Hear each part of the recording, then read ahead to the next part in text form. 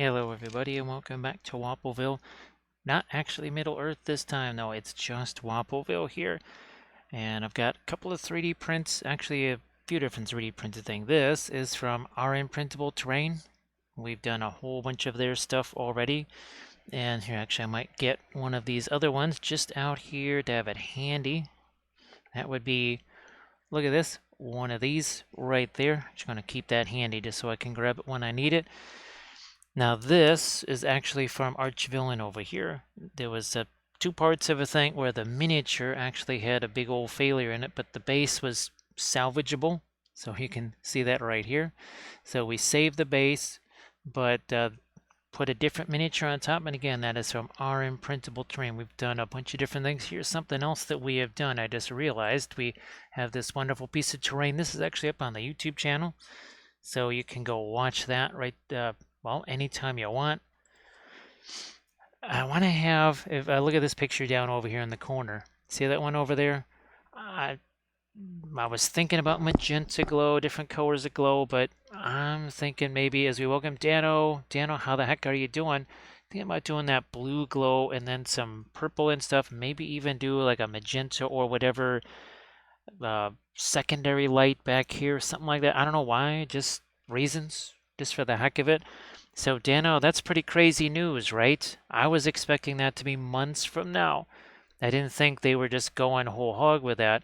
Do you think that's coming out before Christmas? Because I guess Am and Hen, that went up today. I was not expecting that to happen either. So I guess they're just releasing stuff left and right. Which I mean, I won't complain that they're releasing stuff for Lord of the Rings. I mean, you would. That's a little bit close for Christmas, though, don't you think? All right, let's just go over the palette here real quick. We got our usual white over here. We have a whole patch, a whole bunch of radiants here. Might throw the radiant green out there too, actually. We got the radiant lemon, the magenta, the violet, the turquoise, and the blue. I might throw a little bit more of the turquoise, but you know what? I think I'm really going to emphasize the green over here. So let's get some of this out here right now. Just going to toss this right over there. We do actually have a little color chart here that shows. Now, of course, this is mixed with Fanchon Red, but we'll do some of these radiants. Oh, Dana, we'll have to do. Of course, this was for a dark stored video. I think we'll have to do other videos with a straight up color and then mix the radiants with it. Just I don't know, maybe we'll try one with blue and then another one with green. Yeah, boy, geez, Dano, I guess it's time to sell some more eBay stuff, ain't it? Holy smokes, that is not what I was expecting right now. I really thought that was going to be maybe a first quarter release or spring or something like that. But hey, I mean, I won't complain. More Easterlings, more better. Now I did throw a little bit of primer and such down here because I mean this is gonna be coming in contact with my skin. We're not really gonna focus so much on the base. We're really more about the figure here, right? So what I'm gonna start doing is slapping on some darker colors for our pre-glaze.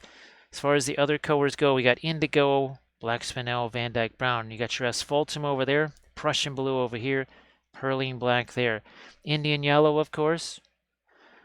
We actually do have Egyptian violet over here. And then as far as the fluorescent stuff, we actually have the fluorescent blue, the fluorescent magenta, and this is just from last night. Don't think we're going to use it, but that's what's left of the fluorescent red.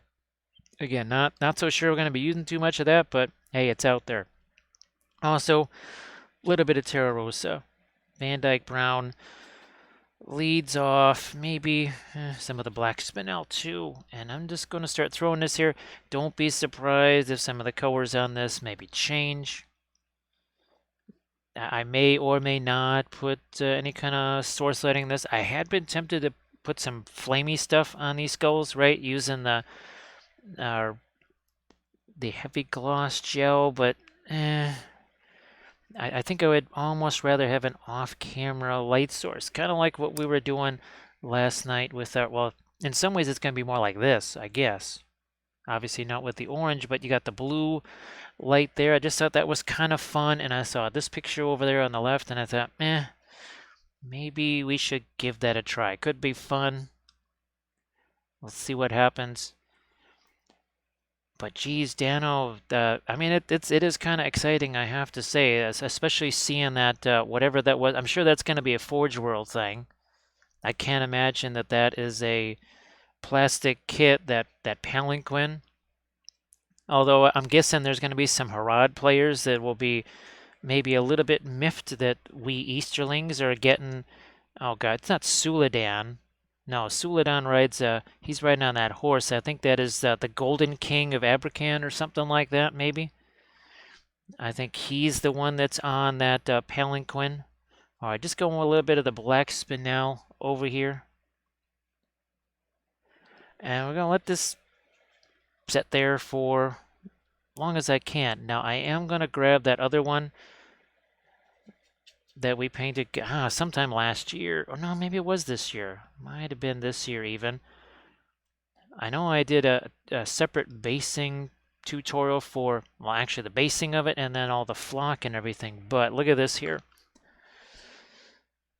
So a lot of turquoise, right? But look at those are metal. The grease, all that's armor, but a lot of the green was reflected in there. So the pre-glaze was mostly phthalo green. I mean, there's almost no yellow on, well, any of the gold armor, so to speak. Now here I was thinking about, maybe we'll go with more Egyptian violet on the clothes and stuff. I was originally going to go with green, but I don't know. uh, we'll figure that out as we move along. We don't have to do that right now. It's the beauty of the oils, right, Dano?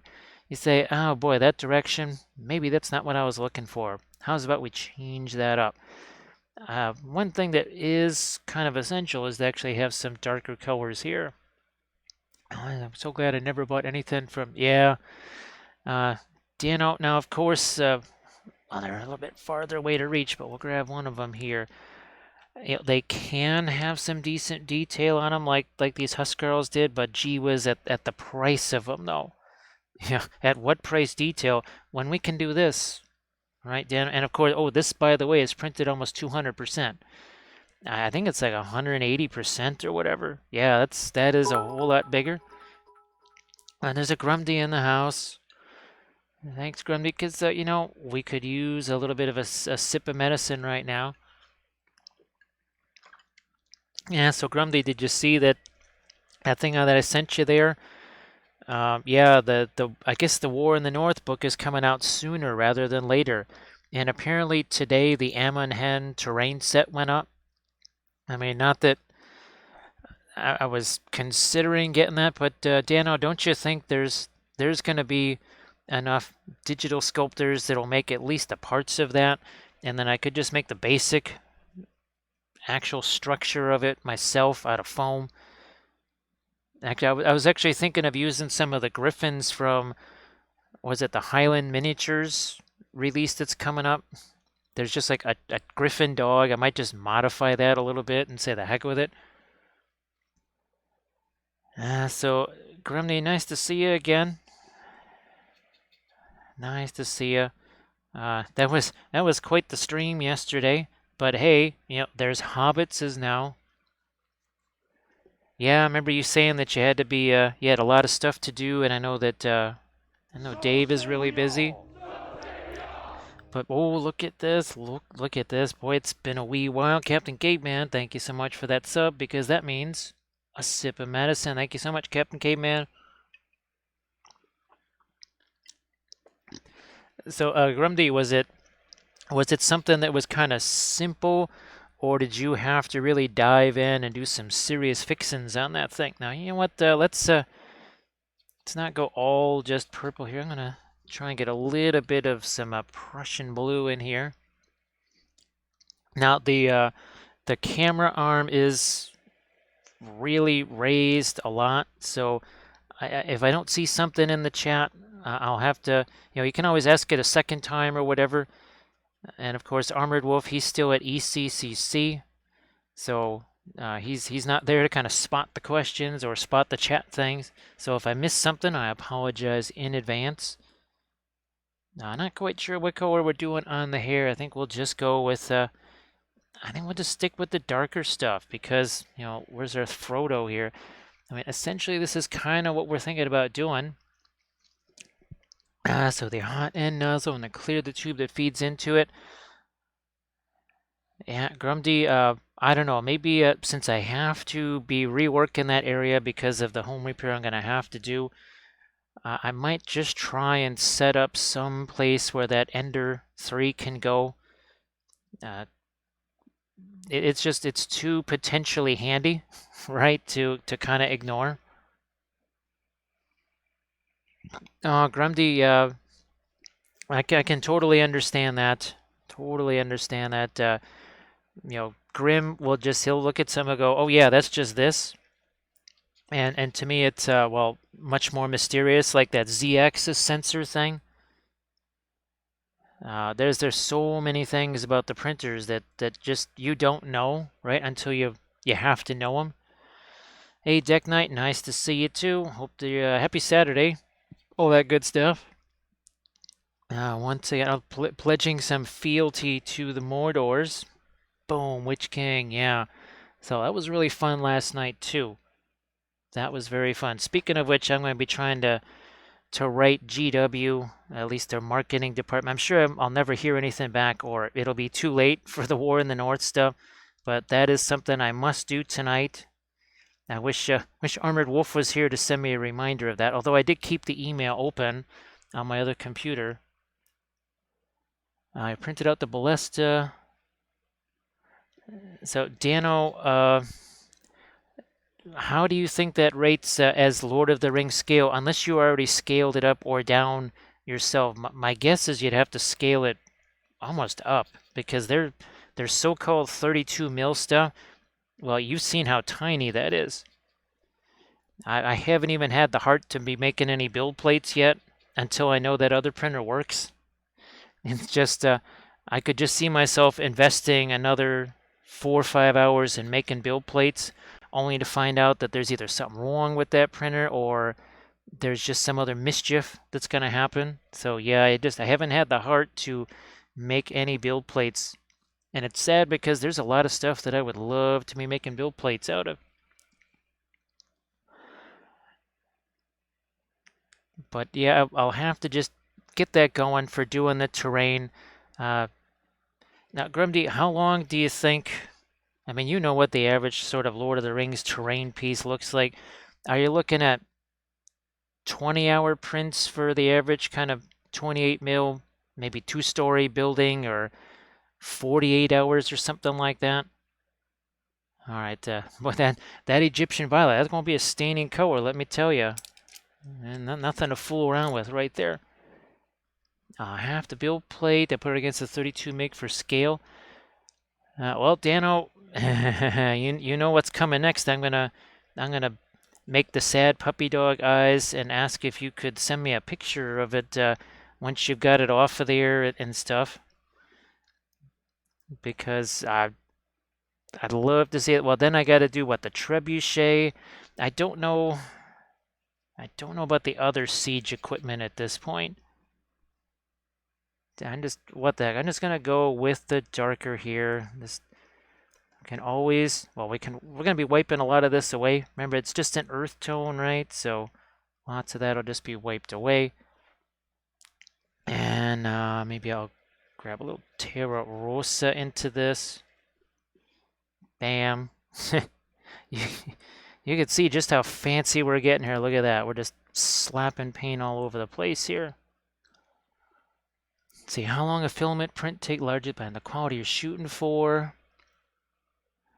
Part of a building taking 100 hours, which that really, that's not going to be a shock to me. I've had people tell me, now I think I've heard stuff like 72 hours. That is why I was thinking maybe for some of the terrain pieces, like some of the elven stuff that has a lot of detail. Okay, yeah, it might take up some resin, but if that particular, where I'm going to want the detail anyway, if that takes 18, 20 hours instead of 100 hours, maybe it's worth it for that. Maybe not for your average Gondor structure. I actually got a little bit of that Terra Rosa down here too. So Dano, yeah, well, that Dano, that's kind of what we do, right? We're after the quality stuff and no failures. I can print out a building in a day or two. Grum, the other question I got for you, or I have for you, is it seems like with the resin printer, if you're going for speed, the other thing you're kind of opening yourself up to is perhaps some more failures. Is that true with the Ender style print, the FDM printers, or does that really not matter? I mean, if it's going to fail, it's going to fail. And it might have just more to do with the object itself than maybe the settings that you've got it on. All right. Time for this here. Time for some wiping away of paint. We'll start down here. Start down there. And that's, again, mostly earth tones, so... And I may not even start by trying to put any sort of object source lighting over on the, shall we say, the off-camera side. I'm just going to stick with what's going to happen there, and that would be, we're going to try and do what we did with that Bilbo and use with Frodo. Same thing, they're all Bagginses. You've seen one Baggins, you've seen them all. They're all the same. They're all tricksy little hobbitses. Tricksy and false. Do I want to? No, I'm just going to grab another. Boy, I used to almost reflexively get rid of these smaller sponge pieces like this, and now I realize that all along I could have just kept them for doing things like that, because that's kind of the only way I'm going to get in there, is with the smaller sponge. Big risk with them taking so long as you can use the print. That's that. Remember, well, Grumdy, yeah, you remember our conversations over the summer? Now, I did buy a battery backup. Now, of course, I'm going to end up using it for the computer because it's just simpler to figure out. But I'm going to have to get another one just for the printers for sure.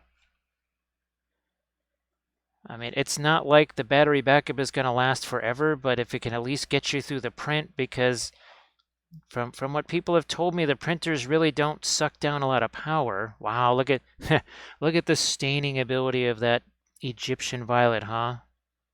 It's going nowheres. Look at that. I mean, yeah, some of it comes off, but wow, that's quite a bit that stays on there. That is like, it's like the king of staining colors, for sure. Typically need the battery to hold you for a moment while the power burps. Oh yeah, yeah, that's right. The little power skips there. Because I know Landrest, he does a lot of stuff with, well, guess what, backing up systems like that, and he sort of recommended some cheaper, simpler ones that can get the job done. We'll try and get those guys hooked up. And then get another one for the printers downstairs. So I'm waiting on this. The Egyptian violet, don't have to wait on that. That's going to stay there. That's not going anywhere. At least this is not a super dainty sculpt here. Look at this. We've got Jarrett in the house. Jarrett, how the heck are you doing? Nice to see you. Now, so see there, not a staining color. Look at how much of that just got wiped away. That is hilarious. And even here on the skin tone too. So Jared, I hope that you're doing well.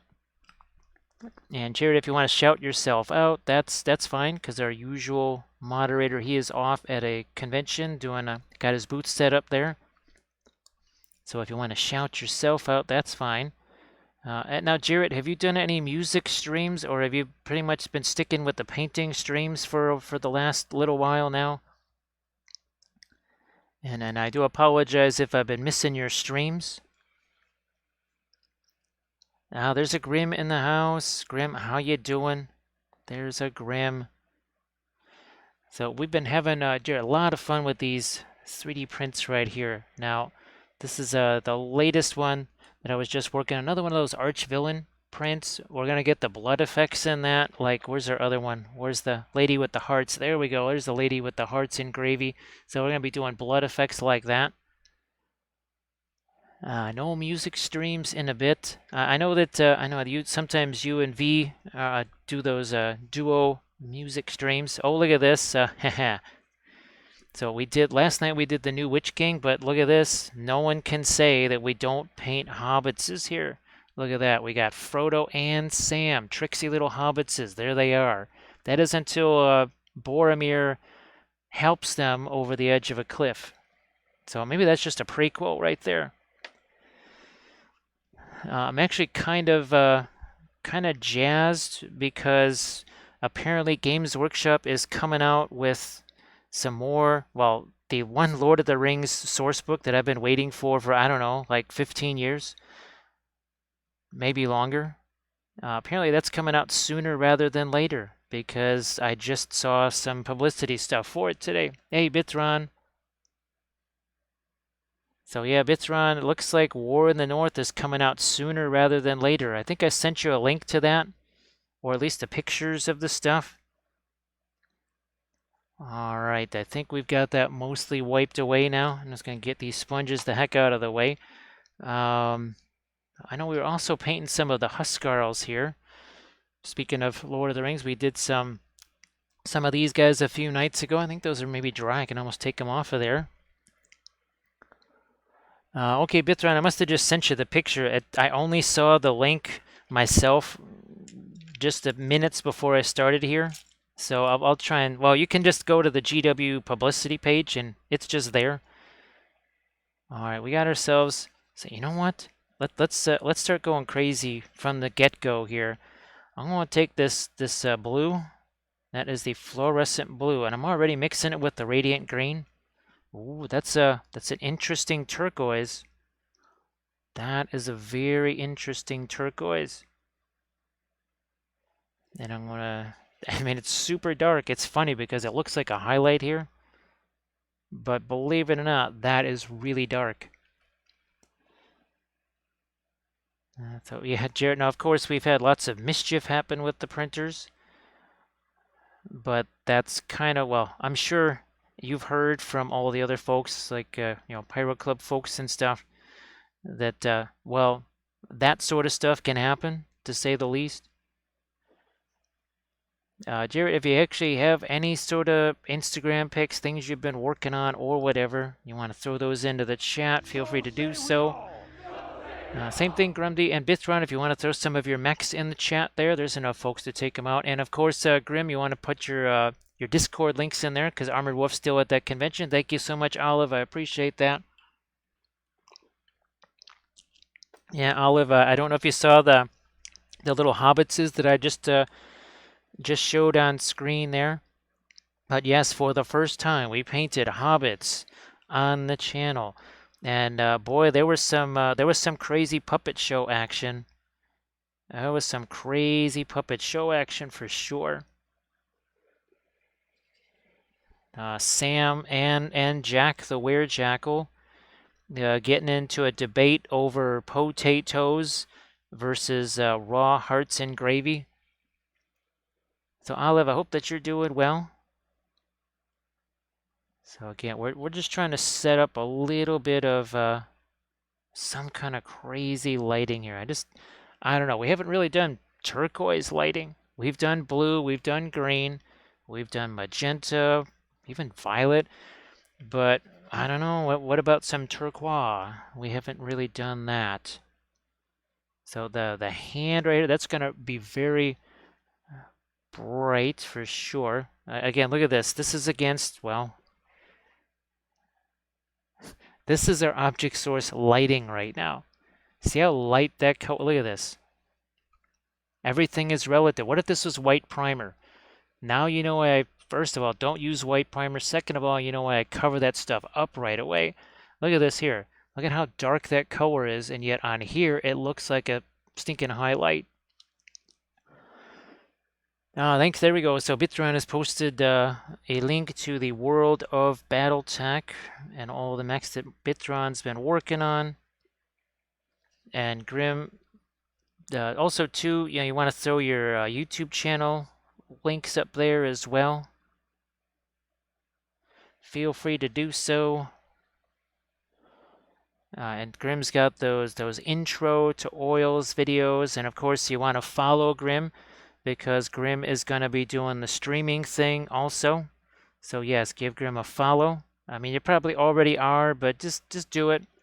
Grim's going to be doing some streaming, possibly a multi-stream with a certain mischievous streamer from overseas. I'm not gonna take the thunder away from Grim's announcement on that. So I'll just say you want to give Grim a follow. Yeah, maybe we won't do the off-camera lighting because we're gonna have so much going on right there. What I am gonna start to do maybe is I don't know, might have to start putting some dark there. Might actually need to do that. All right. I don't know. Maybe I'll just keep pushing the radiant green here. I don't know. Let's see what happens. I'm also gonna do this. I'm gonna have the little bit of white with that. See what happens is it almost see. I don't want to say graze it down or whatever, but here let's look at. So see with Frodo, you can see that's a very different shade on his sword there. Hey, Green Fairy Studios, how you doing? Now later this month, a co-stream, and then another with Monster Den. Actually, gee whiz, I don't know if I've ever actually had a chance to see Monster Den. I think I've gotten the alerts for Monster Den going live, but I don't think I've actually, don't think I've had a chance to hang out with Monster Den minis. Boy, that's so funny. This is still so dark right here. What we're starting to put on this thing, it's still pretty dark. But just like Great Fairy was saying, don't be surprised if I'm going back into some of, well, the darker areas and actually making those even darker. You know what? Speaking of which, speaking of later here, let's start hitting some of this. Not even going to worry about things being smooth or not smooth or whatever. And as always, the fun thing about object source lighting is never say you got a layer, because you can just sort of throw your lighting on there and let that do the work for you instead of having to go and paint all kinds of different colors and such. Telling you, object source lit armies will take you way less time. I'm just saying. Every object source lighting army that I've ever done has taken way less time than an army where I've had to paint every last little different color in it. All right, keeping my turquoise. What the heck? We'll go with the turquoise here. Sort of liking it. It'll be a nice little opposite there to the maybe the violets in the robe. Might have to actually. Oh no, I've got fluorescent magenta. Oh my goodness, fluorescent magenta in the robes. Wow, that's gonna be intense. Might do some freehand there, though. I think that could be fun. Well, Bithron, you can't go wrong with this stuff. You just brush that stuff on, and well, you're good to go. All good to go. Looks like maybe Kathy is packing up for the night in there. Well, it's 6:52.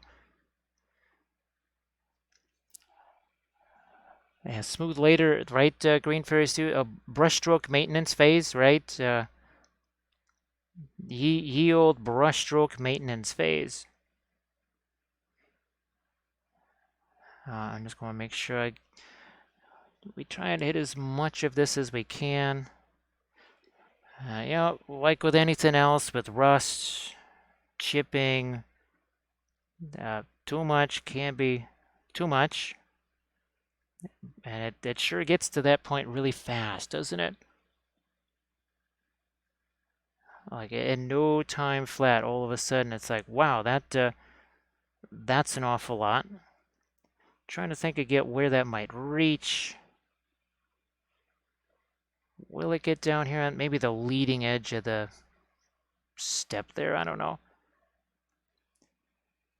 So again, here, not over here. We'll also be taking one of our brushes here. I'm going to use some of the asphaltum. Actually, I'm using the Van Dyke Brown from Gamlant because I have 2 tubes of that, and I've really been running through my tube of Williamsburg Van Dyke Brown, which I really like. I mean, not that I don't like the Van Dyke Brown from Gamlant. It's just I got 2 tubes of that.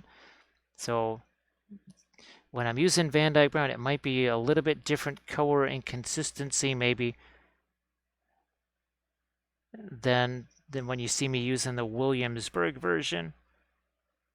The Winsor Newton version, more than one person has said, yeah, that's just basically raw or burnt umber. So Green Fairy Studios, we tried using that Vallejo stuff. That was hideous. It comes out of the jar like Elmer's glue. It's literally like this weird milky white substance. Army Painter Anti-Shine starts out clear and it ends clear, and you don't need very much of it either. A little bit of that goes a very long way. So, geez, I haven't used the Vallejo stuff in years. Last time I think I used that was 7 or 8 years ago. I don't know, maybe 6 years ago. Hey Megan, how you doing? So Dirk Dannison likes the AK Interactive Ultra Matte through the airbrush. But again, what I love about this is that you can just brush it out. Now, you don't need a ton of this. You don't want to be slopping this all over the place. You don't need to do that. So Megan, I hope that you guys are doing good. See, I can make the darker this gets, the lighter the object source lighting gets. But almost, I mean, not quite like non-metallic metal here, but you can see where the darkest dark is being focused along the edge. Not so much down over here, but right here where I want the most contrast with the lighter colors. The other reason why I'm kind of doing this sort of lighting here is that there was a little bit of wonkiness again with the print on this, because this is a salvage right here. Yeah, a little bit of a salvage, so here, let's get some more dark on this edge. Where's my Van Dyke Brown? A little bit of indigo, what the heck?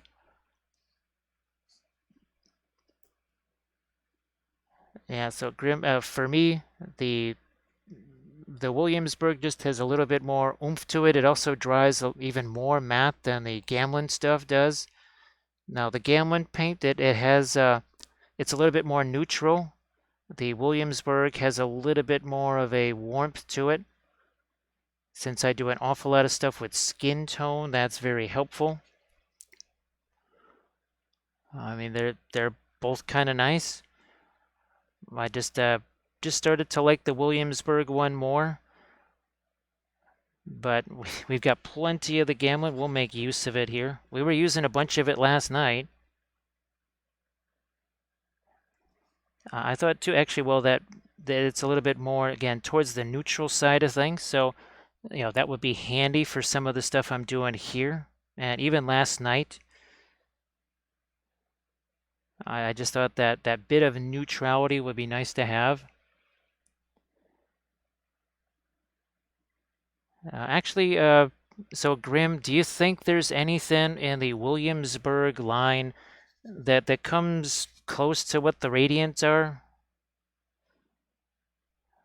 Just because there's been a few, actually before I ended up getting the Radiants, there was a couple of Williamsburg, well, lighter colors that I had thought about that essentially the Radiants from Gamlan just kind of, well, rendered those no point in getting them, right?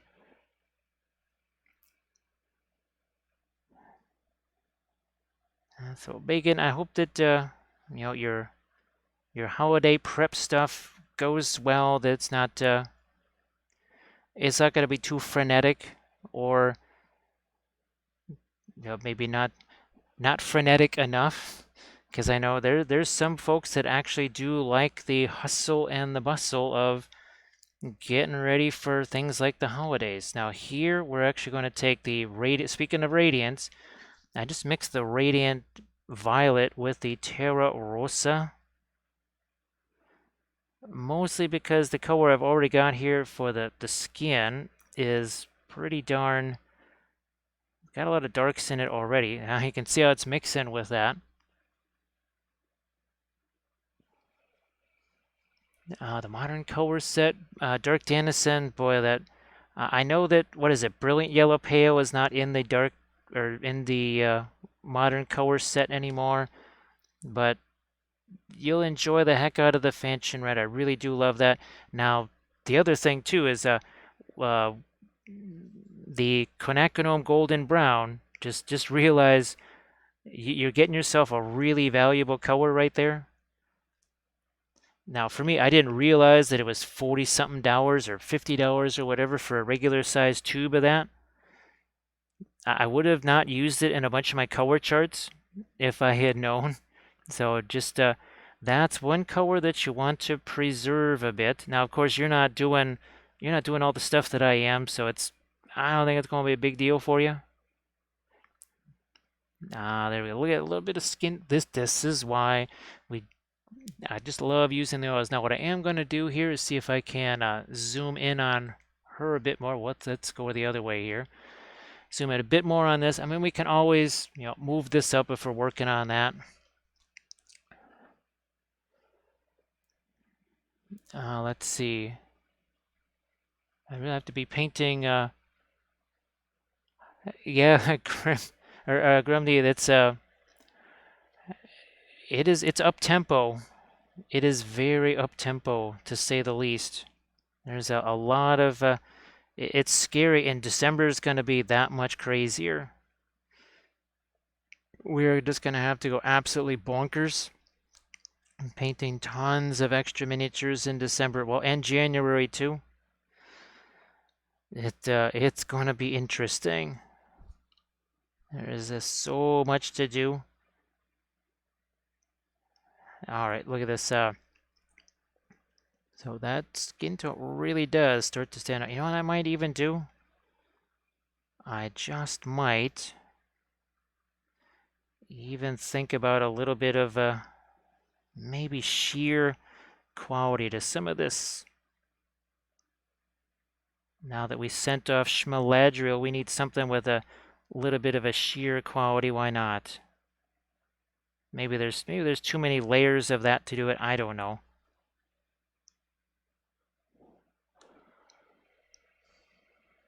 Yeah, the Fanchon Red is absolutely fantastic. Yeah, Grumdy, that's what I'm gonna have to replace not too long from now. Now, of course, you're not doing all the color charts either. That's one of the reasons why it's running so low, is because it's in practically every single color chart that I do. If it wasn't in all those, I think it would be a different story. I'm gonna try and get a little bit of skin tone over there. Again, that's mostly just gonna be the turquoise, I think. Yeah, Grumdy, those color charts, I never thought that they would have the value down the road as a kind of a teaching element and stuff. I thought, okay, well, they're done. I've done one. It's shown in a video. Never use it again. And those color charts, they keep popping up in subsequent videos, don't they? They really do. All right, now I might just start getting a little more of a lighter color here. I don't know, maybe we'll just we'll let some of that radiant green get in here. Gosh, we can go so much lighter with this. It's absolutely crazy. That looks lighter. It's actually extremely dark.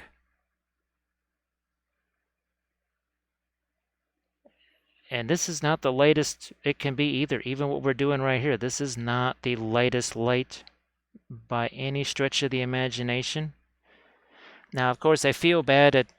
It was only just recently that I sent a message to our RM Printable creator saying that, you know what, we're going to be painting this on stream. It's one of yours. So hopefully he sees it. Now, olive, you would just take something like, well, perline black would be nice. You could mix that with some Indian yellow. That would automatically make it a warm green. Then you could mix some brilliant yellow pale in there. And between those two things, the yellow would make it the green warmer.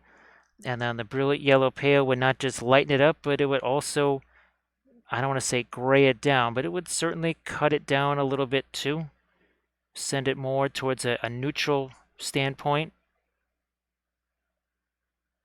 I mean, you could use phthalo green, but phthalo green, and it's interesting, Grim. I know sometimes people they'll ask if Viridian is a good substitute for phthalo green. I think Viridian might actually be even more translucent than phthalo green is. Well, at least it sounds like the one that you were using, that's the Gamlin Viridian, right? I think the only Viridian that I have is just a Winsor Newton one. It's not a color I'm going to use all that often, so.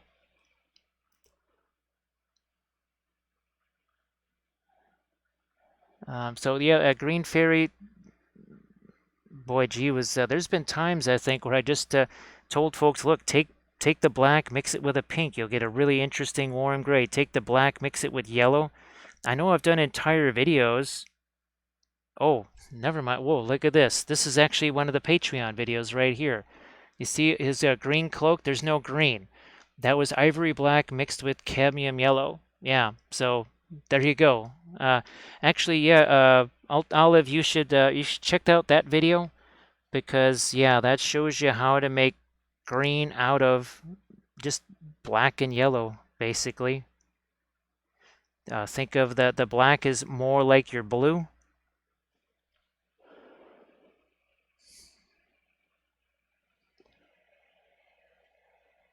Yeah, I've used, like I said, the last time I've used Viridian was a long time ago, and I think it's even more of a blue probably. Well, of course, every paint's different, right? Every paint's going to be different from different manufacturers. One company's Viridian could be somebody else's, I don't know, ultramarine violet. I mean, it's crazy. There's a lot of differences. Here we're going to try and get ourselves a bit more light here on the face, maybe. Now with her hand being out in front of her face like this, it does make it a little more difficult to get at some areas here. We'll do the best that we can. I mean, right now, we're almost just sort of blocking in some of our color here. Now, Happy Heretic, how you doing? So, Happy Heretic, did I send you a note that, of course, Games Workshop just announced, now they didn't say when, but apparently War in the North is coming out way sooner than I thought. Like possibly a Christmas release? That is not what I was thinking. And thank you so much. Haha, yes, boy, we summoned you. We just summoned you. Yes, we said, oh boy, we hope that RM Printable is going to be around. Oh, you know, I just noticed something. Look at this. Look at the turquoise that we're using for the object source setting. It's practically the same turquoise. She's like, look at this. I can reach this. I can get it. Give me that. Give me that. So RM Printable, how the heck are you doing? And this one, oh, look at that. Yeah, so I forget what size you printed this one out for me, but I think I printed this one at almost 200%. This was maybe like 189%, 190. Now, of course, this was right before the printer blew itself up and killed itself. So lucky you, we were able to get this print out of the way before that happened. Well, otherwise we would have more RM printable prints ready to paint. Actually, I do have I have the 32 mil version of this, or 30 millimeter, or whatever version. Oh, thank you so much, Dr. Jelly Dragon. I appreciate that.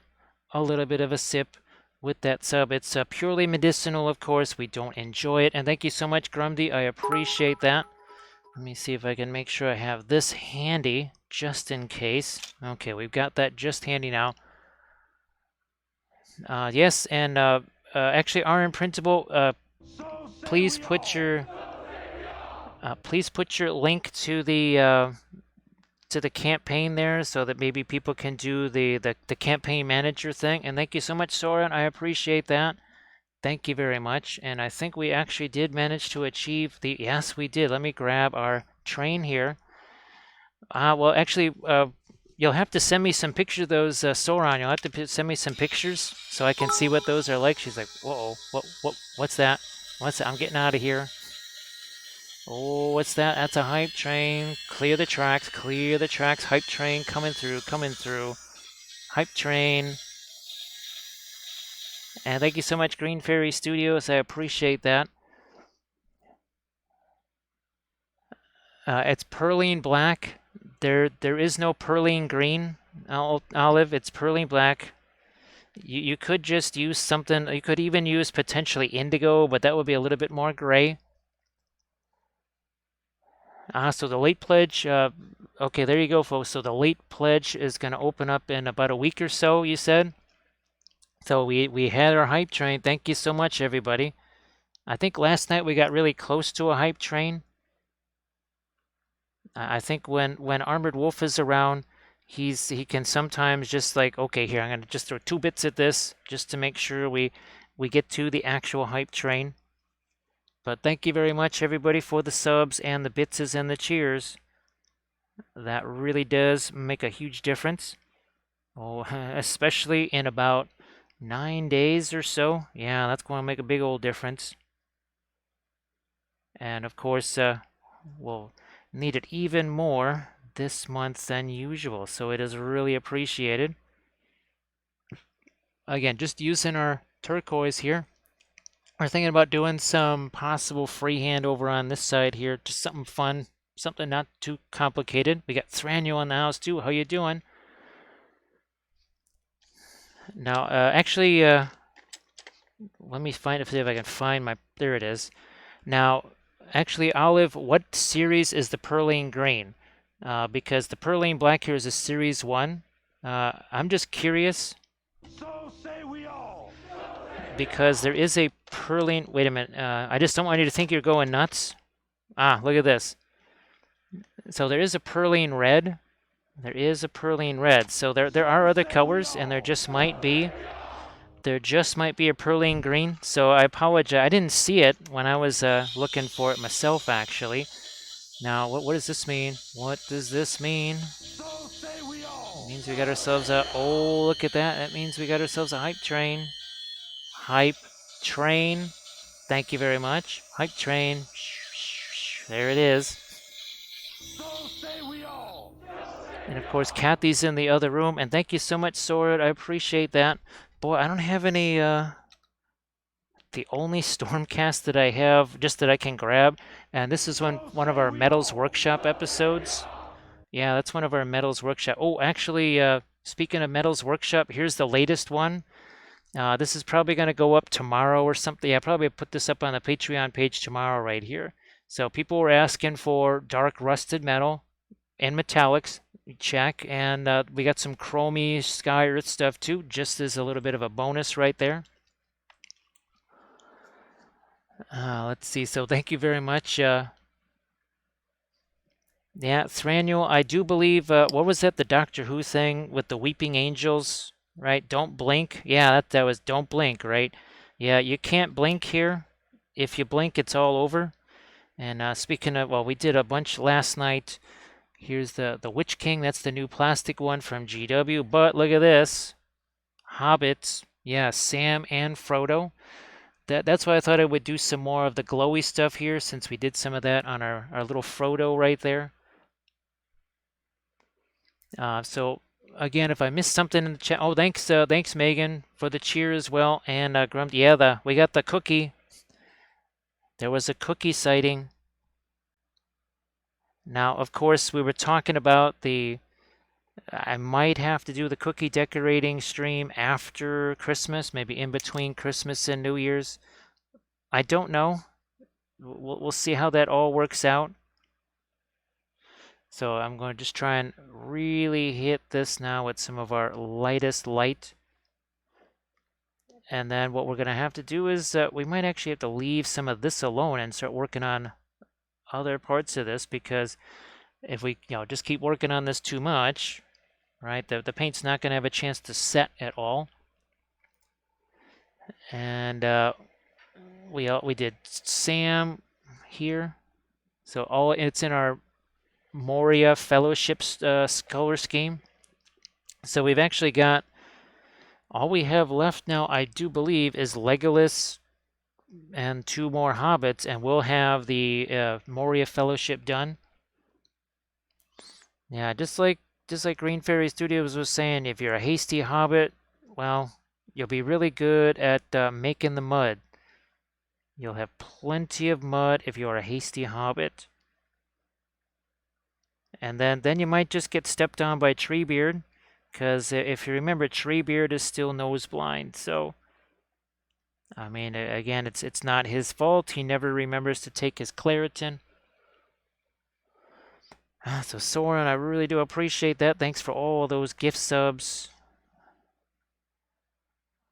Because, yeah, we're still trying to kind of get things back to where they were pre-November. So thank you very much. Yeah, I might just let some little hints of some brighter light get onto the edges here. So again, this is from RM Printable Terrain. And speaking of RM Printable Terrain, look, actual terrain. We painted this up on the channel here. It's also on the YouTube channel. And, well, more than that, right? Of course, everybody loves Mr. Giggles. Why? Because he's a very fun guy. And, of course, the big zombie giant. Oh, and they burn all their own ganja too. They just burn it all. Thank you, hey, Sammy Poo, and thank you so much for a little bit of extra medicine fortification right there. That is appreciated.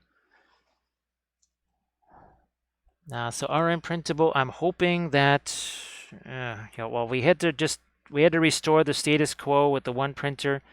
Maybe Anycubic gets back to us, and if we get a large format, then we'll be able to print some of your big old dragons, which would be really, boy, I don't know, those would really be fun. I think those would be really sensational. Well, and of course some of those elven terrain pieces. We've been talking about those actually. Just before you got in here, we were talking about some of the really, like the elven library and the sentry post and the archery range and all that. That's something I would actually print up on the, well, was it the Mono X? I would certainly be willing to give up the resin to get that in a very nice print. So we had some hype train action. Let's see if we can get both of our stuff going here. So here we got both trains. We got to get her out of the way though. And there's both of our trains going side by side. Hype train, boom. Now, if you want to see the stream where we actually did the cookie decorating and such, that was last December 21st and the 24th, and those have been saved as highlights. So you want to watch those? They're still out there to watch. All right, let's snag some lighter turquoise over here. Didn't really do too much on this side. Wait, so maybe get some of this on the hair, maybe even on the ear. Just a little bit over there. Oh, thanks, Dano. And Soren, I really appreciate all the gift subs. That's really, really cool. I just want to make sure I've got the right. Might have to grab a. Oh, I did order a couple of more of these 18 zeros here. Courtesy of the kind donation from Nixo last night. Oh, and also too, Grumdy, the some of that other gear that we were talking about, the protective screens, the tape, all that sort of stuff. That should be here actually by uh, Monday or Tuesday or something like that. So yeah, I didn't wait on getting that the extra layers of protection there. All right, now we need to maybe back out a little bit to just the regular radiant green with a little bit of that, well, fluorescent blue in it. Might need to have that go up a bit further here too. Yeah, much as I love the skin tone right there, I think we have to have the turquoise move itself up a little bit. All right, Dano, and now, and geez, I already forgot if you just left it at the normal size. But I think you just left it at normal size, right? And it was all good at that size.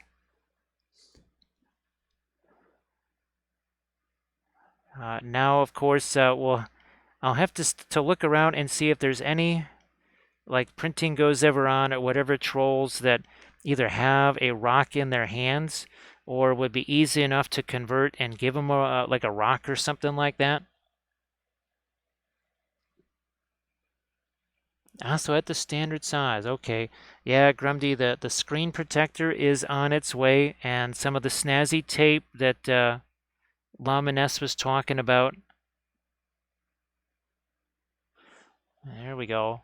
Look at that. It's starting to look like some lighting is happening here. What we'll do is we're going to throw some warmer colors down here, I think, and that's basically everywhere else we'll get warmer colors so that we don't just have the difference in value. We're going to have the difference in, well, color and color temperature. That's really important. Boy, Grumdy, I didn't. All these people are telling me about FEP leaks, this, that, and the other. And I mean, I was really doing some serious abuse on that thing, and it never leaked. So I thought, I don't know, maybe that's just a bit overestimated. But until it actually happens, you don't really know what the implications of that are. So now I know, and we don't want that happening anymore. We don't want that happen ever again. Actually, the person that I've done so much of that commission stuff for, like all the lizard men and everything, apparently he's had that happen several times already. Like 3 times. So, yeah, that's a little bit scary. I said, well, okay, maybe there's something here I need to kind of acknowledge. I might even let a little bit of this sneak its way down here on some of the outer stones. Recently did that, gave one of the trolls some rocks made with some Sculpey. Oh, Dano, thanks. Thank you very much. Because, I mean, geez, we've got trolls from Diwali. We've got trolls from Printing Goes Ever On. I've got Kurzlook trolls. And who knows, he may actually be doing a troll with the rock, or maybe, if I ask very nicely, one of them will sculpt one with a rock in it for me. Because, again, you make the sad puppy dog eyes, and you just say, pretty please, and maybe they'll sculpt something nice for you. I think we're caught up there. So Thranduil with purple, it all depends. Is it a warmer purple? Is it more red in it, or is it a purple that's just got a lot of blue in there? You might just want something more like an indigo to play off of that in your shadows. It also depends what's around You know, if your miniatures, if it's going to be maybe in a forest or something like that, well, maybe your shadows there, maybe something like a perlane black to get some of that green involved with it. So I'm going to try and make the eyes a little bit lighter here. Yeah, we'll have to come back in with that later on. All right, this, I think I'm going to go all the way back to this turquoise here, because I think we need a little bit of turquoise on the top of this too. I don't want to completely nuke all the skin tone there, but I don't know, something tells me we need to make that a little lighter. Yeah, boy, Grundy, and this would have been absolutely perfect printing weather. I mean, it couldn't have been more ideal. I actually had, that's why I was making all those build plates, because it was such ideal weather for doing the printing. And we've lost now, what, a good 4 days of printing at least.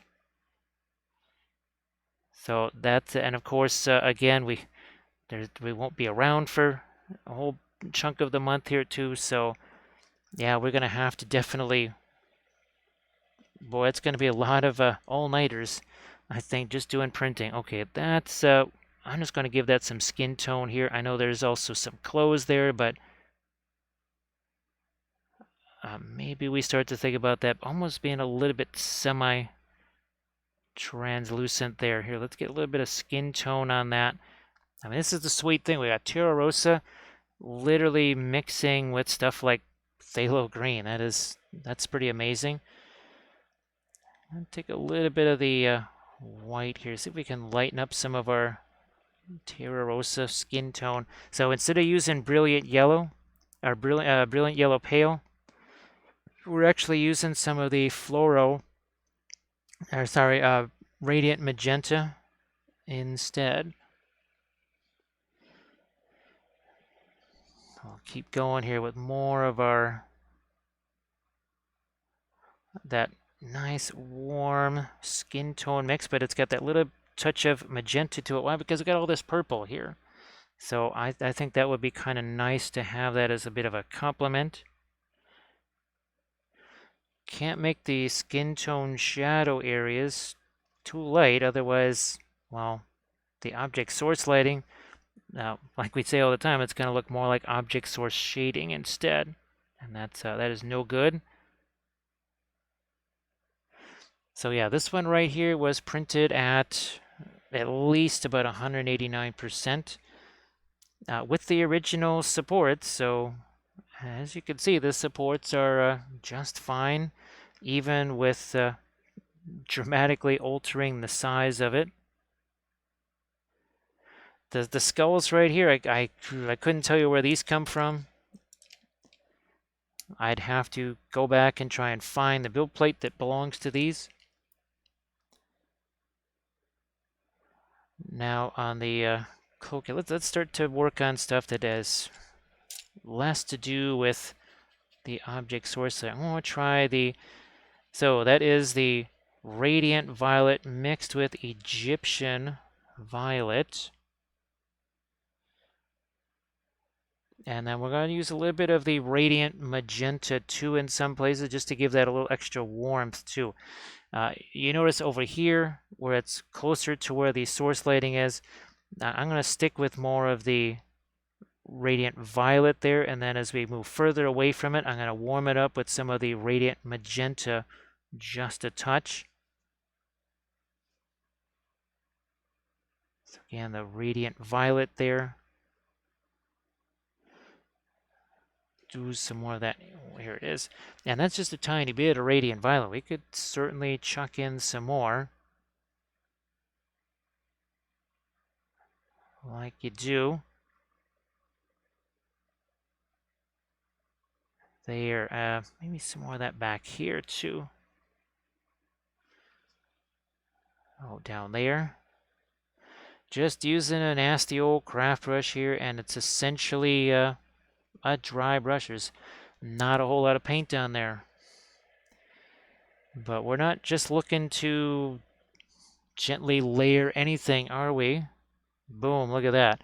Just went in strong with the radiant violet, and we'll let this just do some of its own mixing. We'll come back and we'll even use a blending brush if we feel like we have to.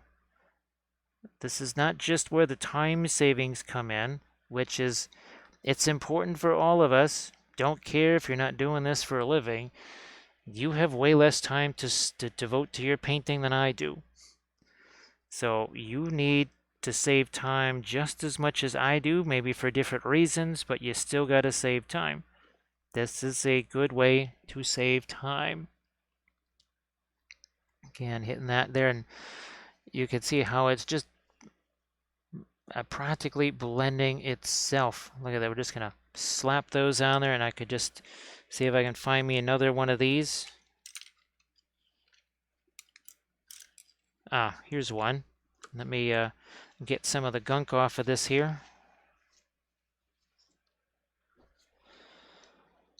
Where did that go? Here it is. All right, I've got this lined up. Just making sure there's no paint on that. And now, what was a big old blob of paint, well, not a blob anymore, is it? Not now. There we are. Again, saving you plenty of time. Well, geez, Sammy Poo, well, I'm glad that they have been helpful for you.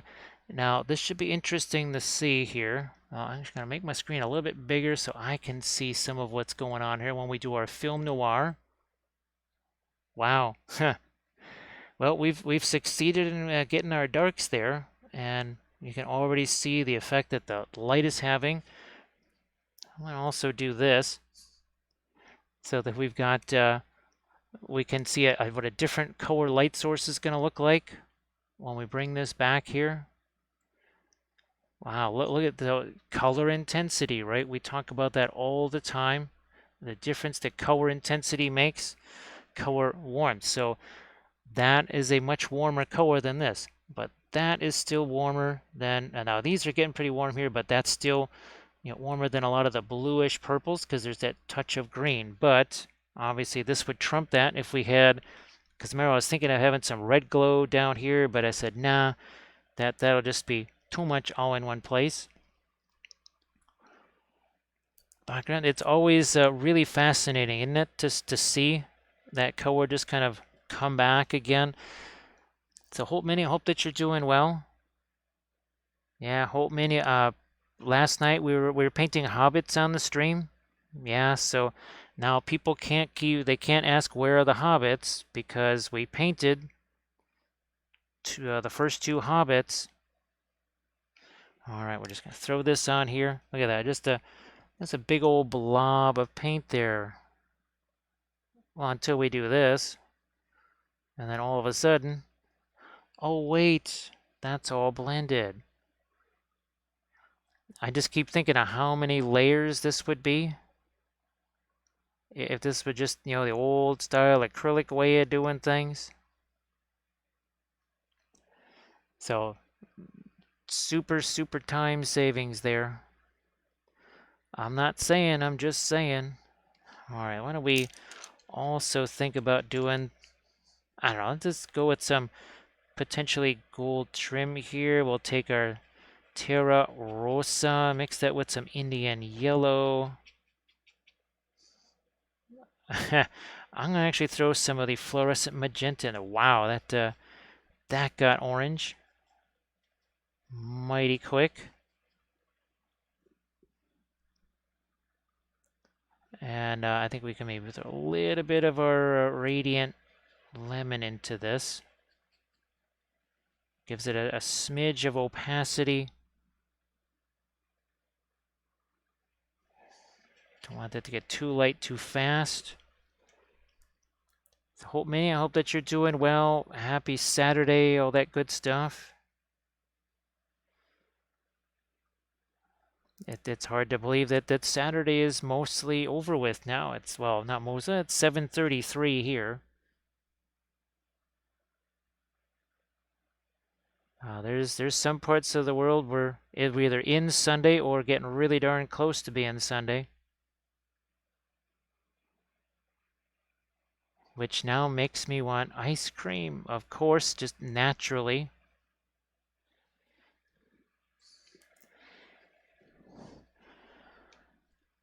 I'm gonna get some of this up here to us. No, I'll just start about here, maybe with our that just kind of getting started with some of the gold there. And I thought we'll just take some of this, and we'll transfer that as some freehand pattern back here. Again, the freehand doesn't have to be a super crazy pattern. Sometimes just reflecting something that's already on the miniature is enough.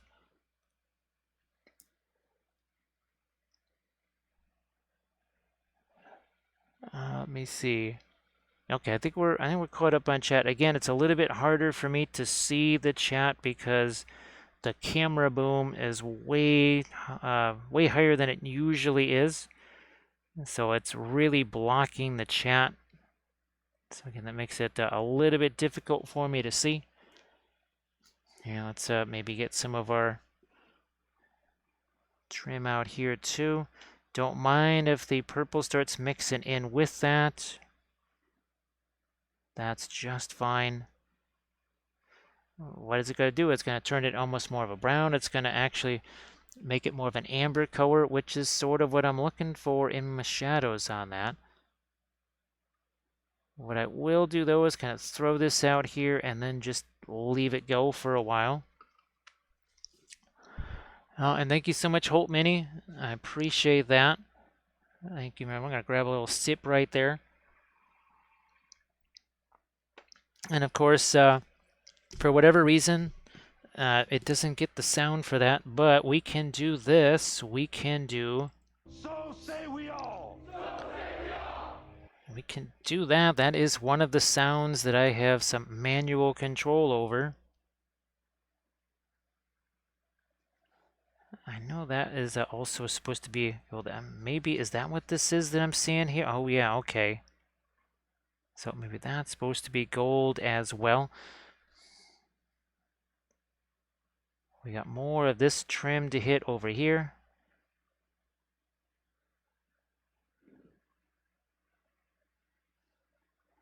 Like so. It should be interesting to see what this will look like in a subsequent film noir here, now that we have things like this gold, and then we'll do something with the hair. I don't necessarily want it to just be a grayish brown. We might want that to be a little bit on the warmer side as well.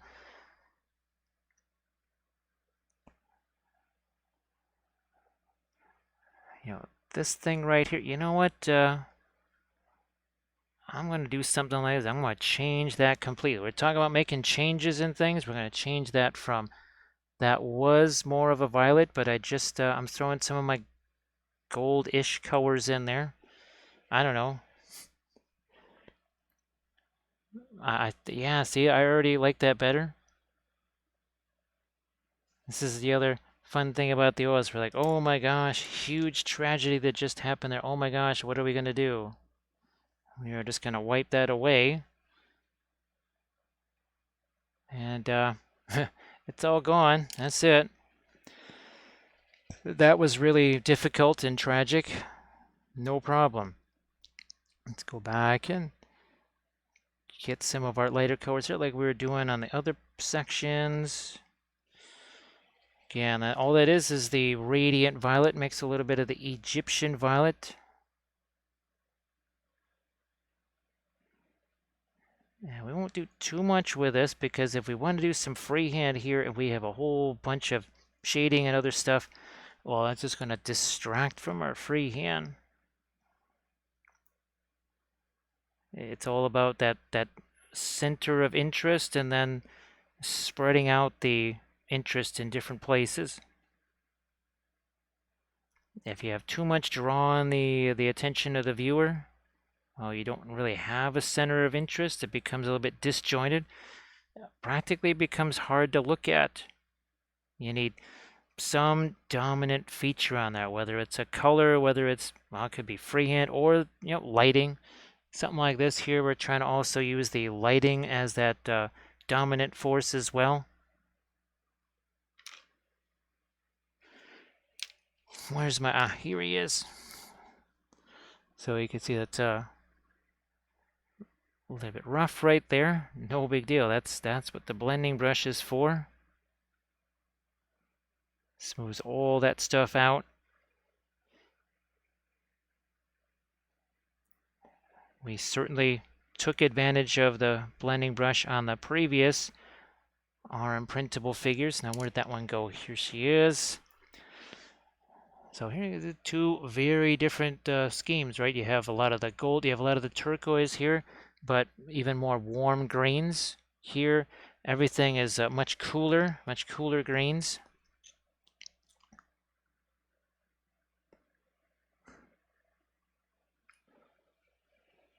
Doing well, got some touch-ups on Thorin's company. Boy, Holt Mini, you'll have to maybe send me some pics on Insta or something like that, so I can just get a nice close-up look at those. And Holt, did you see the news from GW that, well, it would seem that the War in the North book is coming out much sooner rather than later? And I guess there's a couple of, well, I'm sure these are all Forge World figures, but there's like a new orc shaman and another orc leader, but then they showed some kind of Easterling. It was definitely Easterling. Some kind of a Howdah palanquin type of thing that's being carried, sort of like what is that? The Golden King of Abrakan or something like that. For far or for near Harad. So I just saw that news. It's actually one of the reasons why I started a little bit later tonight. Is I was just about to start streaming and I just happened to run across that and I went, wait, what the heck is this? And I thought, well, other people in the chat might know already and be asking me about it, or most people wouldn't know about it. So I thought I would just be the news that tells people. Now, Holt Mini, the thing I've been trying to figure out is that going to be another Christmas release? Now here I'm adding some of the magenta, that's the radiant magenta to it, because I thought with the the Fall of the Necromancer book, that would delay the War in the North book for months, perhaps, maybe even longer. But apparently that's going to be sooner rather than later. So that's I'm just trying to figure out, well, when the heck is this supposed to come out then? All right, again, we're using the magenta here. That's that warm, radiant magenta. Because this is going to be that much cooler if everything back here has a little bit of a warmer tint to it.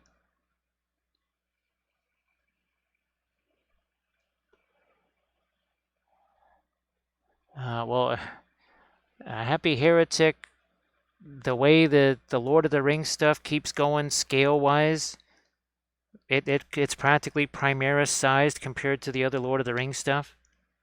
So yeah, new Lord of the Rings releases have a tendency to be, shall we say, larger than the older stuff. At least beefier than the older stuff.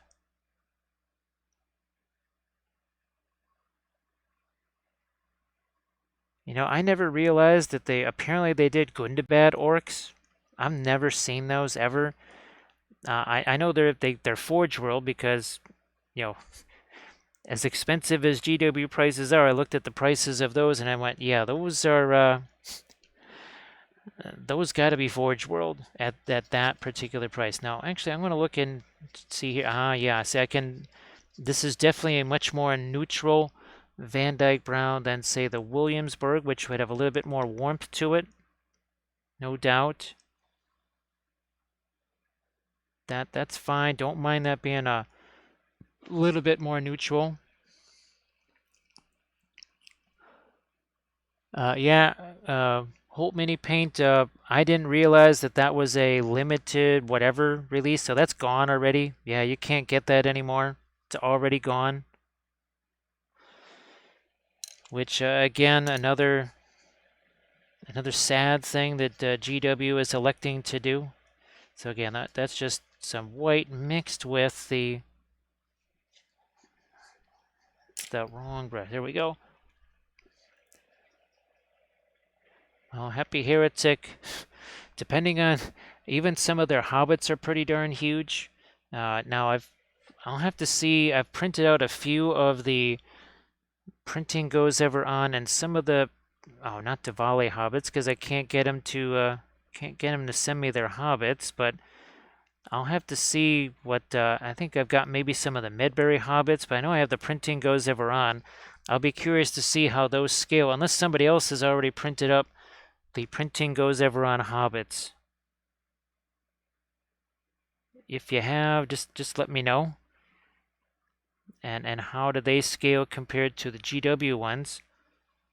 Well, that would be the older metal ones, because that's for the most part, that's the hobbitses that I have are the metal ones. Yeah, Holt Mini. Well, I don't remember. Not, if like this is the original Aragorn, because I have the Ammon Sewell Aragorn with the torch, and then I've also, well, here's the. I don't know if this Sam is from the one with Gollum, because there was the one with Gollum, Sam, and Frodo. This one might be from that, because I've got like 3 different Sams, and I think I have 3 different Frodos. I don't know which one is which.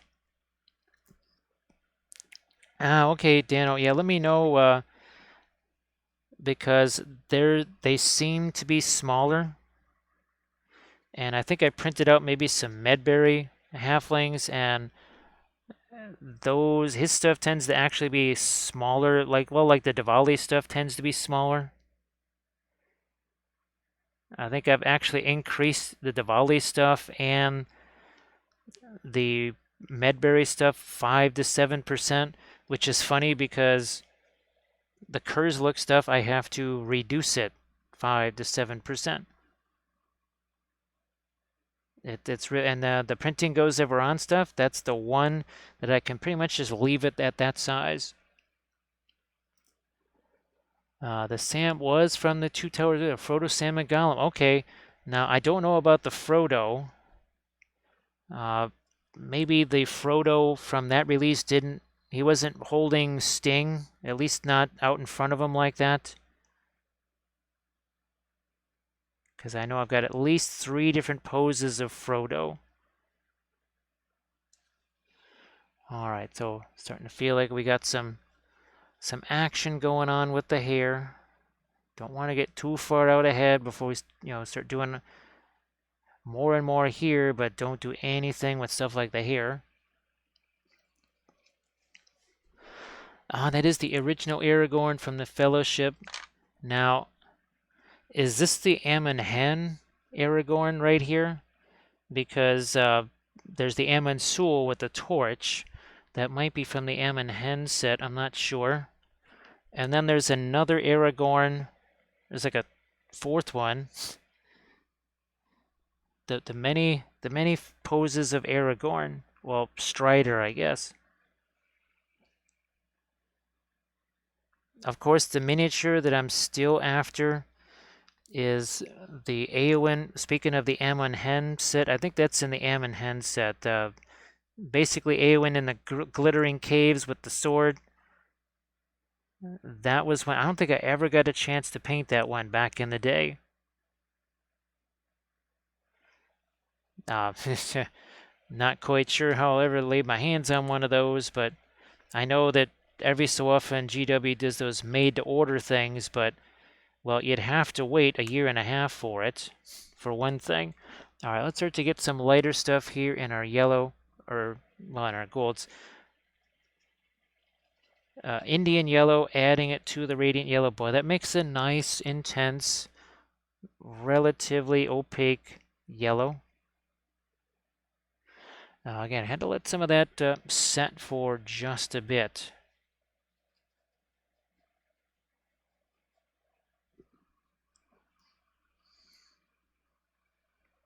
So Thranduil, I actually have a video on that. There's literally I think it's called the Shades of Grey video. Now, oh yeah, And now this is one of the miniatures that was painted in the Shades of Grey video. Or there's browns. Yeah, I think it might be focused more on browns.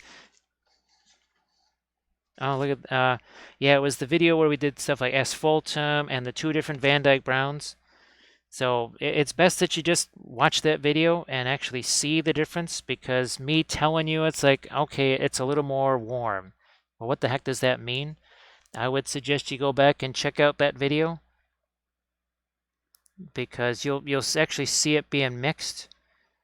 The Williamsburg is a little bit, it just got more of a brown to it, whereas the Van Dyke brown from Gamlin it's almost more of a gray, that's the one we're using now because I actually wanted that extra bit of neutrality. Also, that's from the Return of the King.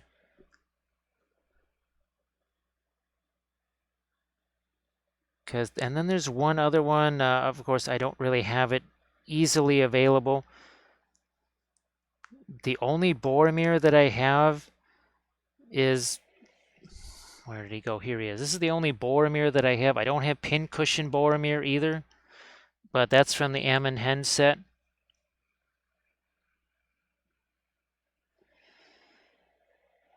Yeah, Holt Mini. Now, of course, I don't have them anymore because I had to sell those off years ago.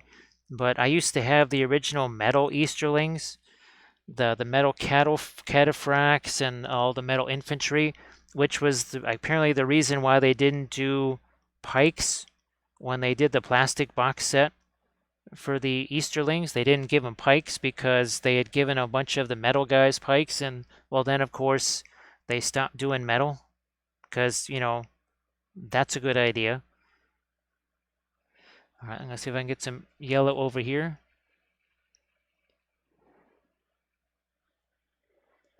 So Thranduil, if the black spinel is too expensive, you can try something like a Mars Black. It's not going to be the same. A $10 oil paint or a $8 oil paint's not going to be the same as a $24 one. It's just kind of the logistics of things. But if it's too hard to get the black spinel, you could try Mars Black.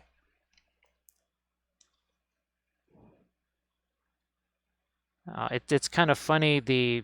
I was using from the Two Towers box set. I was using the Rohan horses for my for my Candish chariot conversions, and just as I was starting to pick back up on those again, that's when Medbury, I found them, and they did the Easterling chariots, and apparently those are being redone. So Medbury is going to be doing chariots again. I guess. Well, that's kind of clairvoyant because. Actually, speaking of which, I'm going to have to send him that same link just to say, hey. And of course, I have the Corsairs from Medbury. So hopefully the printer shows up tomorrow and it just starts working and there's not going to be a lot of screwing around with it. I mean, seriously, all it should need is a level, stick in the USB, and start printing. There should be no other craziness involved. That should have all the firmware on it. There should be no need to be messing around with stuff. All right, Dano, see you a bit. Hey, Tingermel, how you doing? Nice to see you again. And Oi Laminas. So Laminas, the screen protector and the tape, those I think Tuesday or something like that is when they're supposed to get here. So I'll shoot you a picture when those arrive. I didn't get the stuff for the FEP, the anti-stick stuff. I was hoping to, but just can only get so many things at once. I thought the screen protector might be the most important thing.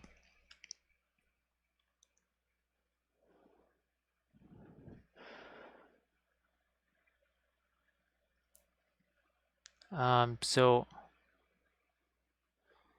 now there is a source in the EU for some of these things, like getting gambling stuff. There is a source in the EU for that. I couldn't tell you, or maybe it's just a UK source, but I could have sworn that there was an EU source. So again, I can only do so much at once there.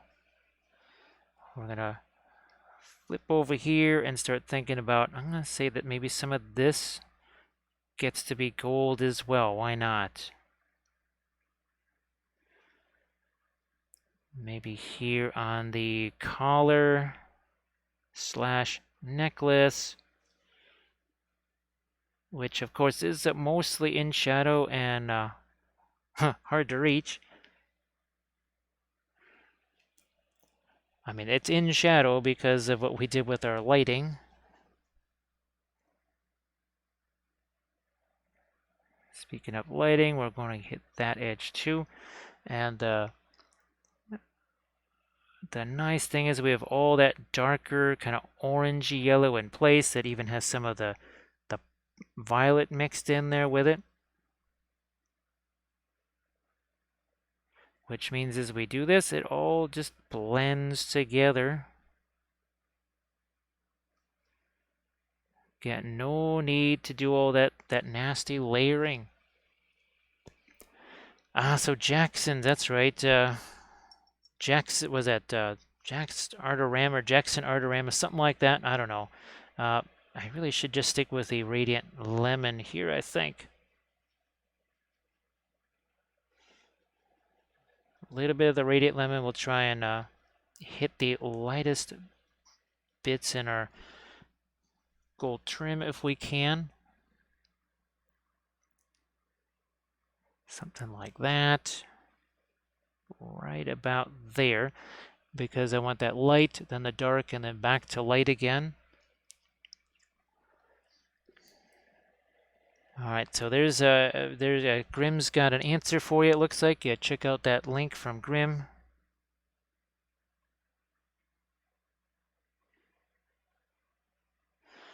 Okay.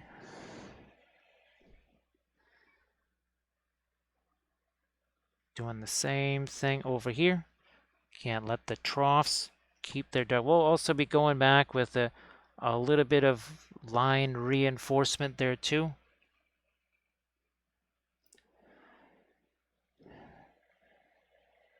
And oh yeah, that was the Viridian there from Gamlin that you've been testing out there.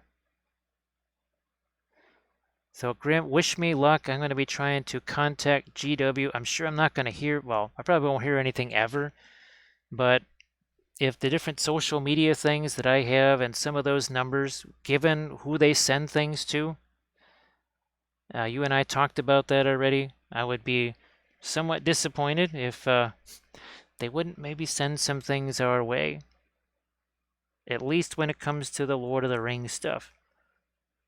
I mean, if they sent 40K stuff here, whatever. I mean, it's not like we don't do 40K. Oh, actually, the video that I'm going to be filming tomorrow is another chapter studies video. So this is our latest one with the Dark Angel. I'm doing Black Templars on the next one. So yeah, tomorrow I will be filming that. And that is for the Patreon page. We've done so far, the first one was Imperial Fists. That was actually when we were first trying out the Indian Yellow. So Grim, you could say those are mango marines. Yeah, those are mango marines. And then we did the Blood Angels with the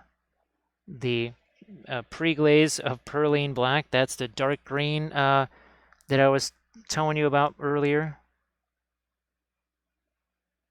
Because I know we had a little discussion about the Perline Black. to make that, mixing it with some of the yellow.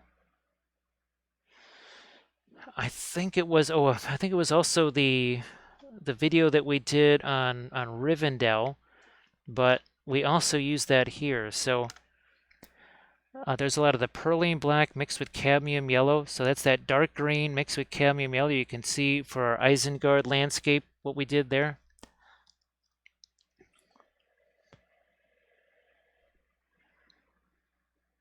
Yeah, so Olive, it was, I'm sure there was a bunch of people going, wait a minute, you did what?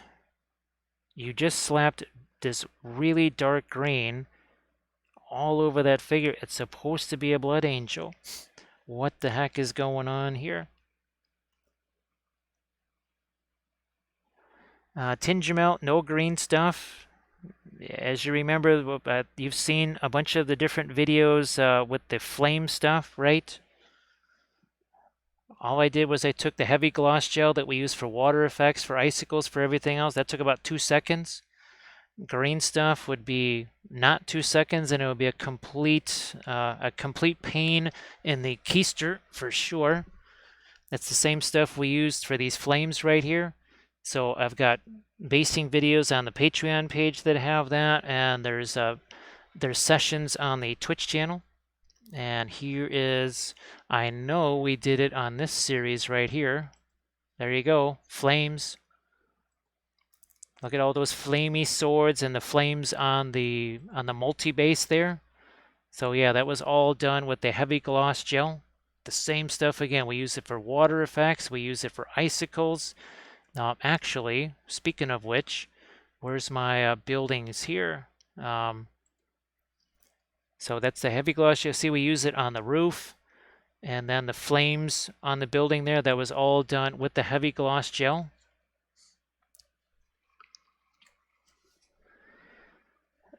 Let's see, so I'll write up for a fan-created Space Marine McDonald's chapter. So I'm just trying to think, okay, the Primarch would be Ronald McDonald's or something like that, but you would have to have things like the Hamburglar, so it'd be interesting to see profiles for those. Hello, little hobbits. Spark my gun. Thank you so much, Star Wars Geek, for that follow. It says, hello, little hobbits. Does the lady require assistance? It's like, does it look like I'm busy here? You know, just leave me alone. It's like, geez, tough crowd. Thank you so much for that follow. That is much appreciated. Yeah, Tingermel, and again, it's the same stuff that we use for the icicles here. And you can see how that tree branch right there, look at that one, and see the 3 icicles hanging off of it. We also use it for waterfalls and just tons of different things. Also, right there, the Balrog, and that's another Patreon video where I use the heavy gloss gel to add flames to his back, because that was an hideous 18-year-old, 19-year-old metal figure, and all of those flames that you see on his back, those were just a disaster. I had to fix all that stuff. So yeah, Tingermel, just right off the bat, that's the easiest place to see it, on the Balrog for sure, and then on Series 24. And then if you just kind of do a little bit of searching on the Twitch channel here, you'll be able to find some videos on the using the heavy gloss gel as flames. So Holt Mini, I'm looking forward to seeing those. I'm pretty sure that I saw, actually, Holt Mini, if you want to post your Instagram link there, I think I saw your initial Thorin's Company Instagram post, because I know I liked one of the posts in the last few days. So that might be the one. Hey, Love and Music, how you doing? If everyone could please give Love and Music a follow, that would be sensational. So Love and Music, I hope that everything's been kind of chilling out for you. I know that things were just getting a little bit hectic there for a while. Hopefully, maybe they're getting a little bit more relaxed.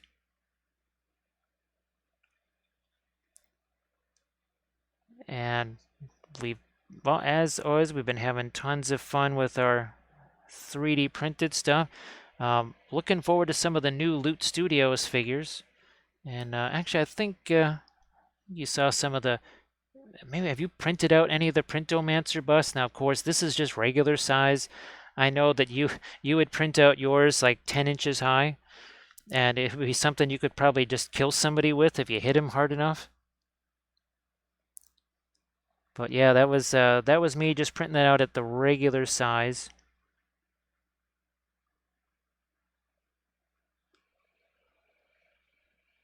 Ah, was saving for the house. Well, now Love and Music, the size that you were printing out some of those files, you could have printed out some of the pieces of your house, I think. You could have printed out a house. Think about that. Uh, it would have taken a lot of resin, and I'm not quite sure, what sort of a wash and cure you would use to cure things like the roof beams and stuff like that. So you'd probably, I don't know, you'd have to just leave them out in the sun, I guess.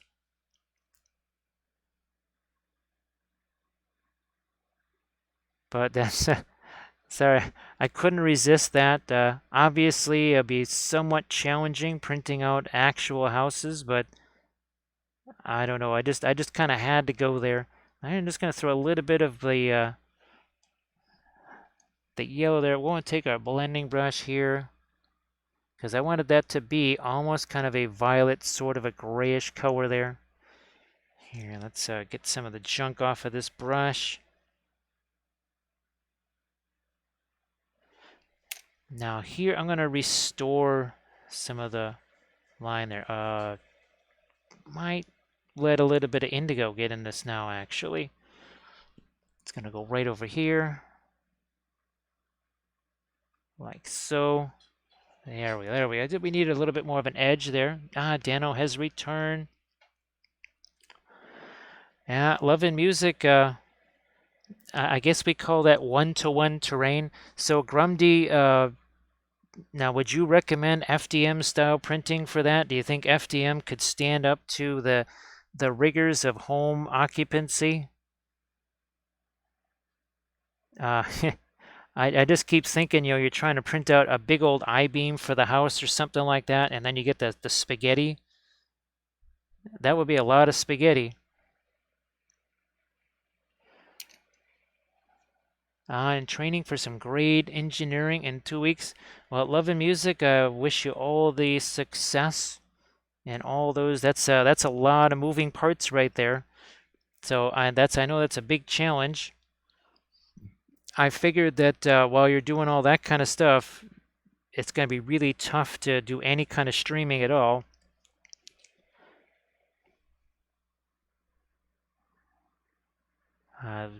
Well, even just with other challenges, it can be tough to get the streaming in. That is even more rigorous of a challenge. So yeah, Love and Music. We painted our first hobbits on the stream last night, and oh my gosh, that was rather hilarious. Now, of course, we do have some new characters since you were last here. Here's oh yeah, here's this is Jack of Hearts. He's like, yeah, that's my name. What? So I'm a jackal. What? I can't be called Jack just because I'm a jackal. She's like, what are you doing? No, the lady with the hearts is not here. Like, I don't know, you kind of look like her. Says what? Like, you sorceresses, you all look alike to me. So yeah, there's Jack, everybody's favorite were jackal. And then of course, let's see, here's this is the lady that he's looking for. So this is from Archvillain here, and he's looking for that little. It's kind of like a KFC bucket of hearts right there in gravy. That's what he's looking for. He likes the 21 herbs and spices that are in there, apparently. He doesn't realize that that's just incense, but somehow he thinks those are spices. Hey, Intaro, how you doing? Yeah, that's well, like like Grumdy put into the chat yesterday, you come for the painting, but boy, you end up staying for the puppet shows. Some large-scale 3D printing. They're printing rocket boosters for spacecraft. Of course, I'm just imagining. Uh, I'm just imagining printing, parts at the wrong scale. Because here we are talking about Lord of the Rings and how Diwali, you have to make them bigger now. Printing goes ever on. They're solid just at the regular size. But Kurzlook, you have to reduce them in size. And now I'm just imagining that, you print out one part of the house that's 5% too big or too small. I'm just imagining that, and it's brought over to the work site, and all of a sudden you realize that there's a bit of a problem.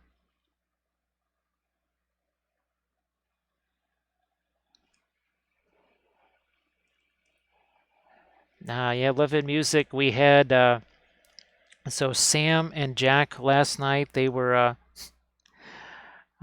getting into a little bit of tete-a-tete about taters versus hearts. Because Sam said that, you can take those potatoes and boil them, mash them, or stick them in a stew. And of course, Jack, he likes his hearts raw and wriggling, but still in gravy, of course, which we sort of know as blood, but he thinks it's gravy. All right, now I'm taking the fluorescent blue here, trying to create a little bit of, not necessarily some shading, just also a little bit of a different color there. Oh, yeah, let's take our blending brush here. Again, just trying to get some of that fluorescent blue in there. Deathgree, how you doing? Yeah, so this is where we take the fluorescent powders and then we just mix them with the linseed oil and poof, there you go. And of course, the hobbits is in question. So there, we did these last night. There's Sam and Frodo. Don't say I never give you hobbits. So there's those guys. And then of course we did the Witch King here and Aragorn. So Witch King, that's the new GW one, and then part of our Moria Fellowship. Where's Gandalf? There's some more of our Fellowship right there. Gandalf and Boromir. We also have Gimli, and of course that's in our Moria basing scheme for our Moria army. That's a 3D print from Diwali right there. Tricksy little hobbitses, and of course, well, we've been continuing with our Dunlending army, and of course our Wolves of Isengard.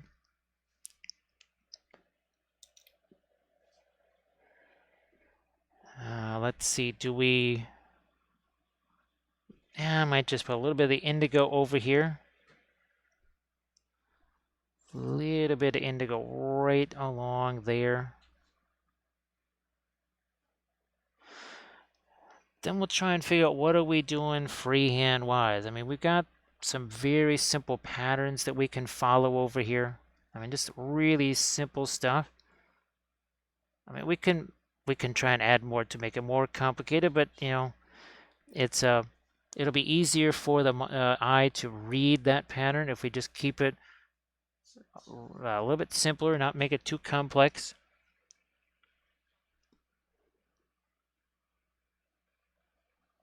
So Deathgree, this is actually a large-scale figure. This is a 3D print from RM Printable Terrain.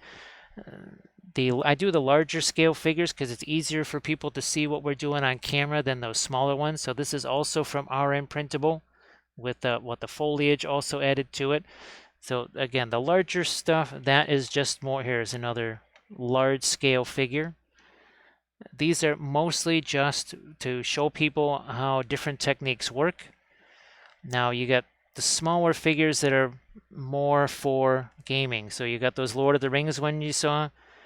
These are more 3D prints right here. So you can see those are actually like those are human size, so obviously these are more monstrous creatures right here, and they're kind of feasting on their victims.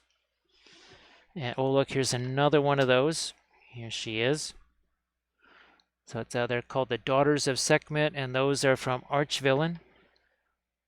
And oh, look, here's another. Okay, this is from Clay Cyanide. So again, that is like about a 30 millimeter figure right there. Actually, we have so Deathgree. We have painted a Tomb King's army. Now, of course, this is what 2014. Here, we haven't looked at the Tomb Kings in a little while here. Let's go back and see if we can find those guys. There they are.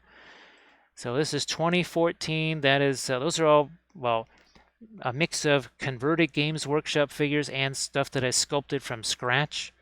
So like those horsies there, they don't come like that. All of that barding on the horses, I sculpted that myself. Same thing with that howdah on that war sphinx, that is sculpted.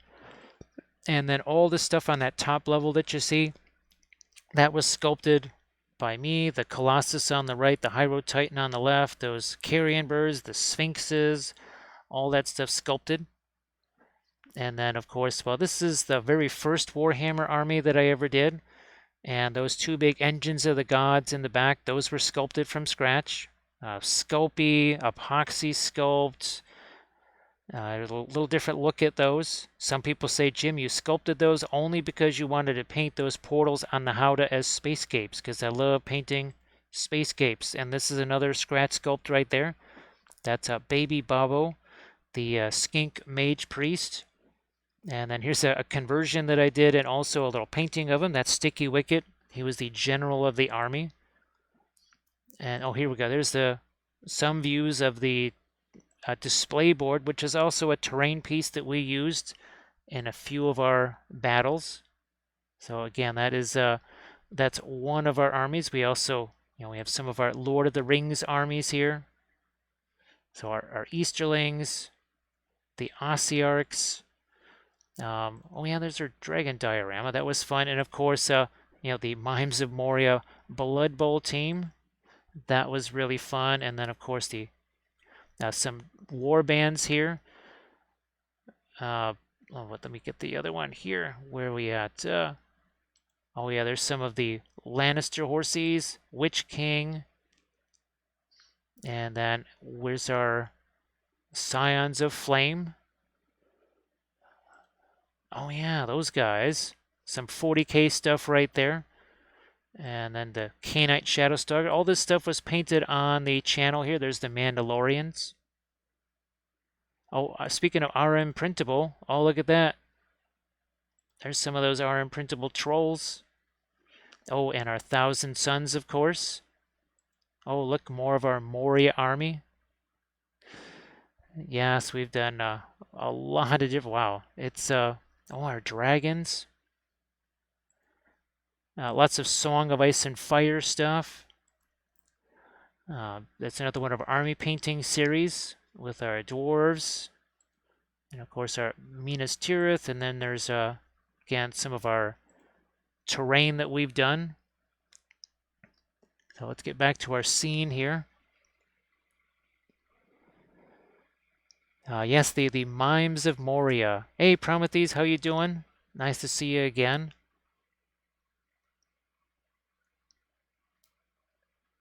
Well, that's it. Love and music. Wow, that. Hello, little hobbits. Spark my god. Thank you so much, Death Cree. That is appreciated.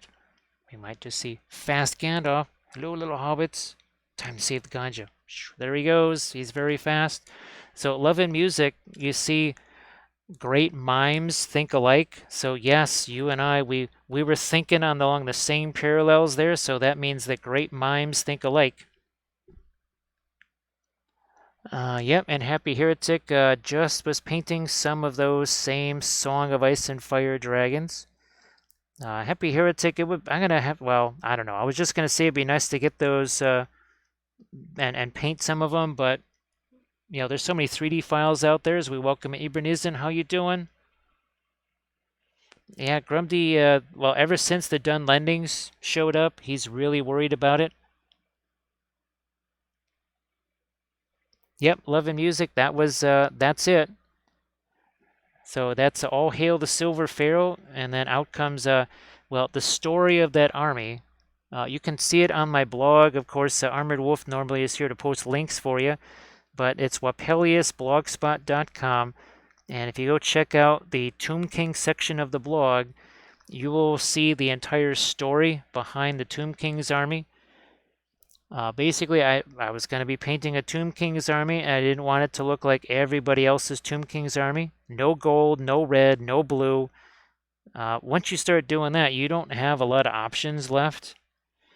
Let me see if I can just get my hands in the right spot to be able to. There we go. Just need to get this around her eyes here. So the silver pharaoh was actually something that existed because at a certain point in Egypt, silver was actually worth more than gold as a resource. So say we all. And it was also more difficult to work with. It was, we say, thank you very much to Holt Mini Paint for the sub. That gives us a little bit of sib right there. Let's see. So I think we're sort of caught up there. So yeah, when I read in the army book that the Tomb Kings don't actually want to be dead, like they would eat food and they would just like fall right through them because they're skeletons. And I thought, well, maybe somebody like a Zinch demon would say, you know what? I'll make you real boys again. I'll make you alive again. You just got to do a few things for me first.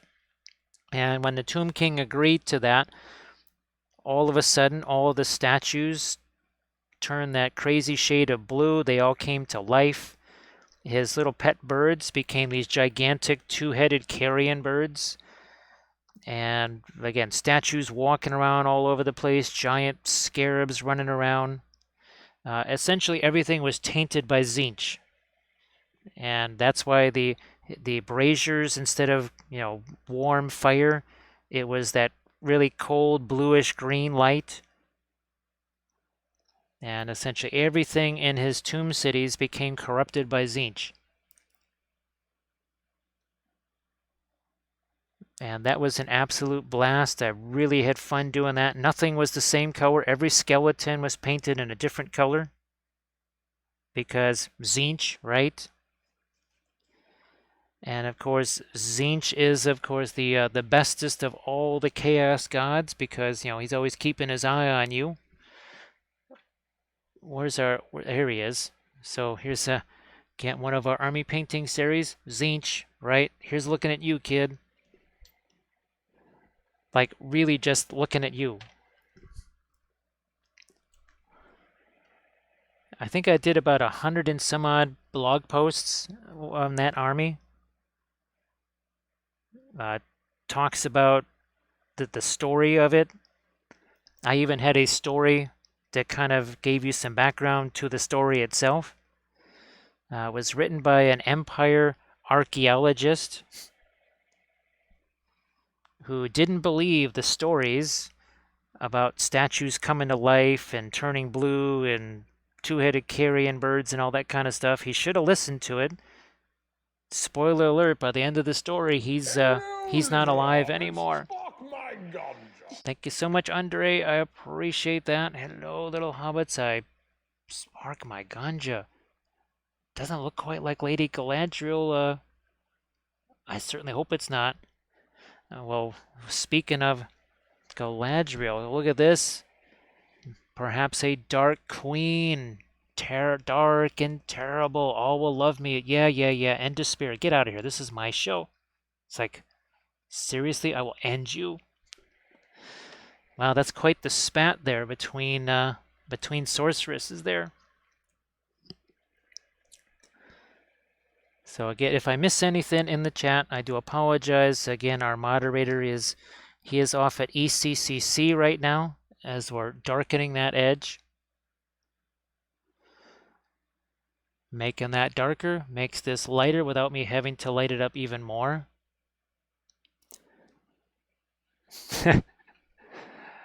Yep. So Dungeon Journeyman, yes, the Lord of the Rings in Wappleville plays out somewhat differently than the other versions you have heard. Yeah, basically Boromir may or may not have taken possession of the ring. He may or may not have given that to Alex the cave troll to hide. And Alex is like, that was just the worst thing ever because I have no pockets, man. What am I supposed to? So I ate it. He's like, oh, wait a minute. Are you the guy she gave the 20 loaves of lambus bread to? He's like, yeah, that tasted really good, but afterwards, that was a mess. So now Galadriel has the ring, of course, and well, hilarity ensues. And of course, in our story, Eowyn broke up with Grima via Palantir, which really made, I mean, it's like, oh, you think it's rough breaking up, but man, somebody breaks up with you by Palantir, it's like, how are you supposed to text him back? There's no keyboard app for that thing. What am I supposed to do? So yeah, very sad Grima right there.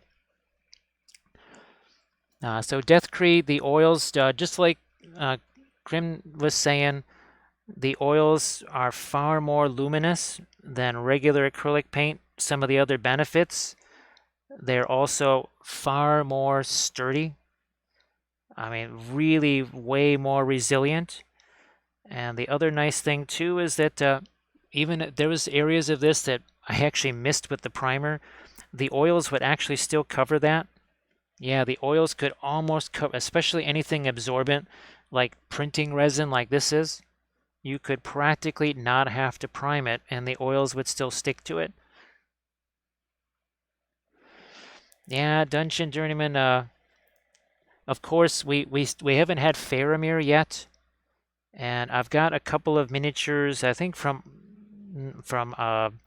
Printing Goes Ever On, and possibly from I might use some from either Medberry. I might use some from Medberry that'll represent Faramir. Boy, no, I know Thranduil, it's getting mighty darn late for you. I I apologize. I meant to actually try and start this a bit earlier, but there was well, trying to get things ready. I had to basically take down the old printer so that when the new one arrives tomorrow. Oh, thank you so much, Ibanez, I appreciate that. Oh, just in time to fortify that. Just in time. So, Thranduil, I hope you have a good night. And Deathcree, yeah, again, we were just working on these last night. This is the new Witch King figure from GW, but they also are they make painting units such a snap. I mean, in like a 10 out 11-hour stream, I would paint entire units like this. And if you go back, again, they're all saved as highlights. It's kind of like a YouTube channel, except I can't make playlists. They're all in chronological order. You can also do metallics, which is really sweet.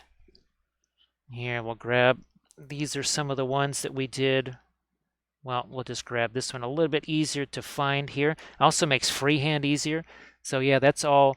We actually made homemade metallic oil paints. And of course, this is my latest Patreon video here that I'll be putting up tomorrow. So that's all done with metallic oil paints right there.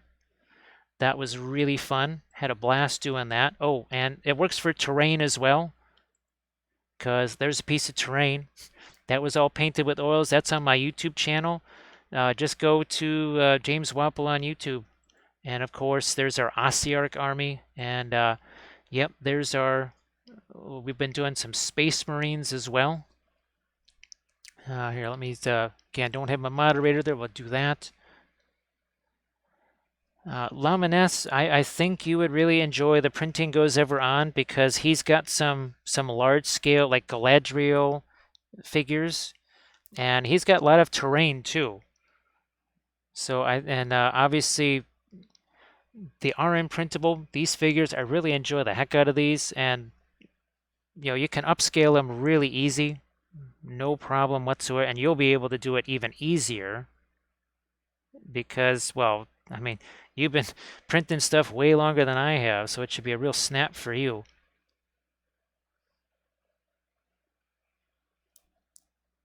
Oh, yeah, that's right. Our Empire of Dust ships. Here, let me see if I can have her looking in the right direction there. Looks like we have her looking in the right direction. Let's see, where's some of our ships that we did? Ah, here we go. So there's some of our Armada stuff. That's all painted with the oils. Of course, Tomb Kings, right? Love the Empire of Dust. But then we also did the Basilean Dictator, and then I think that was the Ripper, whatever. Yeah. Oh, and there's some of there's that Rivendell Elf. Oh, and oils. I think we did all 5 of those in like 4 hours or something. I mean, it just makes it so easy to just crush through figures. So yeah, Death Decree, the oils really are just so fantastic for any kind of object source lighting. Whether it's a magenta like this, we got green here. Yeah, let me just make sure we can grab this without knocking things over. We just did this one last week on the channel. So any color object source lighting. So yeah, Green Fairy, I think we did at least 2 different orc ships on stream. I think it was 2 different ones, maybe 3. All right, now I'm going to start doing some of the cracks here. I've already got the darker color out here, so let's just start painting some of the cracks. So Holt Mini, I've got actually, there's a bunch of them on the YouTube channel, but that one right there with the 4 of them, or 5 or whatever, that's a Twitch channel video. And like I said, unfortunately, you cannot manipulate the videos. All you can do is just save them as highlights. So you'll have to look back probably a couple of months, I think, is when we painted those. So see, we got some nice cracks showing up here. Let me see. So Death Crate, like Grim was saying, the 3 main brands that I use are Winsor Newton, Gamlin, and Williamsburg. The Gamlin and the Winsor Newton, those are going to be very similar in price and real close in quality.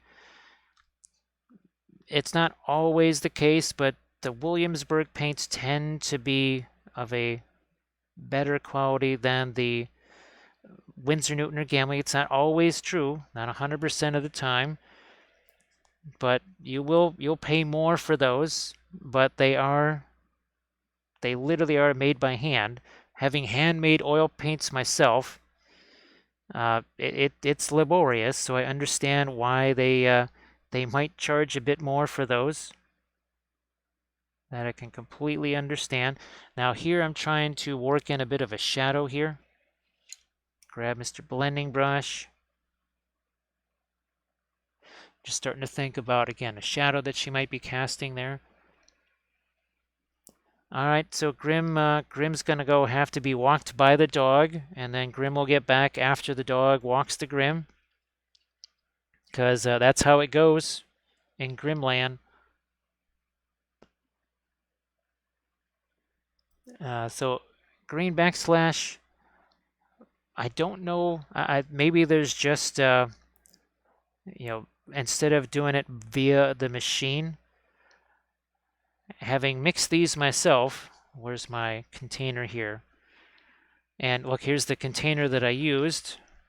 Having mixed these myself, I have, control. I can add a little more linseed oil, maybe a little bit of thinner if I feel the need for it. Whereas if it's done by machine, well, it's all just, the machine doing it. Happy Heretic, of course. Yes, we want Sarge to be a courteous human owner and pick up after his human. Yes, don't always pick up after humans. Don't just leave that stuff lying around. I think I've seen a few signs. Of course, it's all in doggish, so I'm not quite clear exactly what it is they're saying. So as far as the Williamsburg stuff goes, they also have starter sets.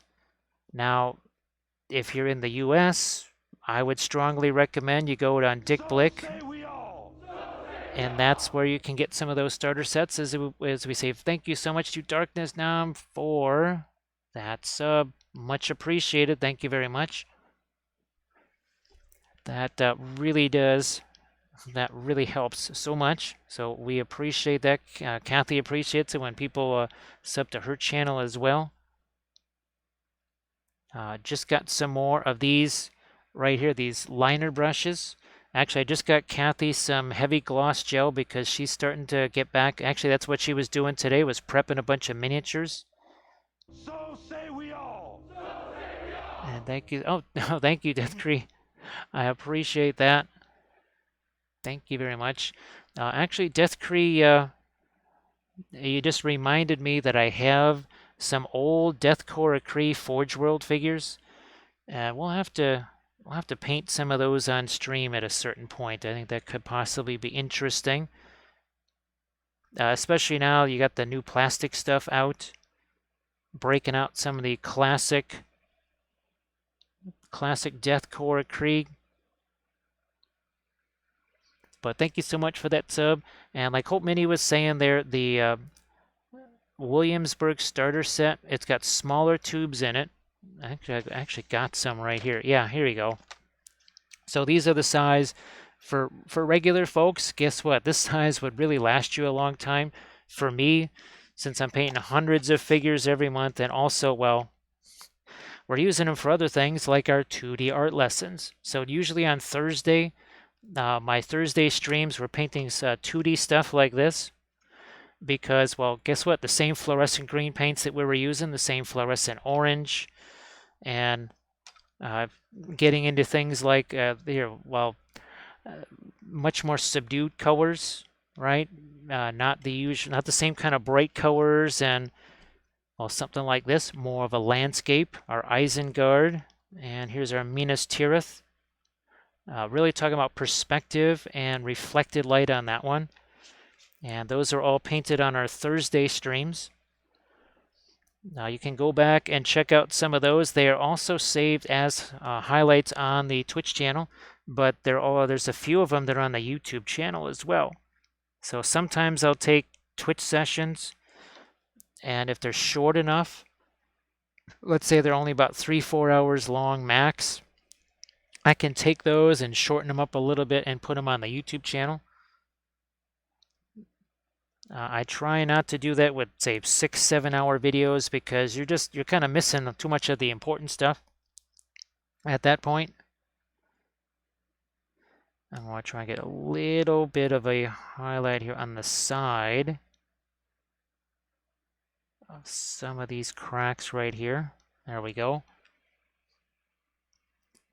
And like Green Fairy was saying, a lot of this was just plop some color down, take a clean brush, and then just do some blending with it from there. Instead of a whole bunch of layers. With the oils, that's where a huge bit of your time savings comes from because you're not doing endless layers. Now I'm going to try and get a couple of light sparkly colors here. See if we can get some of our white maybe really, really, really thin down over here. Might even do a little bit of that. Start breaking that down. And I don't use a whole lot of colors with the oils. The basic stuff that I use is pretty much the same, I don't know, 10 to 13 colors over and over again. Now, if I'm doing the metallic stuff or if I'm doing the fluorescent stuff, obviously that's, well, we're adding maybe another couple of colors to the palette. There you go, hashtag no layers, just no need. Because with the oils and you saw it here, right? There was no layers. We used there's still some of the pre-glaze showing up right there. Yeah, and I'm going to get a couple of extra lights here now. These are the lightest highlights we've added so far. Let's see. So I use the same stuff that I use for the acrylics. Just the same old craft brushes to start out with. I've got, well, now I have these filbert brushes, but I've also made my own filbert brushes. Well, taking craft brushes that are flat and rounding the edges, cutting off the edges there. So there's the filberts there, and these are the exact same. These are about $4.50 on Dick Blick, the liner brushes, and they're all synthetic anyway because unfortunately you just can't trust sable brushes anymore. There's too many quality issues with them, so I kind of gave up on sable brushes years ago. And it wouldn't matter anyway because oils are way gentler on your brushes than acrylics are. Number one, it's oil, right? So it's literally treating the bristles, and the stuff doesn't get down into the ferrule of the brush and dry there like acrylic does.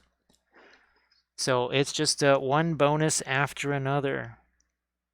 Gonna see if I can maybe light up our little skelly friend over here. And actually, I'm gonna maybe go in there on our little our gargoyle. We might actually throw some darks onto him.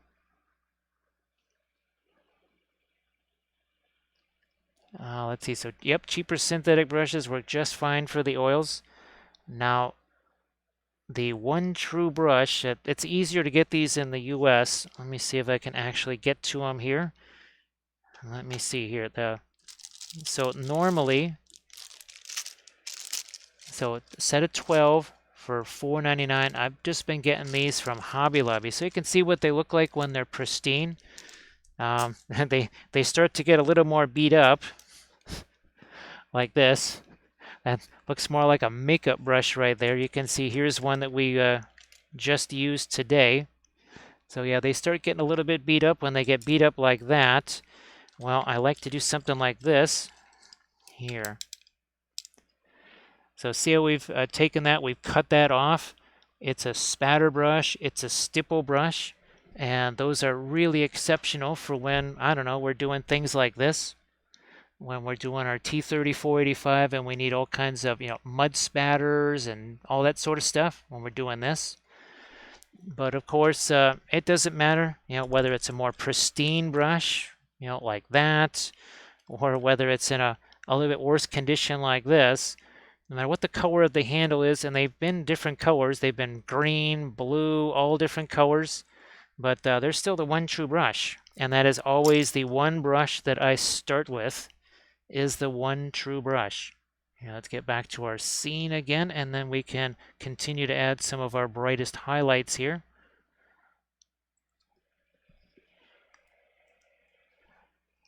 These brushes here, these liner brushes, they really take a beating.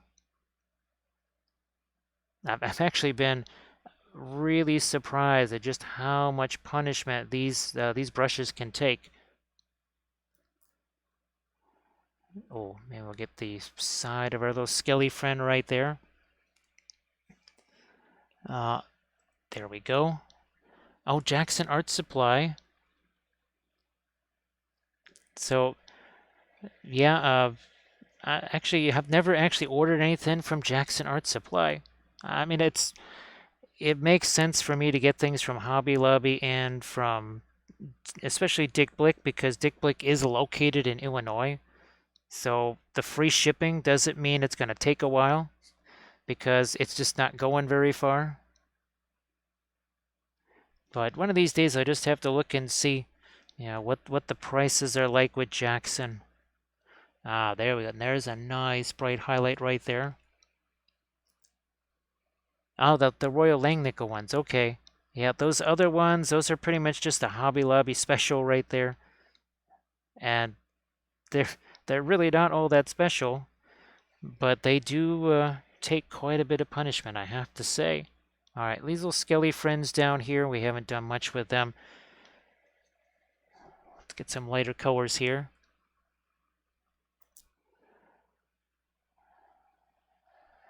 So yeah, Destiny, I was going to make some merch. I was going to make some t-shirts of the one true brush.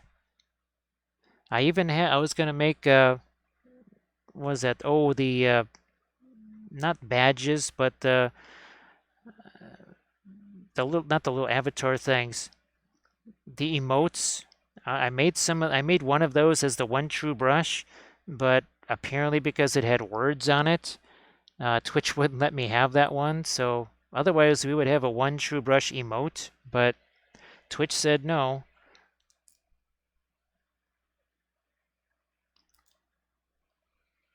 That's great. That it's so funny that the one true brush stuff that's been a thing since like 2012, 2013.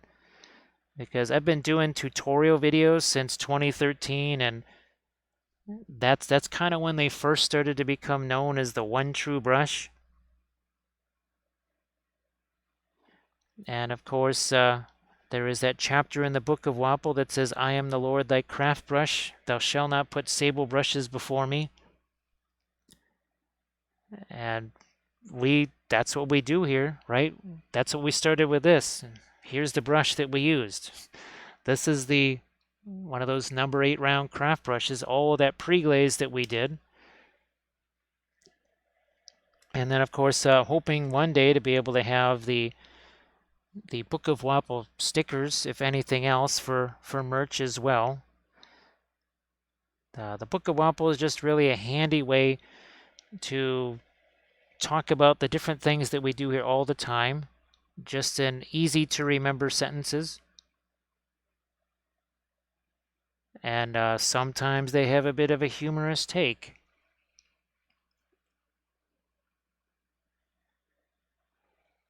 Although Death Korea, if you've got an Instagram or something like that, and you want to show the folks what you've been doing, feel free to drop a link in the chat there. You can also see my Instagram is right there. So just Wapelius on Instagram, you'll be able to see an awful lot of the stuff that I've painted there. That's nowhere near all of it. Maybe 15% of everything I paint ends up on Instagram, maybe less. The blog, you can see a lot of the older projects on the blog, the Lizard Man, the Tomb Kings, the Dark Eldar, my Sisters of Battle Army. And there's a lot of how-to, step-by-step posts there as well. All right, where's my blending brush here? So you can see we've just slapped some lighter colors on there. What we're going to do is we're going to start pushing that stuff around. It's going to tone it down. So it's not quite so bright anymore. We sort of basically take the edge off there. There's Bithron. Oh, thank you so much, Bithron. Appreciate that. And Bithron also has been painting. Gee whiz, Bithron, how many mechs do you think you painted in just the last month alone? Well, Deathcree, that's one of the things I always hope with what I'm doing here on the channel or the YouTube channel or whatever is just to make the whole miniature painting thing just more fun for folks, easier, maybe able to get more stuff done, because it is supposed to be the fun thing, right? It's not supposed to be like work. If it's just like work, it's like, well, I do that every day. I don't need to do more work and also not get paid for it. So I try to make the painting more fun. You'll want to do it more, and then, well, it leads to more improvement. So see how that all of a sudden now that starts to get a little bit more zesty there.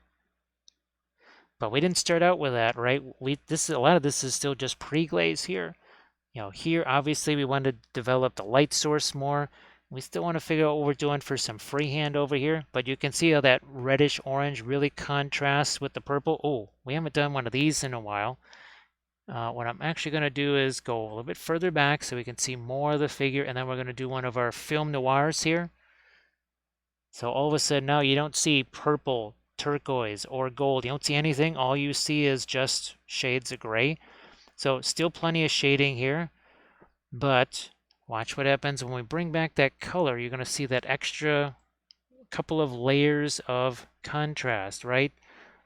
The reds and the yellows versus the purple, the warmer purple, cooler turquoise, and then we have these kind of warm grayish dark colors down here.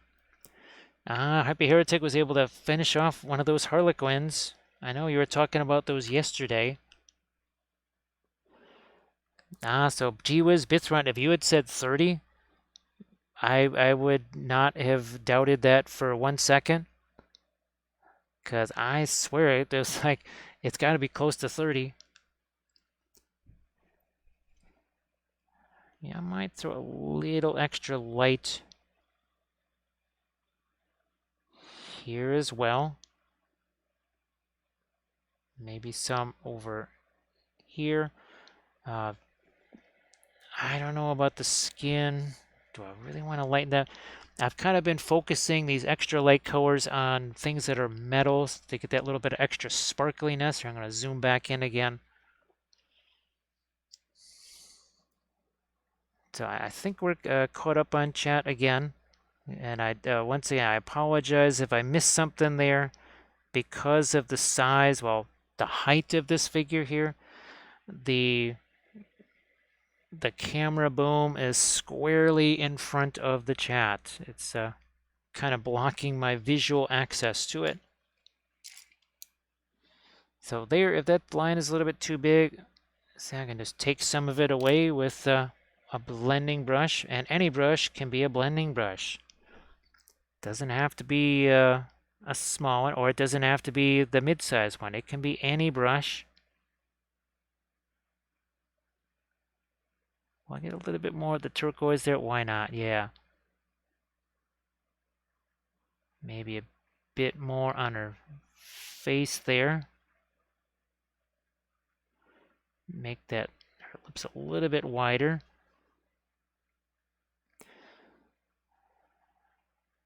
I also need to somehow, oh, this is going to be a challenge right here. A big challenge here. Yeah, Bitron, it's been quite a few. Now, of course, there could be some work in progress shots in there.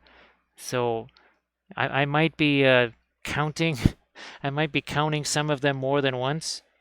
So I will trust your number more than the number in my head, for sure, no doubt about it.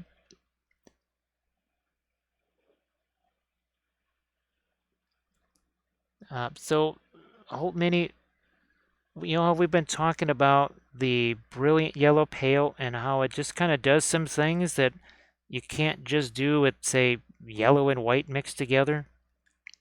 They've got just a little extra zip to them that I didn't expect. I fully expected to go, I could just take white and mix it with whatever and make this, but it's not like that. I don't really use the radiants on their own. The radiants are used to mix with other things. Now, you've seen a bunch of the acrylic stuff, and remember how we would take like the maggot white and that light flesh color, whatever that was, maiden flesh, I think it was. Instead of using white to mix with it, we would use those. So it basically tints it a little bit, but also lightens it. And it's just something that you get with the radiance where if you just use white, it's going to just be chalky. And it's not going to give you just as much color. But the radiance, of course, like the radiant lemon, gives when you're doing like your golds or something, it actually gives that a little bit more warmth than, say, if you were just using the brilliant yellow pale by itself.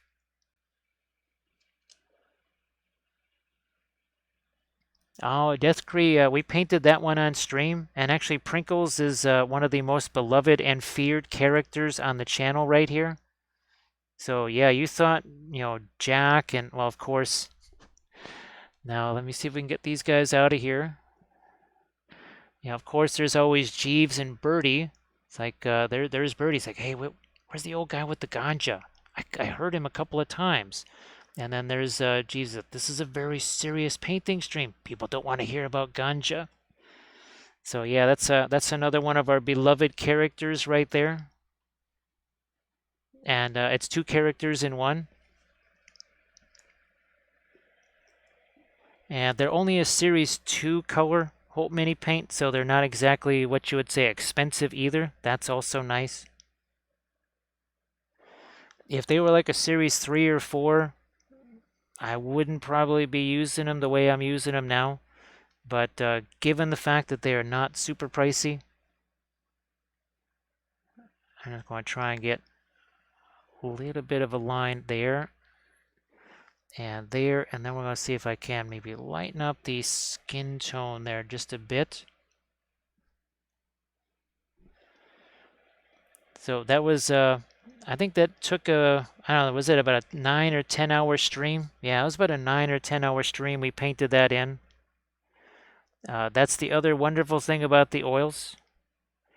I know last night, I did about a 6 hour stream and we painted 4 miniatures from start to finish. Yeah, I think it was a 6 hour stream. We did 4 figures with object source lighting, in some cases, multiple object source lighting.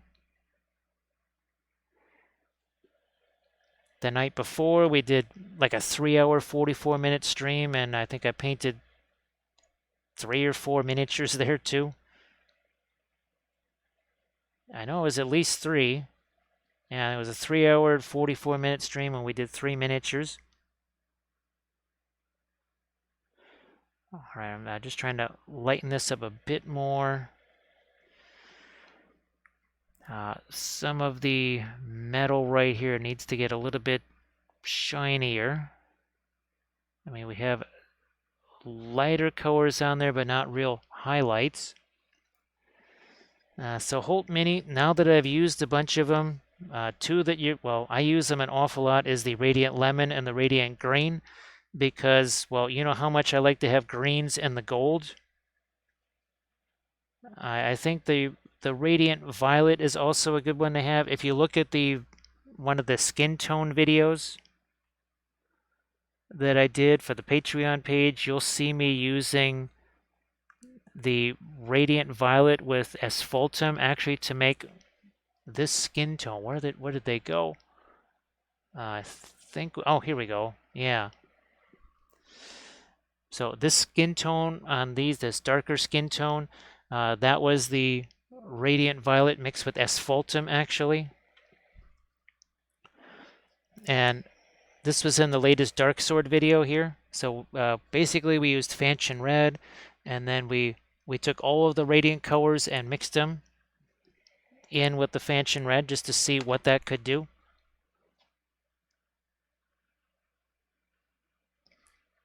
So Holt Mini paint, the interference paints, those, well, you can get the paints from Williamsburg. Those are going to be pricey, but I think you've seen the Metals Workshop videos where we mixed our own interference colors with the powders and the linseed oil, but then also too, well, we took the Green Stuff World powdered pigments, mixed it with the linseed oil to make our own golds.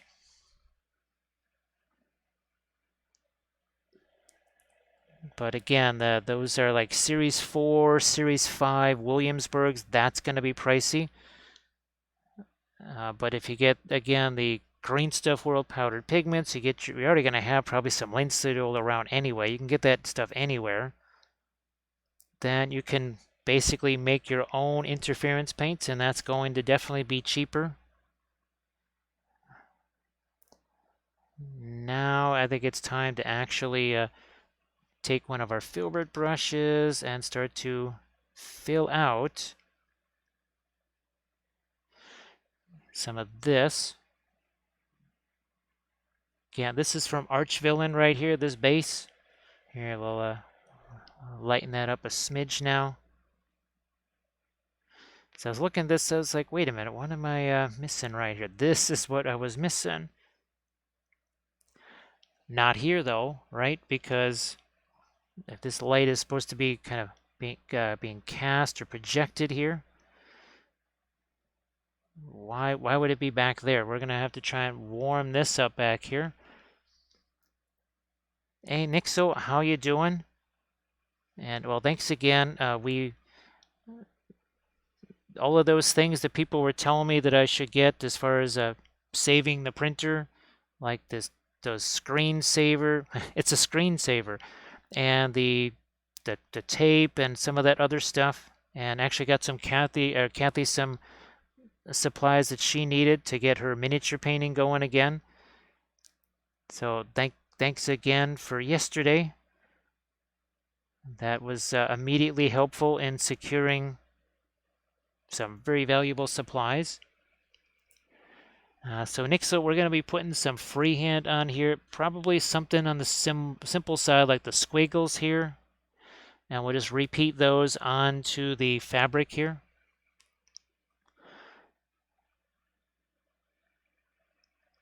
So Death Crate, that's part of my Patreon page. I've done dozens and dozens of those charts. We were talking about those skin tones. So I did one set of color charts and then I actually painted a little portrait. And then the very next video, we used those color charts to paint this figure so that they could see, okay, what were the colors? How did they mix? Those color charts are valuable because you actually get to see how the paints kind of perform, because each oil paint, it's not like acrylic paints. They're all very different consistencies. So something like a phthalo green is a very different consistency than, well, a radiant green. Or a perylene black, which is also green, which is different from sap green, which is different from a whole bunch of other greens. So yeah, Nixel, the new printer is supposed to arrive tomorrow. Hopefully, it will be as simple as it should be, which is just literally open it up, level it, maybe put one of those temporary FEP things on there as a screen saver. Put in the old USB, which has the firmware updated, and we should just be printing right away.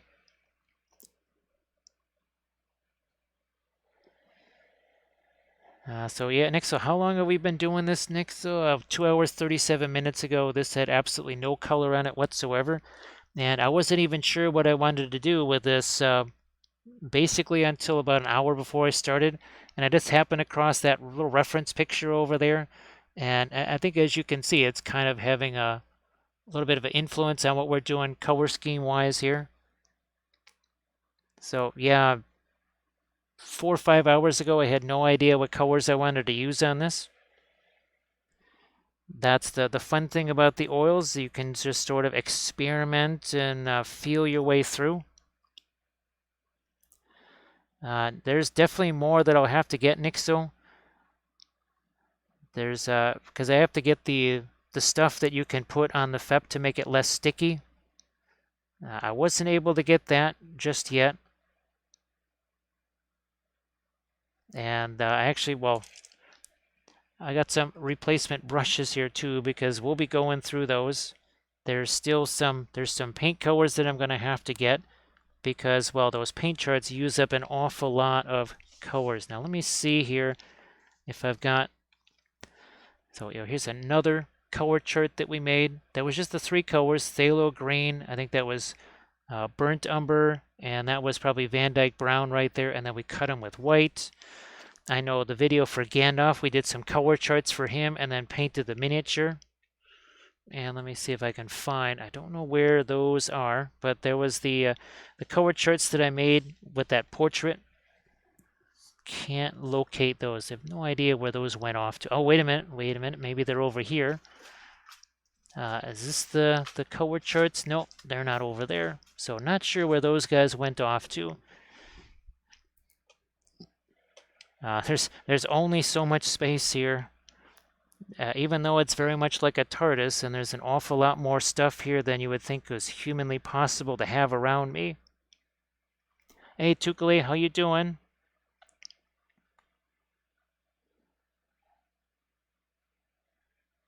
Next to, well, I'll certainly do that. I know that Well, we need to get her some green stuff. That's the other thing we got to get her. Have to get her some green stuff.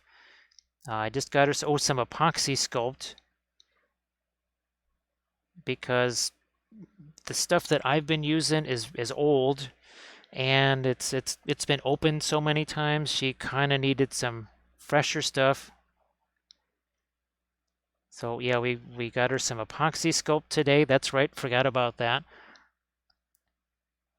And then we got to get her some green stuff because that only, well, it depends what you're doing. If all you're doing is filling gaps or doing whatever with the green stuff, you can get away with the older stuff. But if you're trying to do some actual sculpting with it, you're going to want some fresher, nicer green stuff. I'm glad that you're doing okay there, Tukale. Nice to see you. And of course, last night we had so much fun, right, with our Witch King. And then, of course, nobody can say now that we never paint hobbits for him. I think you saw these last night. Yes, look at that. Actual hobbits. There's going to be many more. I mean, like lots more. Lots more hobbits coming this way. Because, well, we need an entire hobbit army, right, for our Lord of the Rings Giganto project. Oh, and for folks that may not have heard, yes, you've heard me talking about that War in the North book, that new supplement for Lord of the Rings. Well, apparently that's coming out real soon because well, they didn't announce it officially as to when it's coming out, but they just showed a bunch of pictures from it. So that has me excited because it means, and I did see there is going to be a giant new Easterling miniature as part of the releases for it. Obviously, I'm sure it's going to be Forge World, which, well, that's more of a sad face right there. But at least they're doing something with it. Now, let me see if I can lighten up my skin tone here just a bit. And also that collar. Might go one more level up. And this is where we start talking about some of the paint being thicker versus thinner. Because right now that paint is a bit thicker. Might have to be thinner again. If the thick paint's not going to stick, I'm going to thin it down and we'll see what happens there. And sure enough, that's what it needed to be, was thinner. Sometimes that's all it takes. You're painting away and all of a sudden paint doesn't stick anymore. You say, what the heck's going on here? It could very well be that you actually just have to thin down your paint somewhat, or go the opposite direction, actually make it thicker. Like here, that paint is a little bit on the thicker side. And it may seem counterintuitive sometimes because you say, well, wait a minute, you can't paint small details with thick paint. That's relative. That's a relative term that we're using there. It's not like thick out of the tube giant glob. That's not what we're talking about when we mean thicker. So right there, okay, see that just a big old line that I just put there? Well, we're gonna grab one of our blending brushes here. Looking for one that doesn't have any, here we go. Let's use this one, make sure it doesn't have any paint on it. And that big giant line, we're gonna soften the edges of that now. Which is why we say hashtag no layers. Were there any layers right there? Nope, I just plopped that paint down there. And we pushed it around. So look at that. We have nice extra little contrast there, but we also have the nice smooth edges there. Hey, Dark Elf James, how you doing? So Dark Elf James, this is that RM Printable Terrain figure. It's like, oh, we painted this one on stream several months ago. And the base itself is actually from Archvillain. That was when I was printing this one up for the army painting series, the figure had a misprint in it, but I was able to save the base, and then we repurposed it here for this figure because it was just about the right size. And after doing the Frodo figure with the blue light, I thought, why not do some turquoise flavored lighting on this one? And it's been very fun. And now we're starting to spread that around here down on the base itself.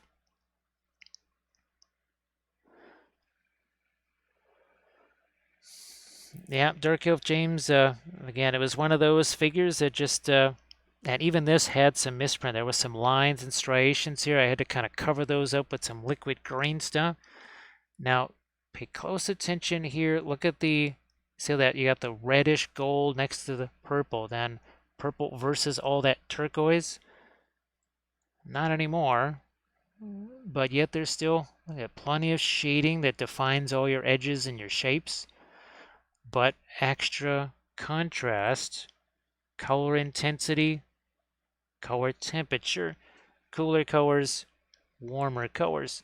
Cooler colors over here. We're going to start to add some warmer colors over to this side. And then we've got some of our freehand that we're going to do as well. I'm going to continue, I think, to lighten some of this stuff down on the bottom of the base. Again, it's like she's either, she's either the source of that light itself or whatever. For whatever reason, there's all that turquoise pointed at her face. I might try and lighten up here a couple areas on her face, especially around the eyes, maybe. So we'll grab some of our white here. We will thin that down because I think it's going to need to be really thin here. Now, thanks, Bitron. Yeah, like I said a little bit ago, I really wasn't sure what colors that I would want to do on this thing. I knew I wanted to have some kind of a glow here. I had even thought about multiple light sources. I had thought about putting flames, on the skulls there, which those were also 3D printed. The skulls were. I couldn't tell you who those are from though. I don't really remember. I'd have to go back and look at the build plate again to see where those came from.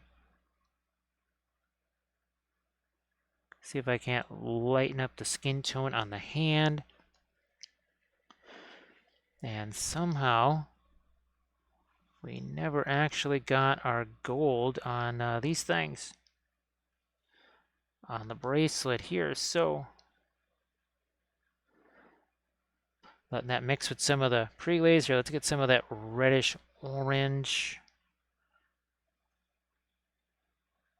there. And then let's lighten this up a bit with mostly radiant yellow, radiant lemon, sorry, with a little bit of the white in there too.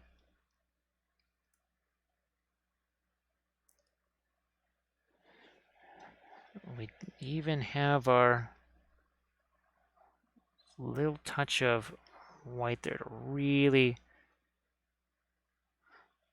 brighten that up. Okay, that makes a little more sense now. I was looking at that going, there's something missing there.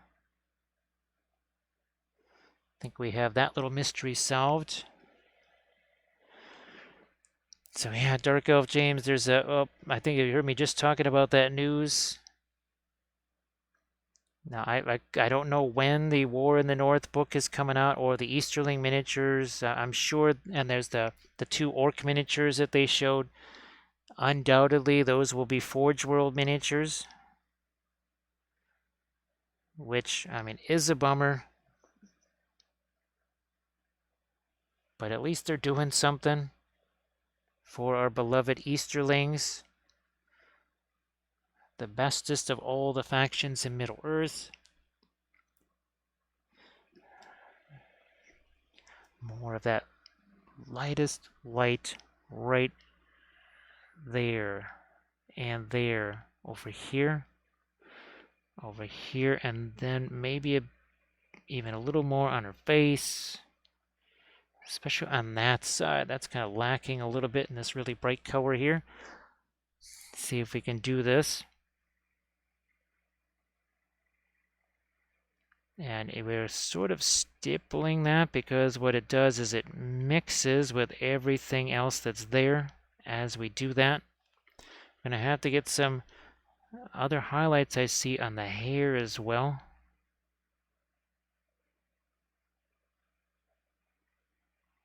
See if I can't sneak in a little light into the eye there.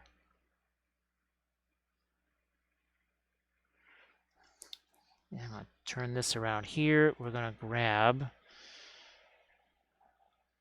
that again. That's the Gamlin Van Dyke Brown.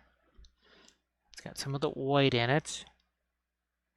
Now we're going to try and do a little chain of highlights right here. Not in the part of the hair, but over here where it's round. That's where we need our highlight to be. Not so much where the hair is parted. That's almost, I don't want to say it's in shadow, but this area is actually raised. You should see this more with some light on it than the actual part.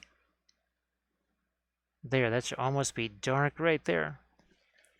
And let this get a little lighter now.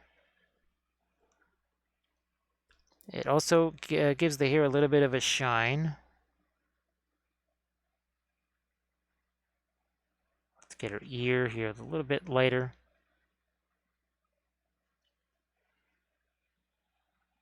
Same thing out here. It might be a little too much. I don't know. We'll have to, we can always cut down on that too. More of our light color there.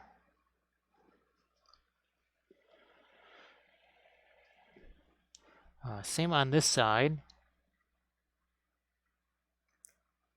And you can see we're sort of focusing on the center of that longer highlight that we did. So Ibranisan, I hope that your painting stuff's been going well. Sorry, I forgot to ask you earlier.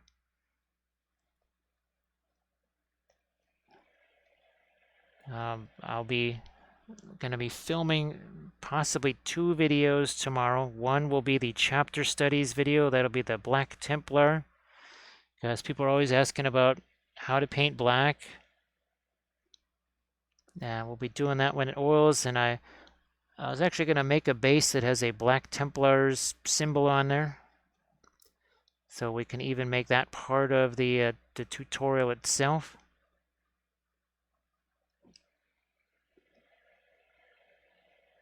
And then I do believe I'm going to try and finish off Army Painting Series 28.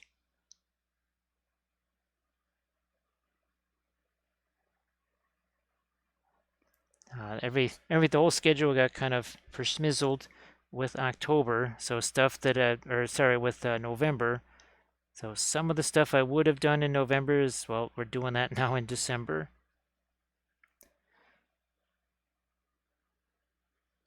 Okay, the arm is sort of in my way. I'm going to try and lighten up the skin right here. Again, we're not, I'm just basically taking almost like an off-white color there. I'll just brush that in and then we'll smooth it out with one of our blending brushes later. But you can see we got that violet color in the skin. Why? That's because we did an Egyptian violet pre-glaze and it got basically rubbed onto the skin. It needs to be there no matter what. So you can't have all these intense violet clothing and stuff like that and not have any of that work its way onto the skin. It just doesn't make any sense. All right, where's that blending brush we were talking about here? There it is. Oh, you got the Bastet printed and primed, and you got one of the daughters of Sekhmet. Ibrahim, if you've got, I don't know if you posted any pictures in the Discord of the work in progresses, but if you ever want to shoot me an Instagram picture or something like that, it's always fun to see that. Now I'm going to come back this way. I think I remember which one you printed out too. Yes. I think I remember seeing the picture of the one that you printed out.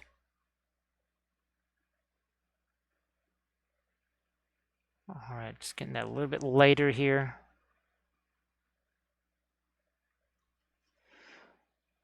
Same here. Also with a little bit of the skin color on it, but I don't want to lighten that up too much, right? Otherwise, because if that is as light as this, we have no more lighting. We just have object source shading. Let's see if I can't also lighten up the shoulder over here. Let's see if this will work. Now it doesn't have to be a lot, and also too, we're thinking shadow area over here, right? Because if the light's coming this way, this is basically part of a shadow here.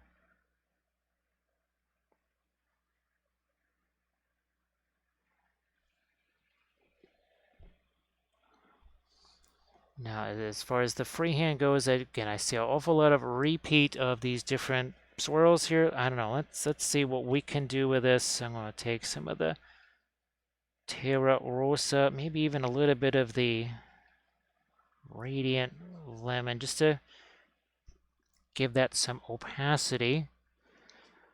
And we have to think about these swirls here. We also have to think about, we got to deal with the ebb and flow here of the actual clothes themselves. So what do we think is doable here?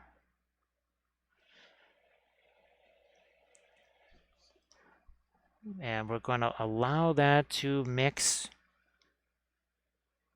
We want that to mix with the purple a little bit, because if it does, just like on the trim, it effectively shades it.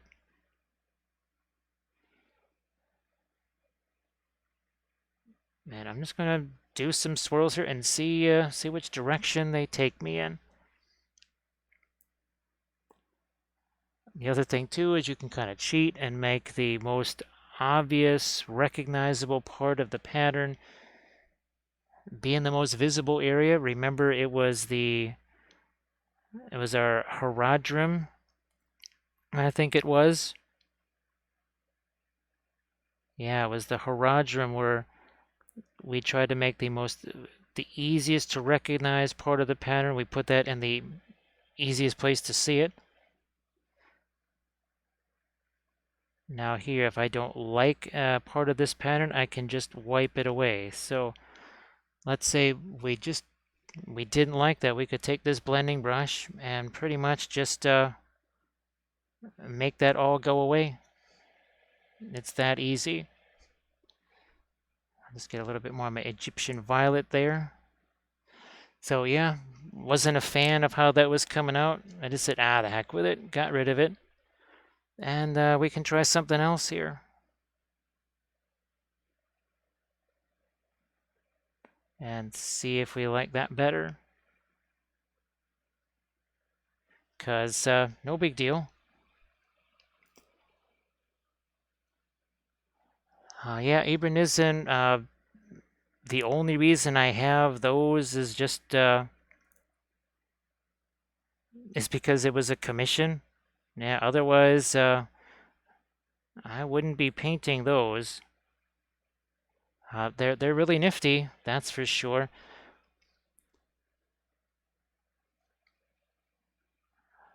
All right, I'm gonna see if we can do another little part of our squiggle over here and have it attached to that. Just keeping it as simple as we can here. Now let's see if we can sort of, we'll add the lighter stuff to that too, but you know what I wanted to do is this. I knew there was another thing here. All right, again, keeping it as simple as possible. Now we'll do that over here. On this side, doesn't have to be exact because you really can't see both of them at the same time.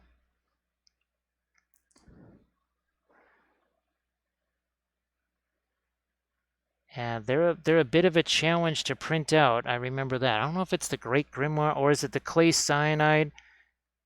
where each of the supports is its own little its own platform instead of them all being sort of bundled together on the same platform. That's not something I'm a huge fan of, I gotta say. And I don't remember if it was Great Grimoire or if it was Clay Cyanide. Now, it's been long enough since I printed those that I don't actually remember.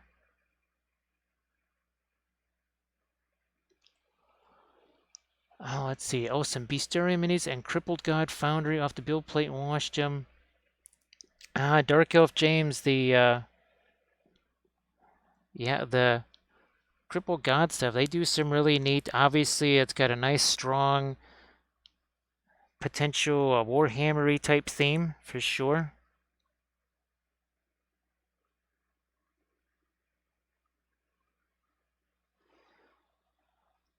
Okay, I think we've got all our stuff now. We just need to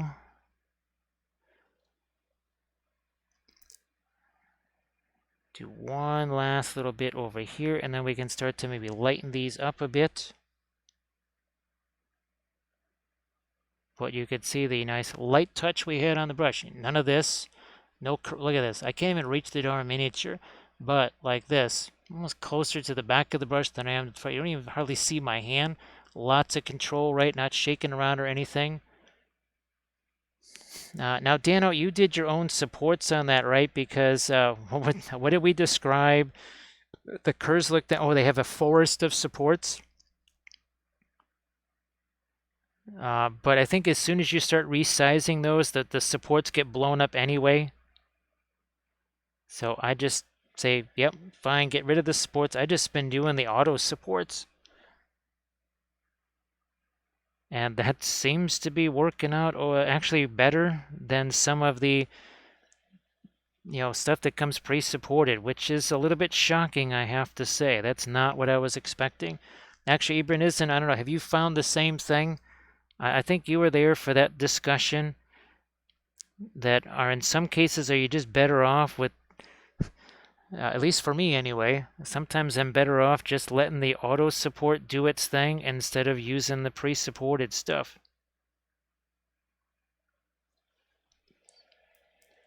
Now, we're still going to go one level lighter, but I think you can see how this is kind of following the shading of the cloak or clothes themselves. Now this here is sort of already in shadow from this, so I'm not going to lighten that up too much. So Dark Elf James, believe it or not, it was mostly the Egyptian Violet and the Radiant Violet. Up here, though, I used some of the Radiant Magenta there. And in some of the darkest recesses of this, I also used a little bit of Indigo so that the shadows would be a little bit more blue and also a bit more grayed down from all of the purple. But yeah, you would have loved to see the pre-glaze. Actually, there's even Egyptian violet on her skin because, well, you know that Egyptian violet is just the king of staining colors. And it was like you go to wipe it off and right, it's still there. It's not going anywhere.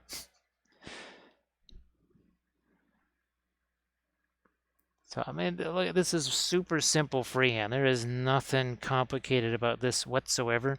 It's about as easy as you can possibly make it. It's just some swirls and some squiggles, which ironically enough is I use that for tattoo patterns sometimes.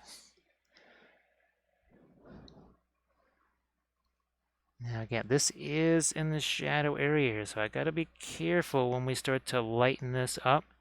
But you saw how we kind of sketched in the freehand, and now we're starting to add our lights to it. Well, the oils make freehand so much easier. You can see how we just wiped the thing away and just kind of started up again. But that's the nice thing. This is one where we tried this pattern over here on the vertical side. Didn't work. It just didn't read well, so I wiped it away, did a whole different pattern. Pretty sure the horse, I moved it at least 3 times further back. It was just too close to this leading edge. So I was able to change the freehand patterns kind of on the fly, which was nice. The ghosting issue.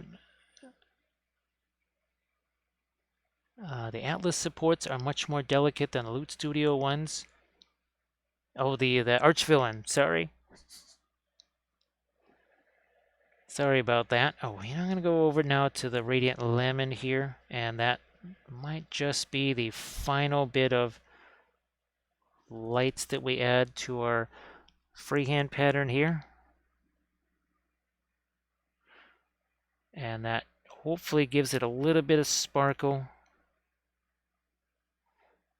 It does, and you can see it's falling right there on where the lightest part of the cloak is as well, or cloth. Lighten that up too.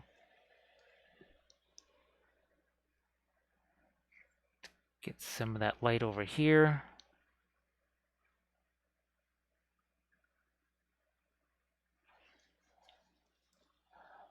And yeah, I think you can really see.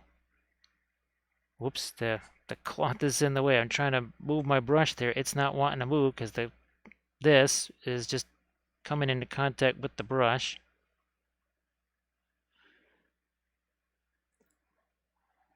All right, I don't want to, again, lighten that up too much because that is quite literally down into a little crevice there of the cloak. So Grim's starting the second miniature of the stream. And Grim, if you wanted to post the links to the, we'll slow you down. We'll have you post links to your Discord or to the Discord there, so people where people can talk about oils, ask questions, and also Grim's got his YouTube channel there with some intro videos, just kind of getting you started with the oils, kind of unlocking some of the mysteries of the paint tube labels and other questions that people have that they tend to have when they're first starting out. Yeah, see, Grim, see what we just did there? Yeah, we took advantage of no armored wolf here to force you to post your own links. Yeah, next, so there is a radiant yellow, but it's definitely different. Where's our radiant lemon here? It's around here somewheres. There you are. So radiant lemon or limon radiante or citron. Oh, look at that citron. Wait a minute, that's not good because there's a whole. I think there's a bunch of French cars that are made by Citroën. I know that they made planes and they made other vehicles for the French army, and that's not good.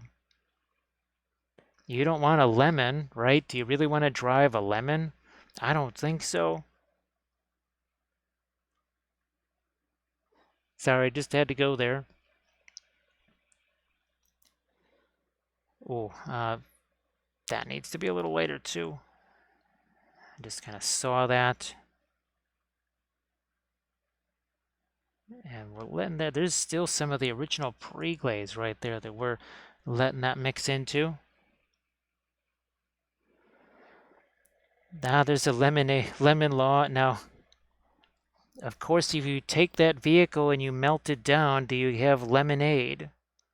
I don't know. If you melt a lemon, do you get lemonade? Speaking of lemon yellow, we'll try and get a little bit of the lemon yellow here onto that belt if I can. All right, now here, we don't want to have this bluish stuff because we want that to be more the ambient. We got to warm this up somehow. And we'll go over here to our piece of terrain and you can see how what the object source lighting is very intense, very orange, very red. But then the other lighting, the ambient light, it's got almost like a violet color to it in a way. So all I'm going to do is take again the Van Dyke Brown. Nope, I was almost about to reach for a little bit of green there. I'm going to actually let a little bit of the, speaking of the lemon, here, we'll use a little bit of the Radiant Lemon in here. And the idea is we want to warm this up just a smidge. What the heck, I'm going to go even more. Actually got some of the asphaltum there, which is essentially a reddish brown. We use that a lot for horses. A lot for horses. Oh, I might even go crazier. I just added a little bit of radiant magenta. Yes, for rocks. Oh, look at that. There we go. That's that extra bit of warmth that I needed. It may not look like anything now. However, keep an eye on what that looks like, because as you come, look at that.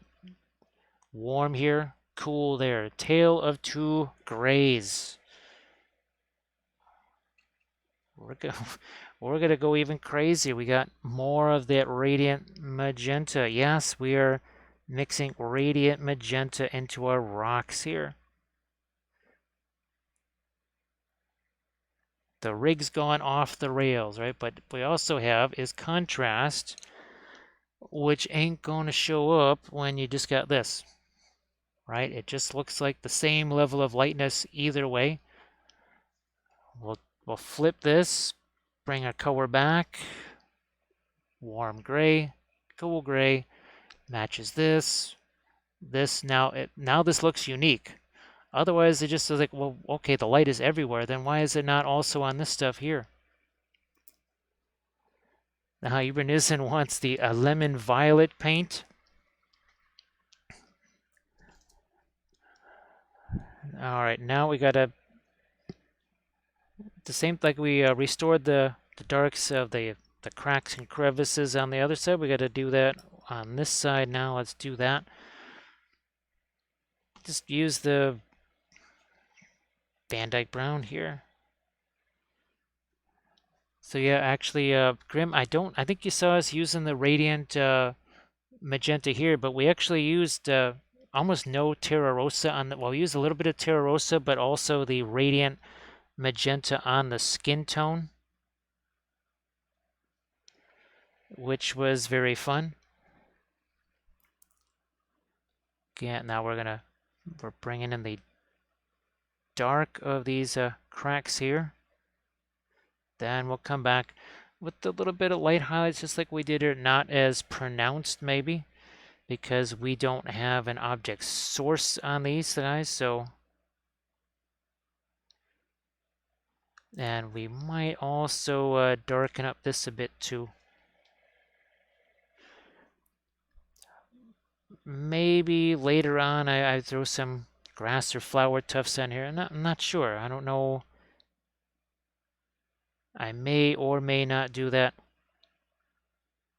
I mean, this one, for the longest time, didn't have any grass tufts or foliage at all. And then we foliaged the heck out of that thing, right? So Dark Elf James, it's just going to be, well, what would you say? It's a complement to it, because they're two very different colors. The Radiant Lemon is its primary use is for things that have either golds or some kind of orangeness to them, or like the object source lighting that's got more orange to it. When it comes to straight up skin tones, though, I definitely would lean more towards the Brilliant Yellow Pale. Now I want to look real quick here, see if I can actually dig this thing out. Here it is. Now that is only a series 2, so it's not like there's a big price difference. There's, I don't know, maybe a few hours worth of price difference, maybe 3 max.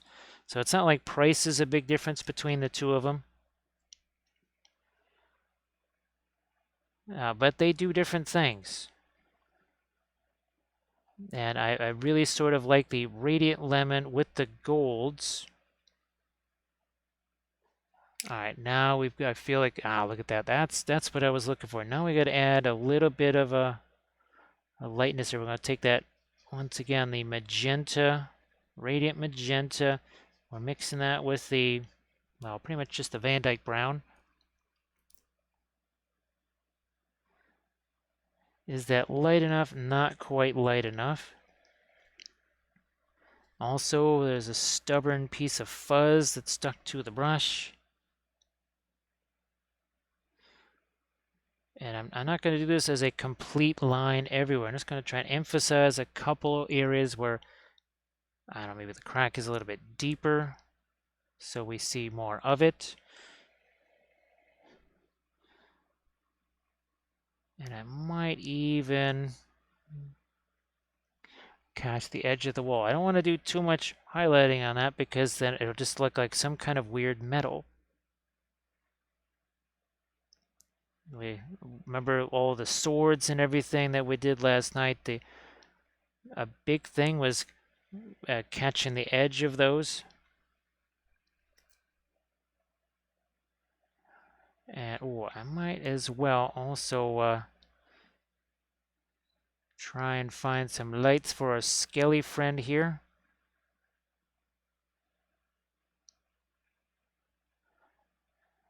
Maybe on this rock here too. We just used the Luke's APS stuff over here. This is just a 60mm round base. I stuck that archvillain base here, and then we just drilled a hole. I did have to fill this in though, because, well, the archvillain stuff has a big old round divot in there. That's where the miniature is supposed to go. So I had to fill that in.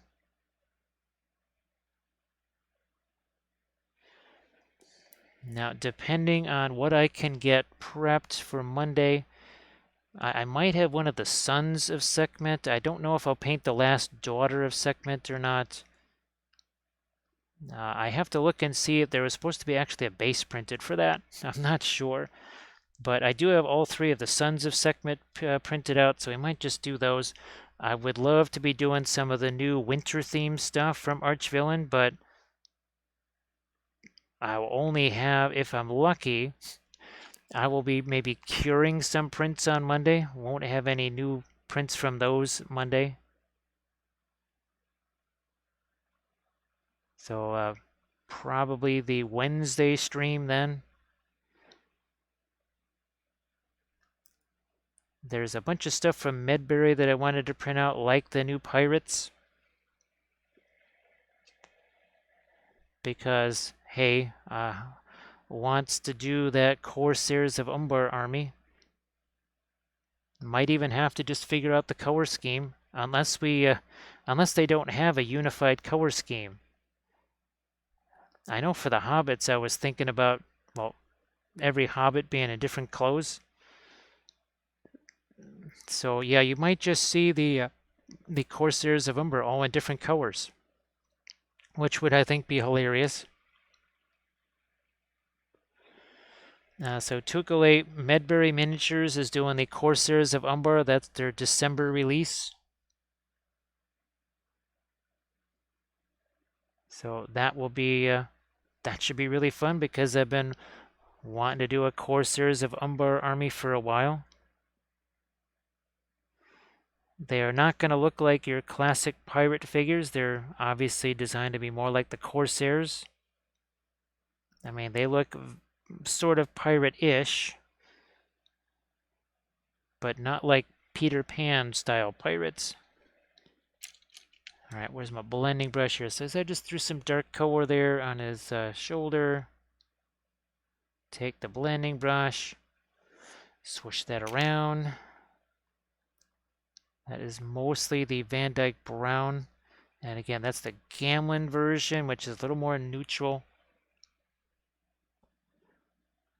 Might just darken this down too. Yeah, that got a little bit light. We're wiping away the pre-glaze. Again, no layers. Hashtag no layers. I'm just going to take that. We're going to smooth that out here. Oh, and by the way, 3 hours and 19 minutes ago, this had no paint on it. It was nothing but primer. So this is basically a 72 mil scale figure right here. Maybe 70 mil, I guess. And a big old base like this with object source lighting. Oh, and freehand, and that's 3 hours and 19 minutes and 49 seconds. Thank you very much, Oil Paints. If there's any proof or any need for evidence that they make things go faster, and they don't even have to be red.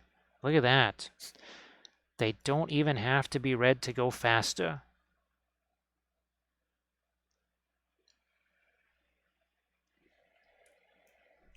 I'm gonna, speaking of an edge there, I'm gonna sharpen up that edge, and then there's some more cracks and crevices that we need here.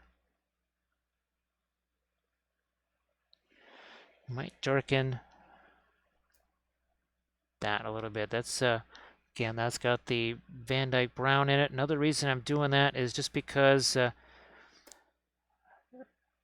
there's all these crazy print lines in here that happen that I didn't notice initially.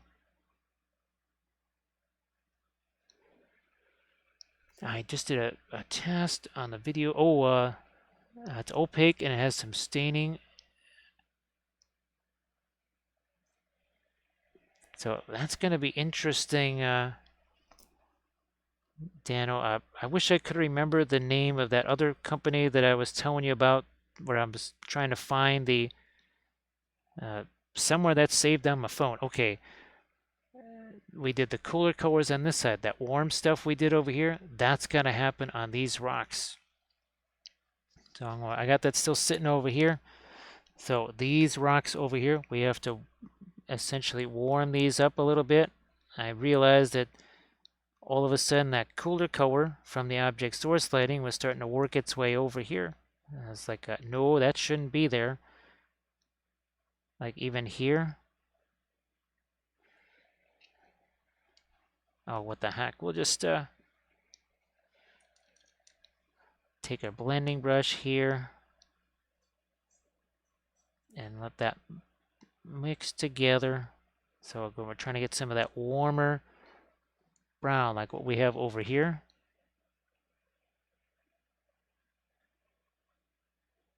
Some of the warmer brown.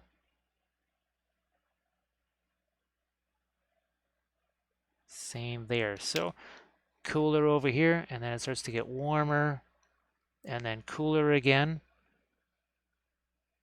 We'll be throwing charging ahead, getting those mechs clear coated. Got a little bit of defense screen on them now.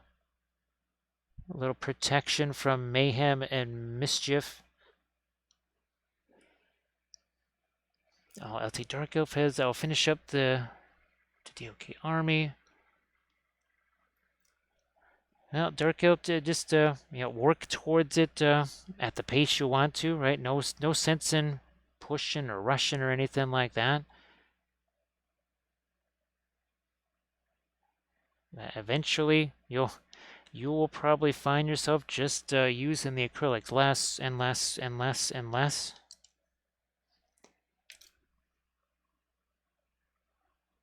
More of the, there we go, the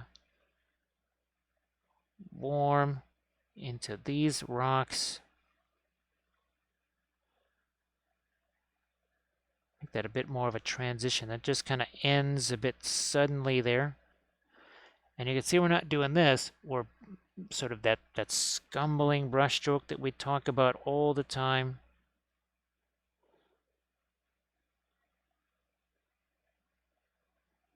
Something like that.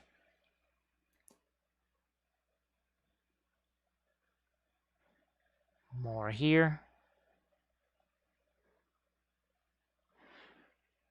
Okay. Ooh. A little bit of light on the top edge of that. So we're good to go there.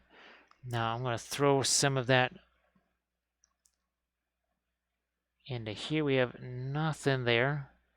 This is another fantastic thing about the oils is something that I call blind blending. Or I'm basically just taking this brush, and I know there's some lighter colors getting on that because I can see the darker colors getting on that. It really doesn't matter because you can't hardly see what the heck is going on here. So any old thing's going to do as long as it's somewhat interesting. It's all just in shadow anyway. I'm going to hint at a little bit of light on this side, and it's also going to be that warmer color. All right, well, happy heretic. You have a good one. Thanks for hanging out as always. Look at this. We have dark, light, then dark, and we're starting to get a little hint of light again here. Look at this. I think you can see it. Yeah.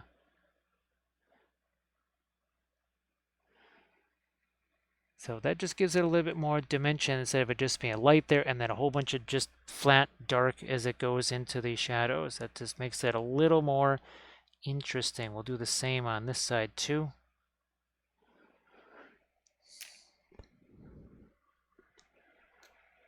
Take a bit more of that here.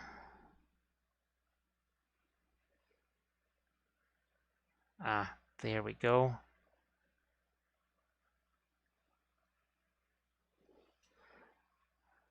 Lighten that just along the edge. Enough so that you can sort of see it, but not competing with this. That's our object source lighting, right? If we compete with that, we just basically blow up our object source lighting. It'll be gone.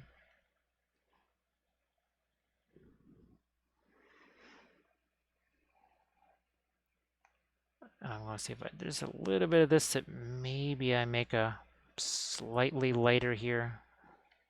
I think I actually need to thin this down.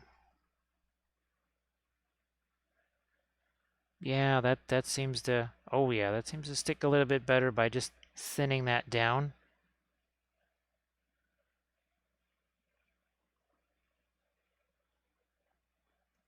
And like I said before, sometimes you just have to put some paint on there. You see it's not sticking. You make it thicker or thinner, and then it starts to actually stick there. Now I could throw some of the Luke's APS terrain stuff out there, or I could also uh, throw some of our leaves out there. Now, if I do that, I'd have to paint those leaves after the fact. So, you know, if there are some leaves spread out here, I'll have to paint those. Crazy Wolf here will we talk about those different types of contrast here, and that is along the lines of. Let me scroll up a little bit further to get to that. And that's going to be here. So color intensity and temperature contrast, really, really, really important. Okay, and then of course metal surfaces reflect their surroundings. There's a little bit of metal here, but this is the operative one right here, that color intensity and temperature contrast, because it's more than just light and dark contrast. And we can really illustrate that, whoops, wrong way, with a little bit of film noir. We like to couple those with a film noir. Here, let's do that. So again, pay some attention here. We've got the cool colors and then the warm. Until we do this, and then that's gone. There is no warm or cool. Now, obviously, this is a little bit lighter because we got the object source lighting there, but you don't get that idea of temperature change until we bring this back. Cool color turns into a warm gray, and then back to cool again. I know, gosh, and back in the day, people would say, well, you can't do object source lighting. It doesn't work on armies and all that kind of stuff. It's like, really? Because the light from this sword is going to hit the guy in the same place. It doesn't matter which angle you're looking at. The light's going to hit him in the same place. Just because you're holding him this way doesn't mean the light from that is going to be over here. Not going to happen. So I really have no idea what the heck people are talking about with that stuff. It just, well, most of the things you hear and stuff make, well, they don't make any sense because there's no sense to it. None whatsoever. Well, see you later, Hope Mini. Yeah, Hope Mini, looking, if anybody finds out, when that new stuff is supposed to actually be released, so that we don't suffer the fate of Balin's Tomb, where all of a sudden we find out, oh yeah, that was a limited release, and it's gone, and you'll never see it again. So yeah, and instead of that happening, if anybody's got, if they just happen to see something before I do, heck, even if you see it after I do, I just the heads up is appreciated, because apparently that's the new thing with GW, is to do stuff like, what was that, Cursed City, where it's like, here, we're gonna do this super special thing. Oh wait, no, we didn't. We did not do that super special thing. That's just your imagination. That's not on any of our social media anymore. Clearly, that game was never made. Okay, I just needed a tiny bit more of my light there. Actually, this needs to be darker, and it's probably just going to be some sort of a pin line action here with maybe black spinel and some Van Dyke brown. I'll grab this brush instead. So again, some black spinel, some Van Dyke brown, because that just needs to be a little darker. And you notice we're just touching the brush to it. We're not brushing this stuff on here.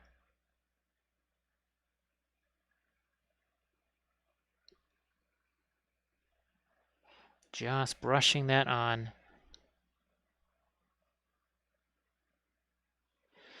A little more here.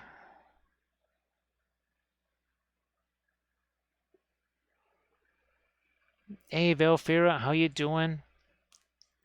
Thanks, Holt Mini. I appreciate that. So Velfira, I hope things did just kind of continue to improve. Well, hopefully a lot, but even if it's just little by little, hopefully things just keep getting better. Yeah, this one here, Velfira, I didn't really know exactly, or even really what I wanted to do with it, whether there was gonna maybe be some multiple light sourcing on this. It just kind of happened as we started doing this. I did run across that reference picture in the lower left corner, and then I said, oh yeah, the violet could be very fun for people to see. We haven't done anything quite like that.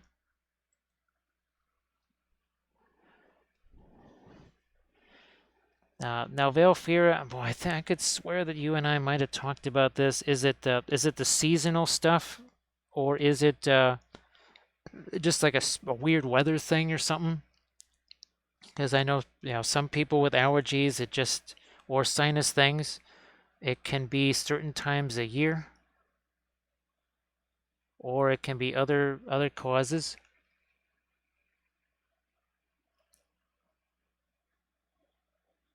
And we used a bunch of the radiants on this too. We used, I know we were using some of the radiant, well, a lot of radiant lemon in the golds, but we used the radiant magenta in several places. Mixed it with the Egyptian violet.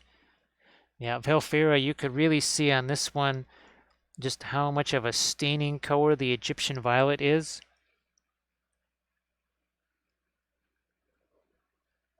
Nope, actually this is just your regular non-metallic here. That's always fun about non-metallic metal, when you look at it and you say, boy, is that TMM or is that non-metallic metal? Because that's kind of well, that's your goal, right? Is to have it look like either one, where there's really not a visible difference between the TMM or the non-metallic metal. It shows that we have been successful in creating all of those reflections that we love so much.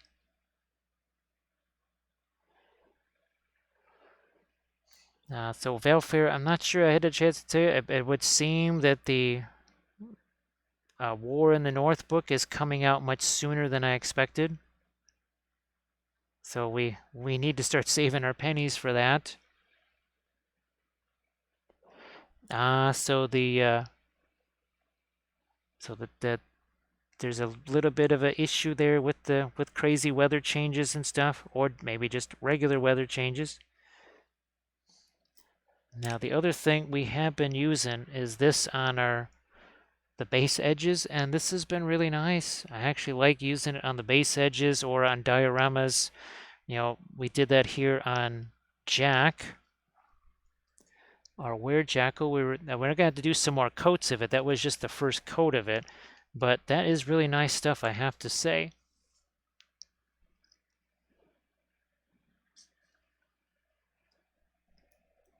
I saw the little curly cues right there, and I thought, well, you know, if we can just have a couple of those on here, and if it followed the undulations of the cloak, that would be really nifty.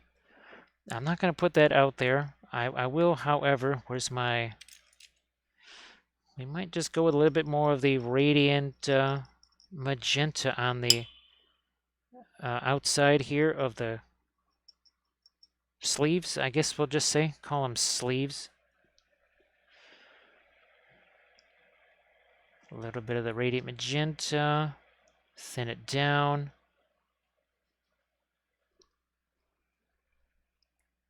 And we'll lighten that up a smidge more here. And maybe a bit more on the sleeves. Again, if I make this is too light, then this is not going to have much of a glow to it, is it? So we have to be mindful of that. Again, just trying to lighten this up a little bit. And I think this side, yeah, that's we got all of the paint out of that. We'll use that side as a blending brush here. No layers. You can see that was a much lighter color that we painted on here, but because we're just taking our blending brush that has no paint in it, you know, just gotta get rid of whatever paint happens to be on there. We'll do the same up here. We can also start doing a little bit of brush stroke management. That's something that happens once you've really got things established. You start looking around going, okay, yeah, I can really see a brush stroke over there. More of the radiant magenta here. That's mixed again with the with our wonderful Egyptian violet. And that really is a staining color. There's no, you don't joke around with the Egyptian violet and the staining properties of it. No siree. Valfera, it's more just to protect it. Basically a lot of things where, well, with the printer having to clean so many things, then there was the stupid sprinkler shutoff thing that does, well, the inside shutoff doesn't work anymore. And of course, the sprinkler attachment was right next to a brick wall. And basically that skin kind of got abrased, and don't really want the oil paint getting onto skin that's been sort of abrased a little bit. So it's really just to act as a barrier, because you know sometimes I have a tendency to just show people the dry brushing stuff. So if in case I did that accidentally, I would just be doing that on the Band-Aid there instead of on the skin.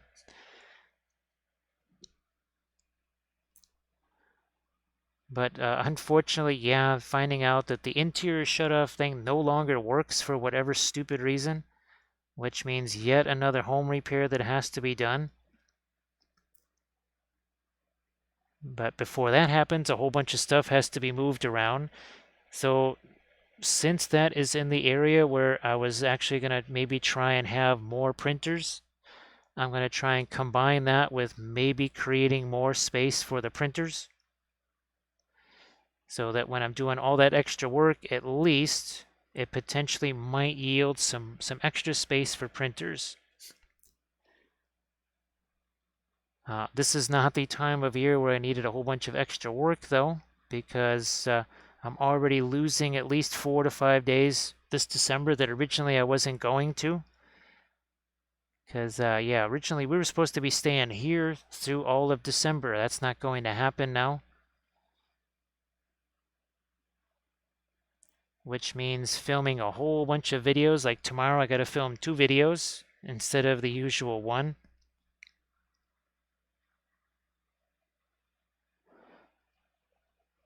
Pretty much, actually, all of my filming days, instead of filming 1 video, I'm going to have to film 2. Which means if the voice sounds a little bit raggedy, that would be why. Because we're streaming and then also filming 2 videos instead of just 1 each day.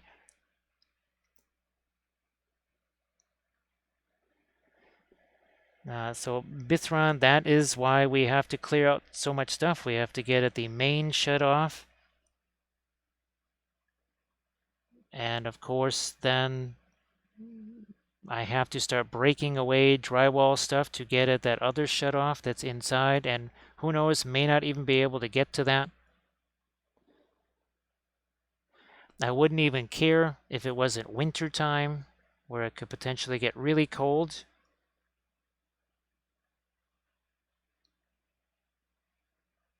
I mean, it's not like I can do anything about it in December anyway, because there's not going to be enough time. All right, well, Dano, I hope that you have a good time with your game too. And yeah, if you see anything before, oh, and actually, I'm really looking forward to seeing what you come up there with your base and everything. And I do think that would be really interesting with the Soraya clear, trying to do that instant cure. So that should be very fun. I did throw a little bit of the magenta right there. Just a little hint of it. So you can see warmer there, cooler here, just like cooler there, warmer here. So this whole, the side that's facing away from the cool light, we're emphasizing the warmer colors here.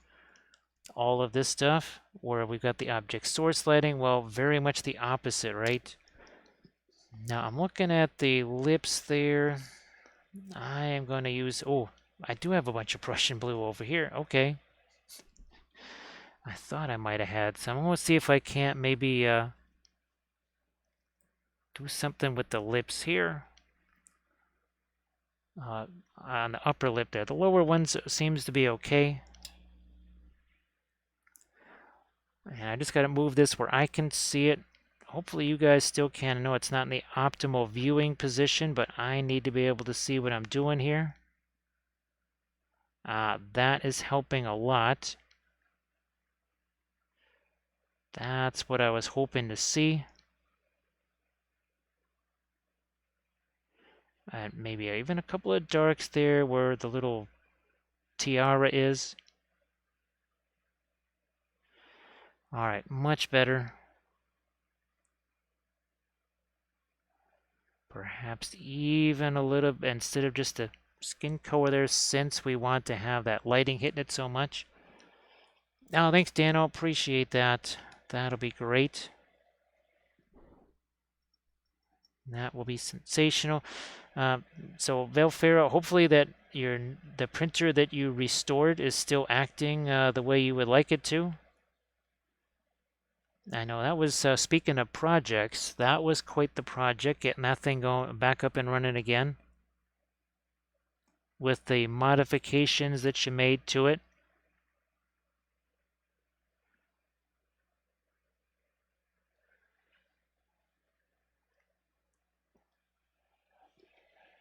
So, well, speaking of the filming, the video, I know one of the videos I'm filming tomorrow is going to be the next chapter studies video. That's for the Patreon page. We're going to hit the Black Templars this time. That should be really fun because people have been asking about painting black on Space Marines and stuff. So, well, there you go. I want to try and spread out some of that lighter color. That helped. Gonna thin down. This is some of that's the radiant green mixed with the fluorescent blue.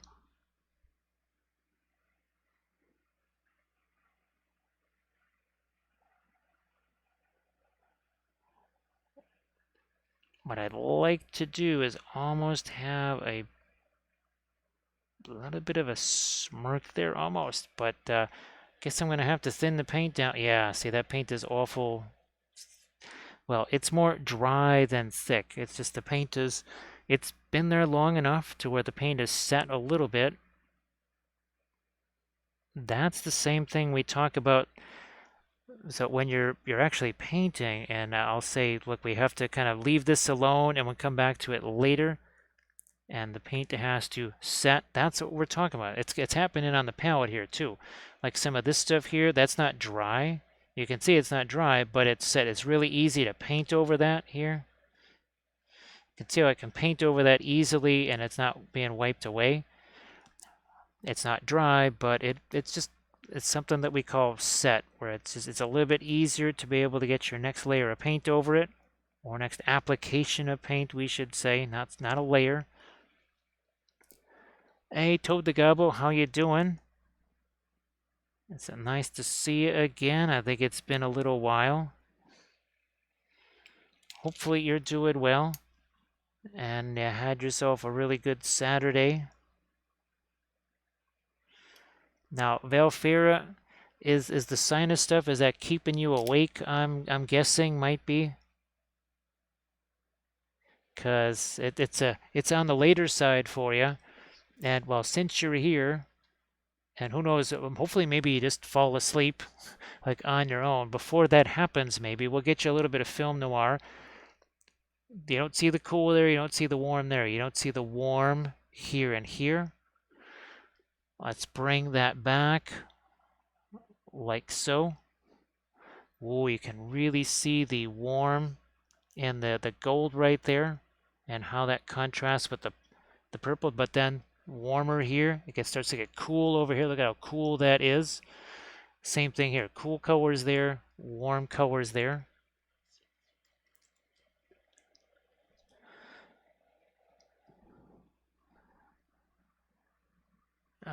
Right here under the eye, trying to lighten that up a smidge, and then there we go. On the lower lip, that got a little dark, and the chin is kind of on the darker side of things too. I'm trying to lighten that up a little bit. Real wood to knock on, but it's gone through 2 rolls of filament and everything has worked as it should, including including the runout sensor. Well, that's cool. That's really cool. I'm glad. I mean, it's not like, what is it? I mean, you did all the things, right? It's just sometimes with these printers you can do all the things and they still don't work the way you want them to for whatever crazy reason. And that's the kind of thing that can really make you crazy. You're just, I've done everything exactly right. Why is this still not working?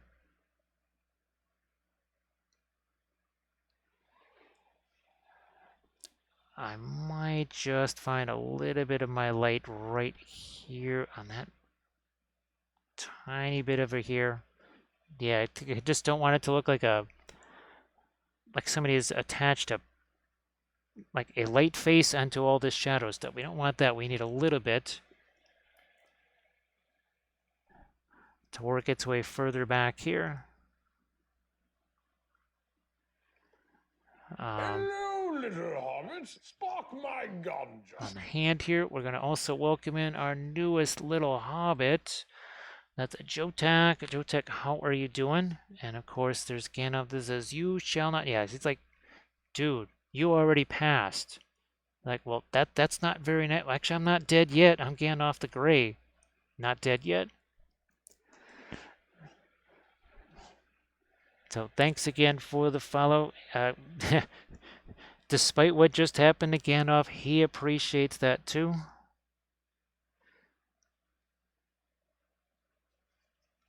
Still can't believe that the puppet shows all started because of Wapelius Spellbrush being chased away. He would try and get to his tip jar, and of course, whatever was being painted would always be chasing him away. Such a sad thing. And now it just happens to Gandalf all the time, so better him than me. We took a nap, but I expect her any time to say get off that thing and head on to bed.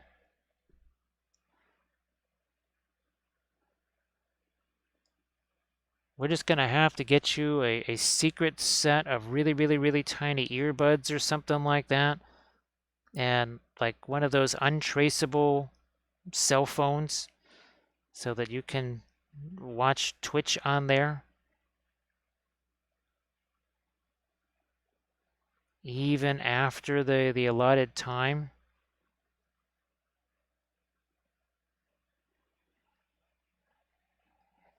Oh, yeah, here on their little skelly friends, we're going to get some more light here.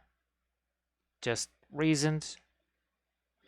So actually the skelly friends, those were also 3D printed. I couldn't tell you whose they are. Most likely Loot Studios.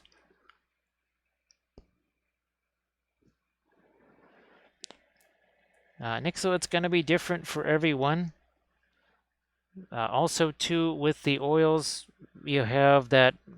Oh, we were just talking about it, right? Where the paint has to be set. I have to keep moving around from different areas, right? And we also want to make sure that things have an equal amount of development. So if I do more here, well, that means maybe I have to do some more, rustle up some more details over here. It can be a little bit like when you're mixing plaster, where you all of a sudden you have to add more plaster. It's like, oh, nope, added too much water. Need a little more plaster. Like over here, I just noticed, yeah, okay, we've got some skin tone there, but it needs to be more than just that.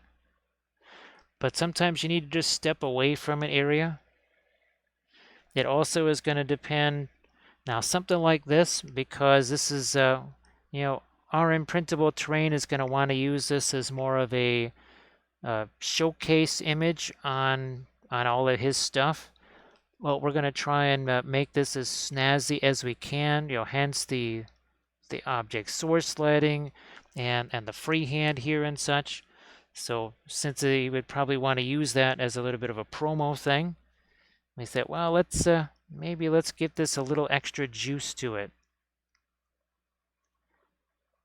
And then like there, I knew I needed to make that line a little bit lighter, but paint was never going to stick there.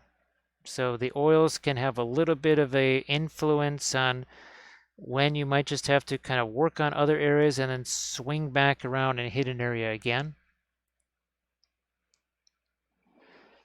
Yeah, Valfera, this is, oh, it's hard to get at these sometimes. This is always the classic example, the Osiarchs, right? Where, what's the classic saying is that people, you had me at pre-glaze, especially with these guys, right? Because those, even at the pre-glaze stage, were looking way more elevated than anything that GW would show you. So, Lady B, how you doing? It's nice to see you again. Oh, yeah, I am going to try and get some lights in there. However, what we're doing here, we're actually going to see if I can, I'm actually using a little bit of the violet there. It's the radiant violet. So, Lady B, I hope that you had yourself a good Saturday. Because if it's not already Sunday there, it's got to be pretty... No, it's already Sunday there. Gee whiz. It's got to be... I don't know. What is it, about 1:17 or so? Maybe 12:17.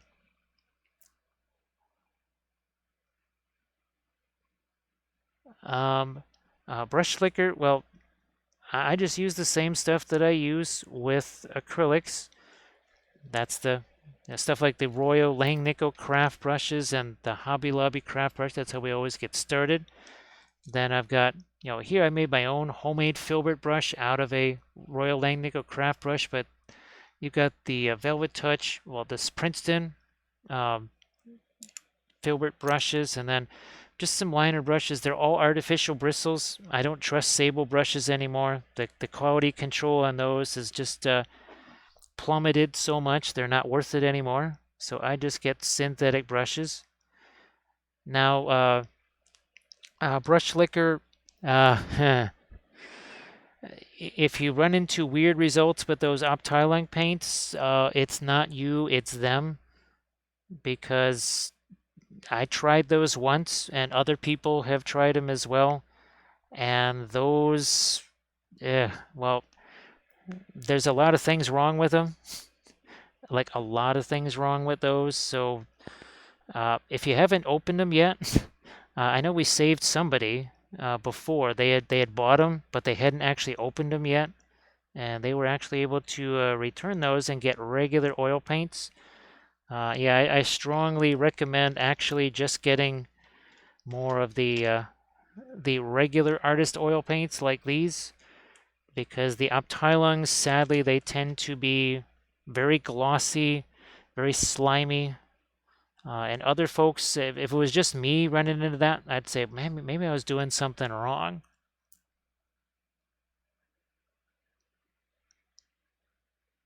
Like Balefaro was just saying, they're kind of just meant for putting streaks on vehicles, which is weird because they had all those other colors, and I'm thinking, I I think you were trying maybe to sneak into other parts, but like you say, Velfira, that's about all you can do with them.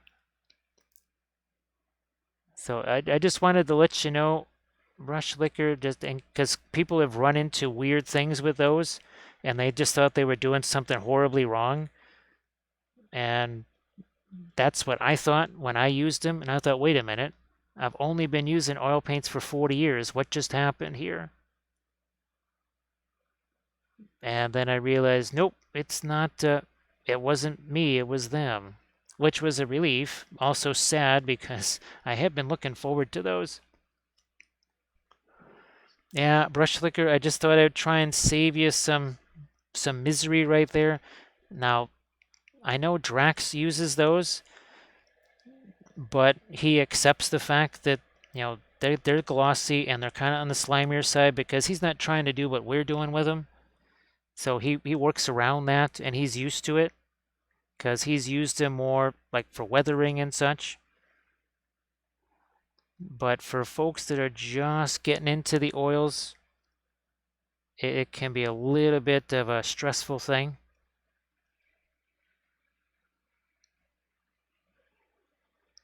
Valfira, I was originally going to do like the heavy gloss gel to put flames on these guys so there could be multiple light sources, like light coming this way, light coming this way. But I just thought, well, we've done that so often. Well, like on our Huskarls, where the heck did those guys go? No, I can't really reach that one. Not without making things fall down.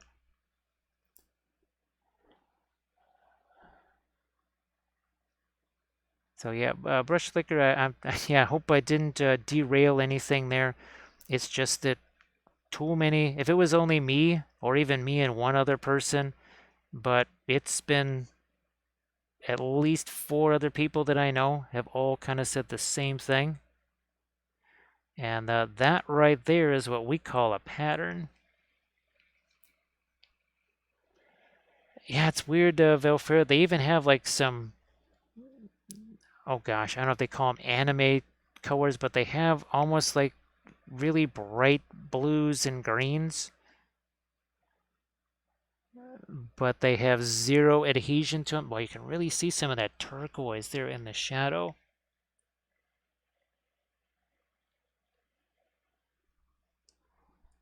Pop in a little bit more here.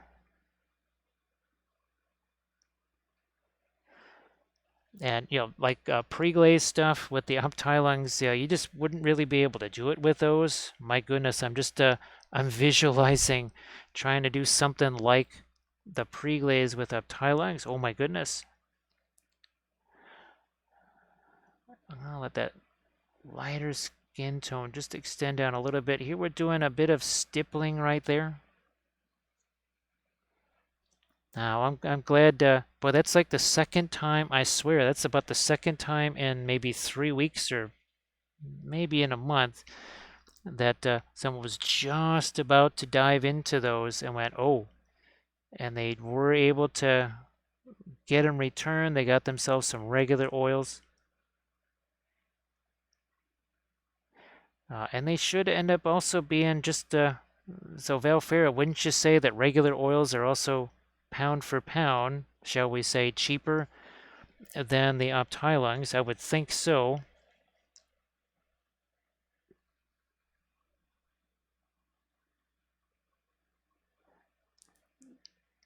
And it's weird because, well, I've actually had, where's the MIG ammo oil brushers here? There we go. So clearly these things came after the Optiling paints. I thought these came before, but these clearly came after the split, and then MIG made these, and they sort of solved some of the issues of the Optiling paints because they're not shiny, that's for sure. They don't get all glossy, and they're not terribly slimy either. So because I've used the oil brushers for years, and those were okay. Uh, some of the colors just get a little bit wonky with the MIG ammo stuff too.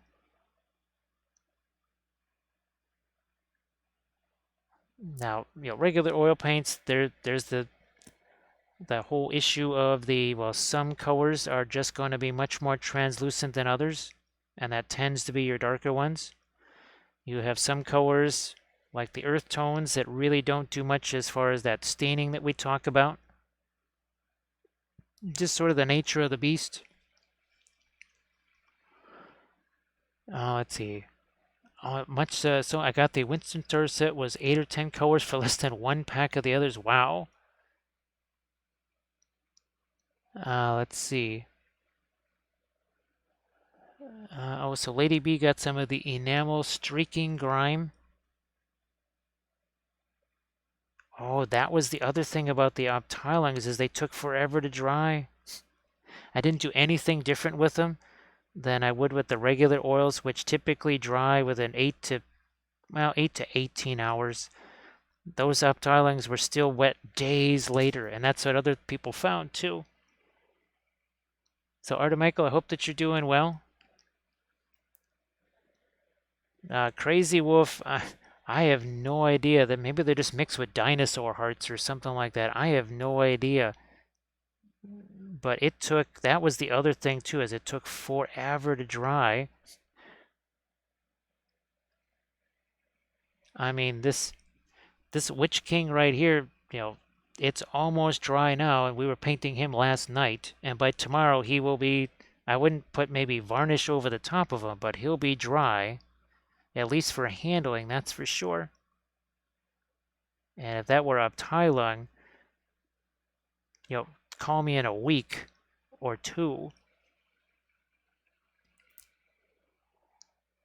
Yeah, Valfera, it's I guess it's just, well, it's the name on the jar, of course, or name on the tube, I guess I should say.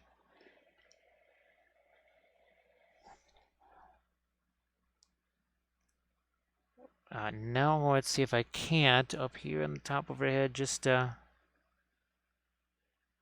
some nice little lines in there, separate some of this hair. That's using the Van Dyke Brown. Massive Cravat, how you doing? So there we go. Massive Cravat is yet another eyewitness. I know Grumdy was another eyewitness who I think he was the first to go. Yeah, I really wish I didn't get those.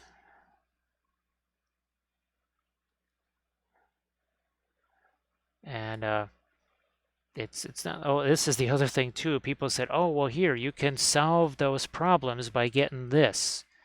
Which, see what's happened to the bottom of the jar? Look at that. We call that the quadfecta of doom right there. Yeah, people. I saw that and I went, nobody's gonna want to get this stuff. And actually, someone told me that it doesn't really do anything. It sort of helps a little bit, but it doesn't. When you need a product like that to help, it's like, no, thank you very much. I'll help myself to something else.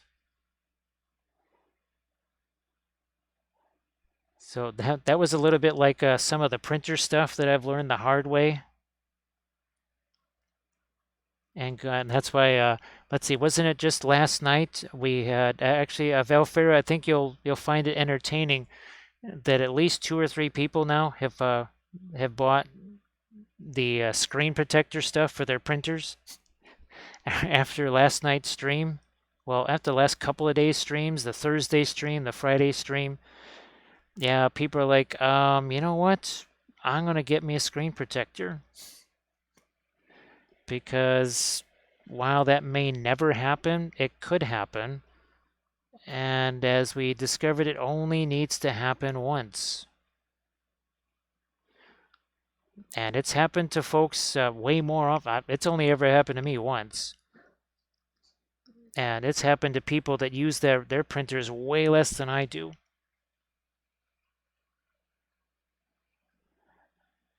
Yeah, Lady B, I know again that Drax he still uses them, and I know Gil from the Styrene Syndicate he uses them, but even he would kind of prefer to use the Optilings. And he's also, guess what, bought regular oil paints too. And he's starting to lean more towards the regular oil paints himself.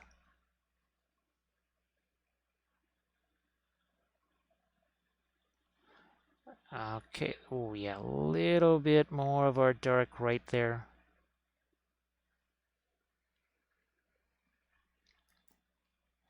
And I know right along here, this is another edge I never did get with the indigo here. So let's go back over to the indigo.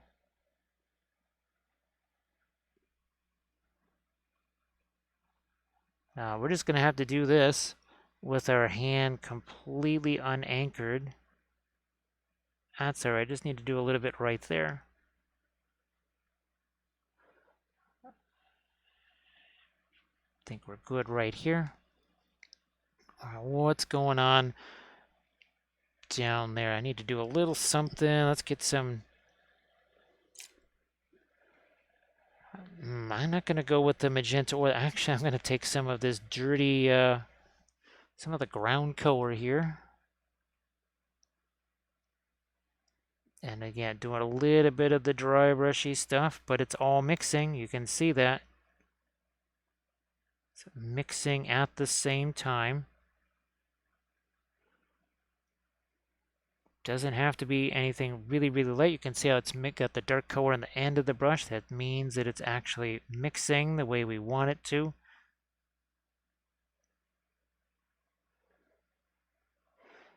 And this is something that you would never be able to do with those tilings, given the way they just have no, like the only word that I can use for it is grip. When you do the oil paints enough, when you get to know what that term means, it's one of those terms where you really don't understand what the heck that means until you understand what it means. And it just takes doing enough of the oil painting where you go, oh, that's what that really means.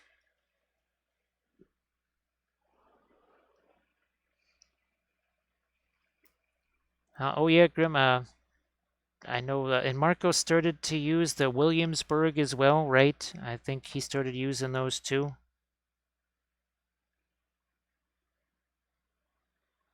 I know I've seen. I think actually the latest thing that Marco put up on his Instagram was an acrylic painted thing, I believe.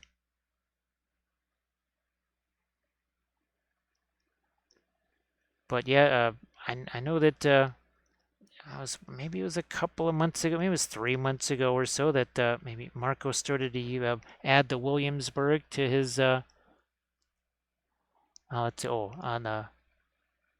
the mono screens. If you scratch that,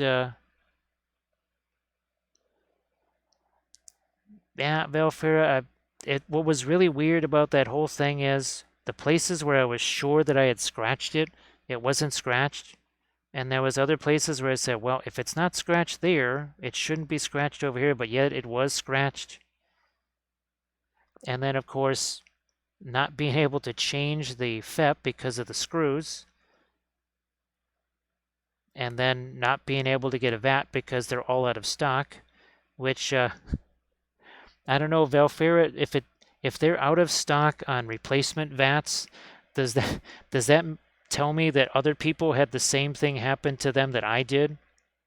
I don't know. I just now that I think back, it's like, you know what? Maybe everybody else is having the same problem too. Because otherwise, why would they be short of replacement VATs? Ah, so he uses Winsor Newton and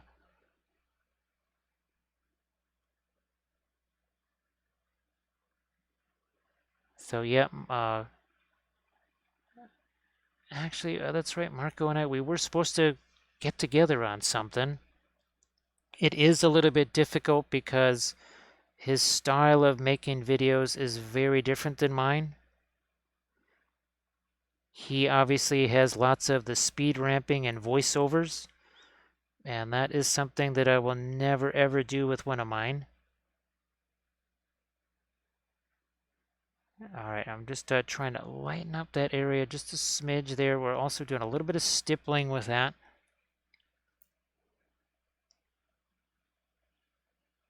Let's see.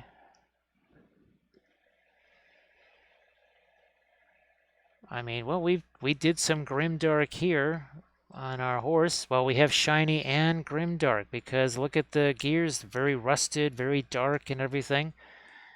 And but then you also have the shiny in the very same miniature, side by side, shiny. What was it? Chrome and corrosion. That's what I called it. Let's see if I can't lighten this up a little more here. We just have, yeah, that's better. That makes a little more sense now.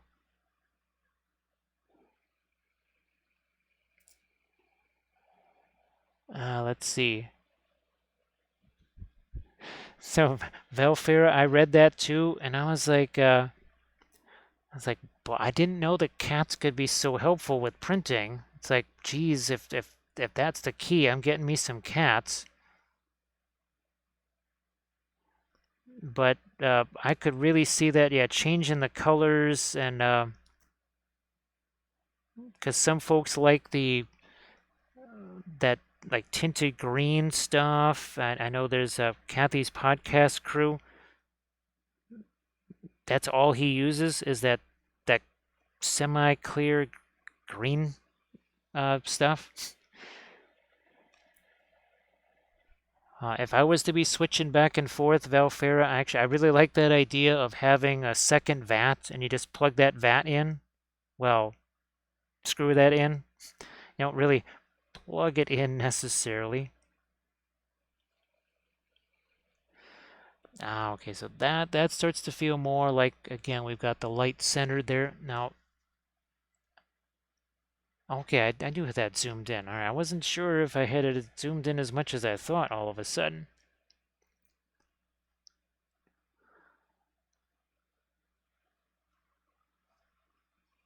There's another, yep, another space where I could use a little bit of my source lighting here is on the inside of the bracelet area there.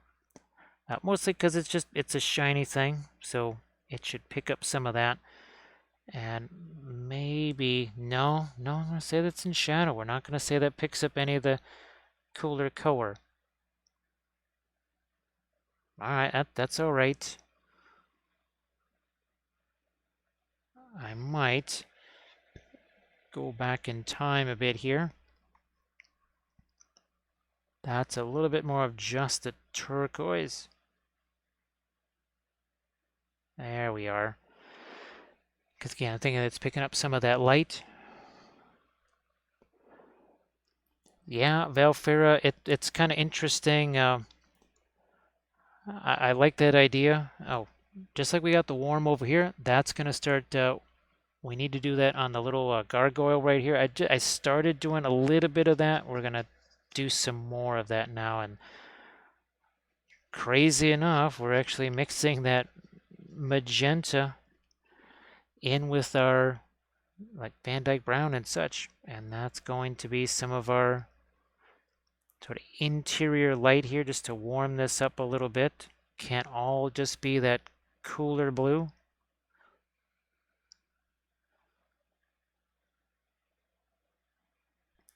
But once the, what is that, the vats are back in stock,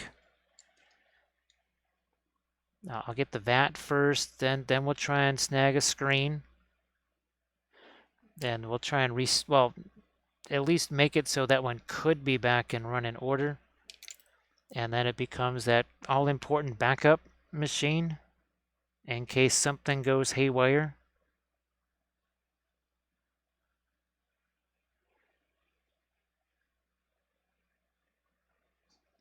Just can't hurt to have another one around. The Sci-Fi brand of Titan Forge minis has a whole load of Dune-inspired minis. And what is it called? It's called Cyber Forge. I wonder, I'm going to have to ask if that's where those miniatures came from, because I have a whole bunch of sci-fi commission figures to do that are all 3D printed. And I wonder if they're from Cyber Forge, because there's not that many sci-fi 3D printing folks out there. I'll have to ask him. All right, so you notice right there, that's that warmer color like what we put over here, not the cooler color that's got more of the, well, the radiant green, some of the fluorescent blue, which kind of created a bit of a turquoise color. Actually, I could swear that Green Stuff World has fluorescent turquoise now. Actually, Lady B, didn't you shoot me a message about uh, Green Stuff World has radiant, or sorry, fluorescent turquoise? I thought maybe you shot me a message about that and sent me a picture or something. Or maybe you just, maybe you tagged me in something and said, hey, check this out. I could swear maybe that, because you've been getting so much stuff from Green Stuff World lately.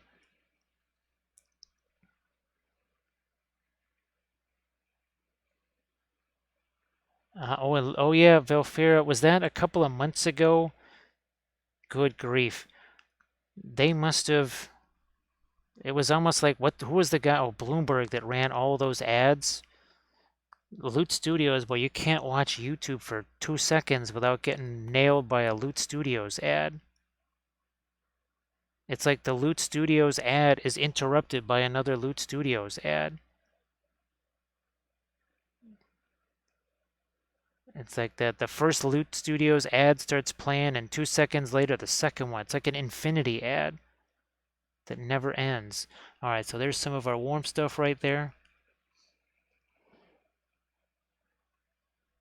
All right, so maybe it was somebody else. Like, I think because I've seen so many of your Instagram pictures with Green Stuff World products that I must have I kind of assigned that to you because you've had so many Instagram posts with all the AK Interactive and the Green Stuff World and all that good stuff.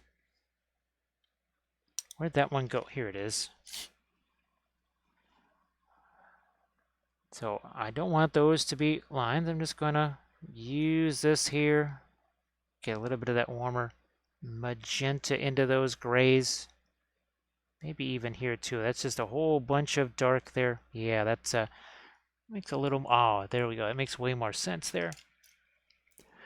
Arda Michael, it's funny you should say that. I was like, it's loot on a loop. So great, once again, great mimes think alike. Or are they grape mimes? Then we would both be purple, wouldn't we? Ah, so you are scourged by those as well, Lady B. So it's not just me. I thought it was just me because I'm always talking about 3D printing and everything else. I mean, not that I want other people to be suffering, but I just thought I was the only one that got just nuked by those. So yes, what really lurks in Moria? Now you think now you know what you'll find out what Gandalf was afraid of. He's like, yeah, the dwarves were greedy. They dug too deep. You know what they found, and it wasn't no stupid Balrog either. Yeah, what was down there in Moria? Yes, well you'll never be able to unsee it. That's the terror of it all. You can never unsee. That would be these guys, the mimes of Moria. Jetez-moi, that says toss me. Yes, they are French. Yes, they are mimes. They have top hats. They have chef's hats. Of course, they have berets. That's not really safe carrying around that hot baguette without your oven mitt on. But then again, he's a goblin or a lutin. And look at Charles de Gaulle. Look at that tie, that very dapper mustache. These two guys right here, Francois and Pierre. Now they really were convinced they were the stars of the team. They weren't really into the blocking or the tackling. As you can see, they did enjoy like a fine Chablis, something like that. And this was a project from 2006 when plastic goblins did not exist. These are all metal. So we had to hack those things apart and sort of resculpt them as best as we could. And actually played 2 seasons and 1 tournament with those guys, which was very interesting. They actually went to the playoffs in both of the seasons that I played those in. Uh, yep, that's me too. Lady B is subscribed to the those 3D printing channels or Patreons. Oh, thanks, Lady B. Yeah, the good old mimes of Moria. That was. We even made a little bit of a stadium for him. Naturally, with a big old fleur de lis in the center of it.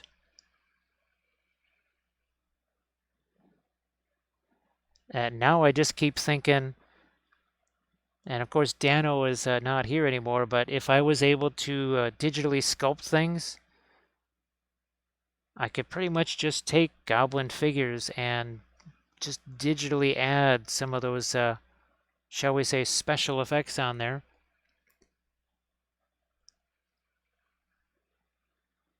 All right, can continue it with some of the not turquoise lighter colors. Now we're gonna go with some of our warmer darks here. That is the Gamblin Van Dyke Brown. For the longest time, we've been using the Williamsburg Van Dyke Brown, but I just looked at that and said, that's getting worn down. I have 2 tubes of the Gamblin Van Dyke Brown. I'm going to start using that again.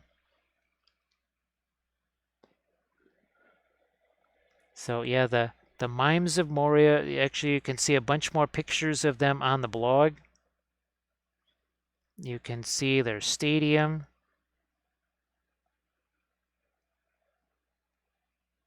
They were pretty crazy to play because they didn't just throw the goblin on offense, they threw the goblin on defense. Never forget the look on that dwarf player's face when there was some guy, it was either a pitch or throw a rock or something had knocked down most of the goblins.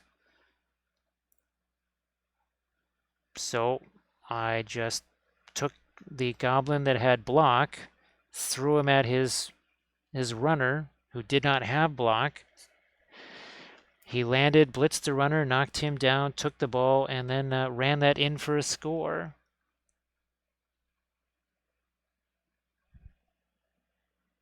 Now, Valfera, is that... now, you're not talking about tabletop simulator for MESBG. You're talking about... Oh, gosh, what's the one called? and I've seen it a million times. That's where we got some of the pictures for our terrain. It's not War in Middle Earth, is it? Oh, I heard Michael has a crowd here yelling as they watch the battle for Helm's Deep.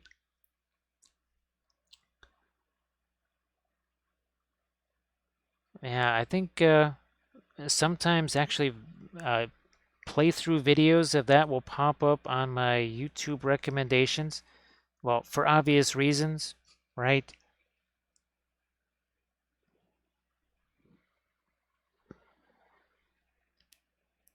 Oh, let's darken this side down right over here. See, we lighten that, but this actually shouldn't be catching quite so much light. So these are some of those modifications that, okay, I've made one little adjustment here. Just like here, we're going to make another little adjustment over here. Same thing over there. Because the darker that is, again, this looks more like light. Oh gosh, we need to do the same thing over here.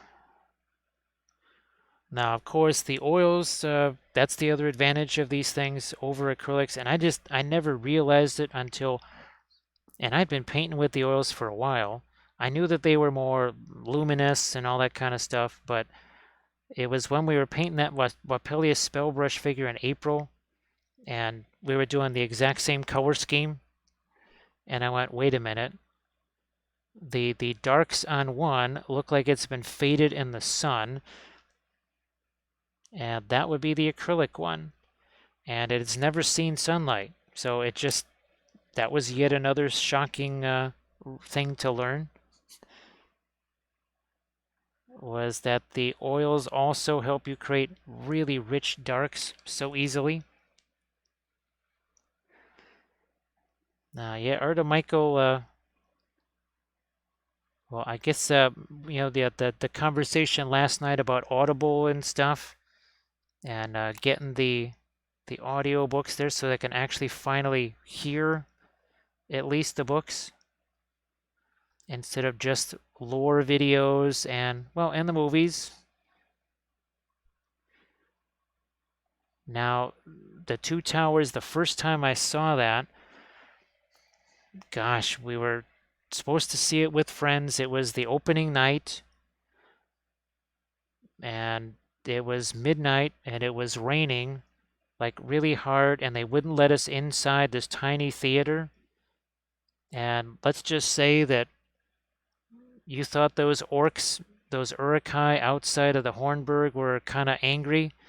Yeah, we were way angrier than those orcs.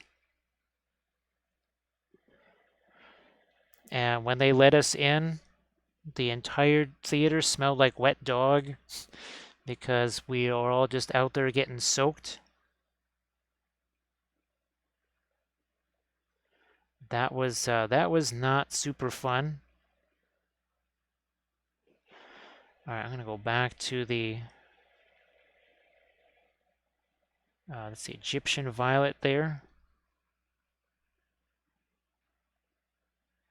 And when the Hornburg scene started and it was just raining like that,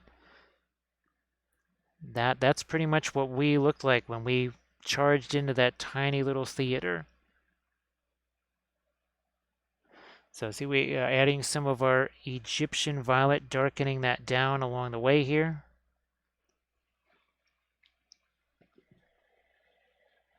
So that's actually some of the Egyptian violet mixed with a little bit of our really dark brown, the Van Dyke brown. Here we're going to extend this out and soften this edge a little bit. So all of a sudden, an area where we didn't really want to do a whole bunch, but we needed to get some kind of value difference. Now we have some, and it's reasonably soft. Obviously, a lot of supports were there, so a lot of support dots, so we don't want to be attracting a lot of attention over there. So Arda Michael must be watching it with Gandalf right now. So Arda Michael is watching Two Towers with Gandalf, apparently.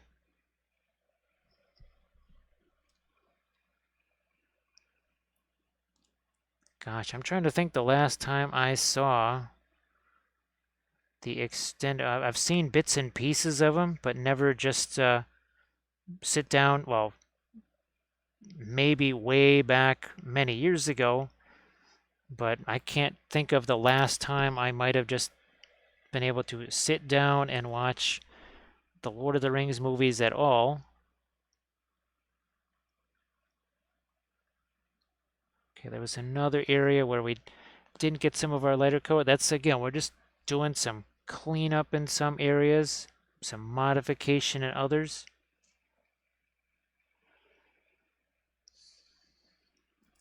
Marta Michael would prefer the wet dog for sure. Mystic Scorpion, how you doing? Nice to see you back. There's a little bit of fuzz.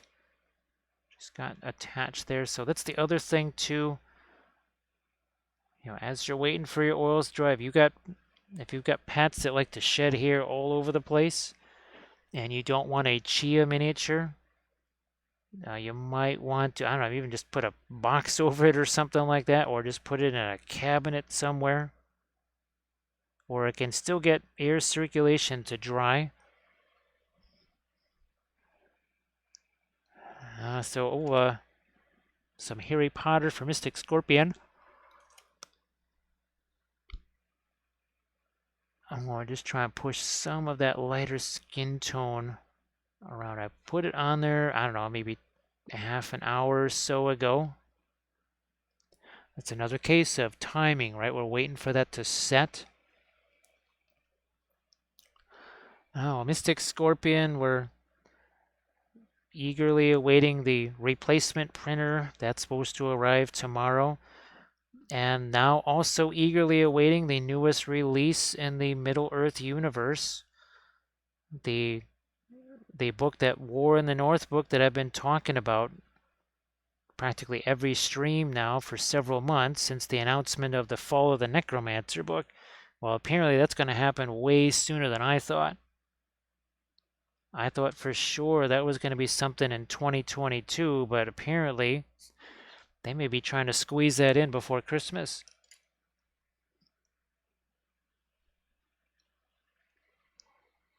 I like the Lord of the Rings more than I like all the. Yeah, I don't think I ever saw. Gosh, I can only remember maybe 4 of the Harry Potter movies. I don't know if there was 7 of them or 6 or 8 or 12. I don't know. I think I only ever saw 4 of them.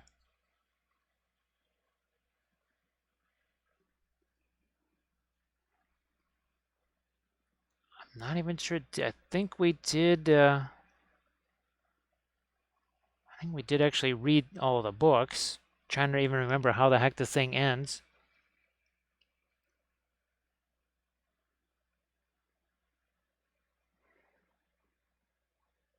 Although, still hilarious. Still have not read the Lord of the Rings books yet. Despite the fact that we're like a walking Silmarillion. Just still haven't actually read the books yet. But hopefully, audiobooks make that possible. So that was ending in a weird spot. Just brought that up a little bit further.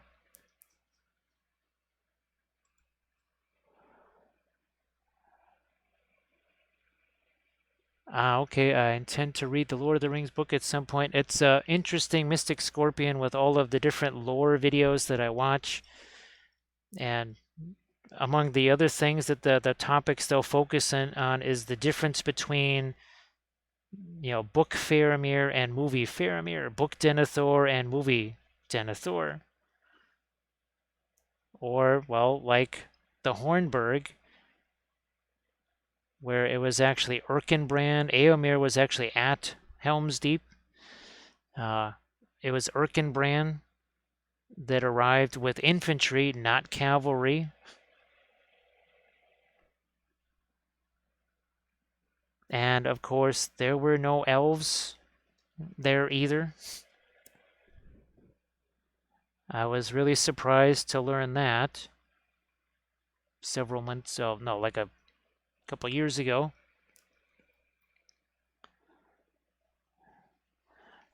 So we added just a smidge more warmth right there. We are going to do the same over here. Like so. There it is. How's it about a little more light right there? So I actually got a little bit of white mixed with that radiant magenta.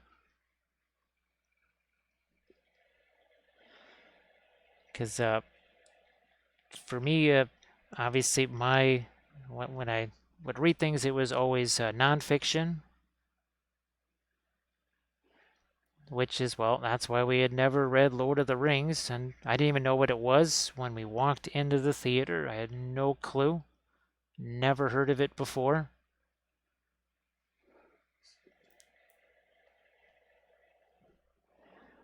And then I remember, we were just starting to paint miniatures at that time.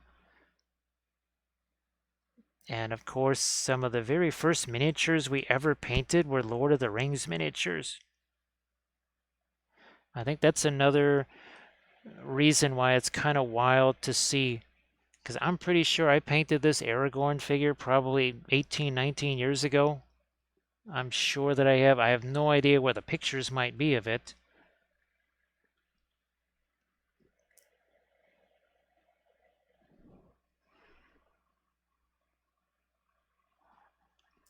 The hair, oh boy, so tempted.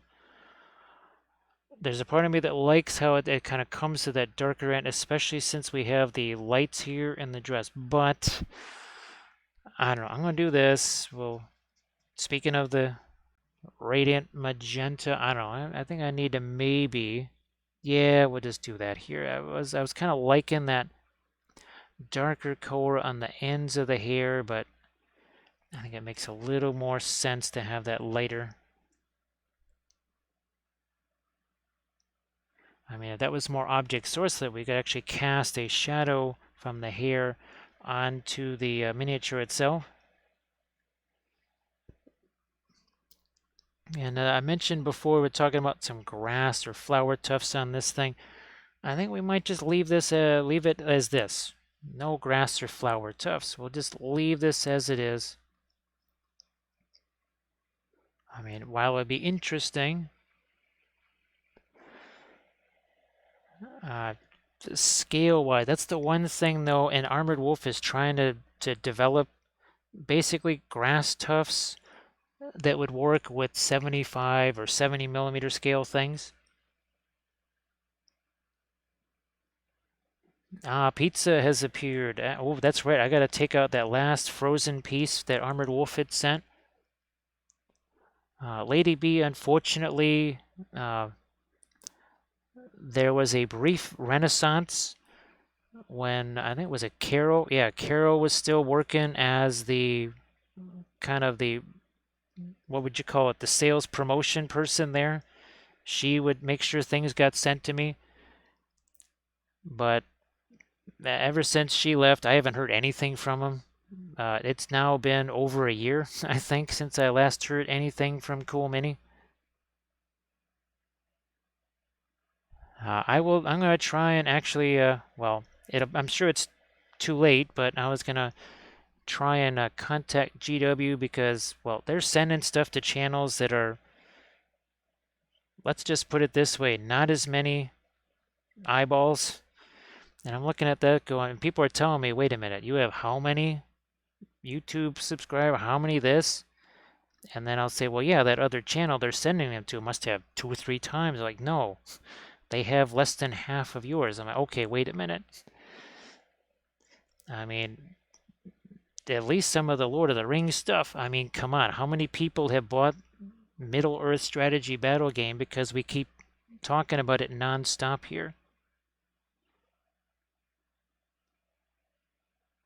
So we'll get in contact with them, see if we can.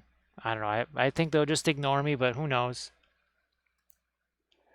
Yeah, Lady B, what's crazy is that the guy that owns Dark Sword Miniatures, he's the guy that owns all the rights. That's how they were able to do the Song of Ice and Fire game. And he told them, send him stuff. But they still wouldn't do it. So it's like, all right. I mean, we've painted plenty of Song of Ice and Fire figs on the channel here. We've painted, let's put it this way, I've painted at least as many Song of Ice and Fire figs on this channel as I've painted Lord of the Rings miniatures. That's kind of scary because we always think of this as a Lord of the Rings channel, right? But I've actually painted more figs for Song of Ice and Fire. And I think Arda Michael is on to something. Well, they have many allies, right, Arda Michael? They get into they're like cats, they get into everything. Now here, that can't just be that dark. I just took a little bit of the magenta just to lighten this up a little bit here. Because, you know, you got this, right? So we wouldn't be having that turquoise hit it there. But I do like what it's doing up here. Now this is a weird thing here we got to solve. That's not quite what we want. We're going to take some indigo to that. It might just be enough. It's got a little bit of the, there's just a little bit of the either black spinel or the Van Dyke brown. But there we go. That's it's like, how is this catching light when the light's coming this way? This all makes a little more sense now. It still doesn't, it hasn't lost that bluish turquoise look to it. But a couple of times I've looked at this and said, what's weird about that? And well, that's what was weird about it. And that is now solved.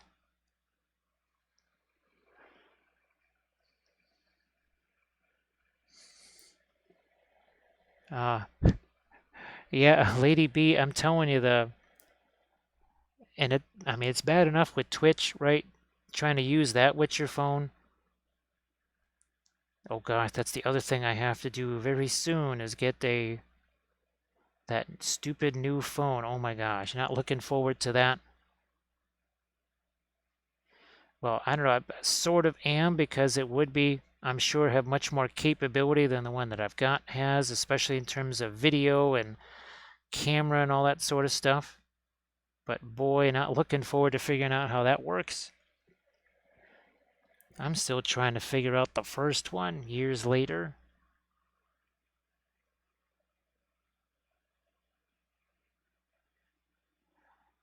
Do I need to get more of the either black spinel or Van Dyke brown there?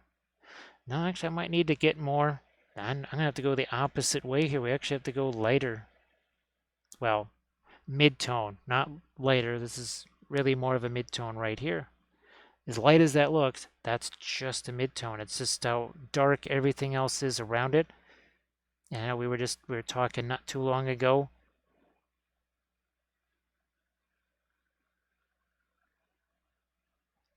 about the interesting phenomena of how the oils, I mean, it's obviously connected to the whole fact that they are way more luminous. More luminous, more durable, cheaper. In the end, they are actually cheaper than acrylics. When I look at those tiny little containers of acrylics and I see that even the Reaper stuff is $4 or $5, like, wait a minute, what? The last time I bought Reaper paints, they were $2.30. You mean that tiny little jar of paint, that's $4 or $5 now? Or in the case of contrast paint, $8? Thank you very much, but I'll pay like $6.50 for a tube of indigo that could last me my entire life and paint a whole heck of a lot more miniatures.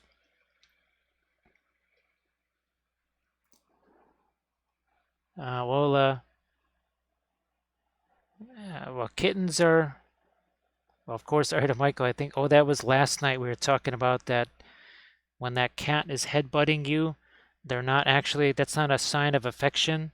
That's just them tenderizing you. It's like, dude, man, you're exercising way too much. You are not gonna taste good after you expire.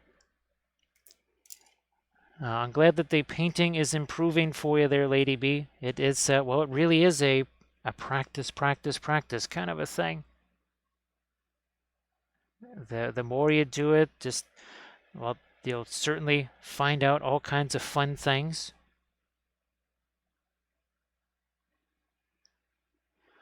Here, let's take some more of this black.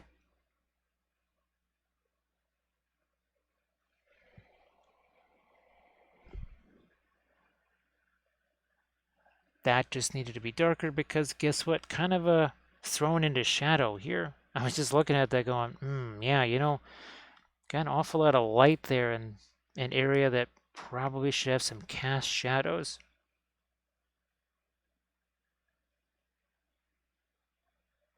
I'm just going to fade that a little bit.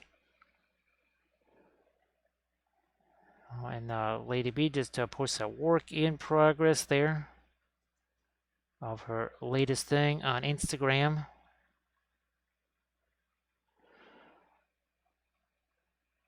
Okay, this whole area now starts to make a lot more sense. Here, let's go back up here. That is the nice thing about not just a larger scale figure, but where the base itself is practically a miniature. Well, there is. I mean, there's like a miniature sitting there. So this is kind of like a 4-in-1 here. It's got bases, it's got extra figures.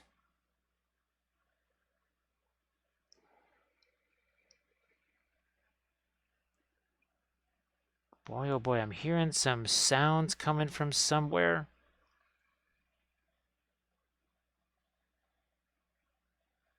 Not quite sure where those are coming from.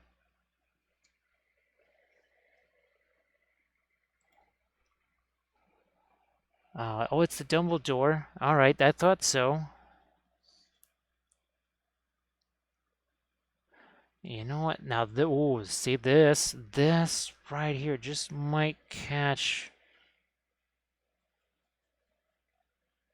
the tiniest bit of that. I think actually Kathy's Christmas music might still be playing in the other room.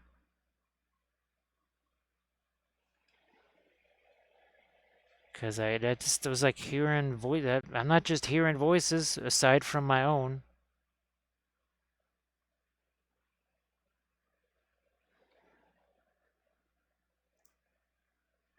There, a little bit lighter.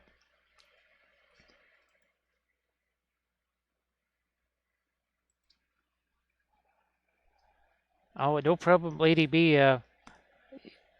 If I ever miss one or something like that, it's just because, well, the day has been a little bit too crazy or whatever. I try to, get around and see all the stuff that people are doing on their Instagrams and everything. Well, especially since I can potentially talk to you guys about the projects here on the channel, right? So it's kind of nice to be heads up on the different stuff that you guys are working on. That was another thing that's been bugging me for a while, but I just had to wait for that paint to set. So I just did the blending brush thing and just smooth that out.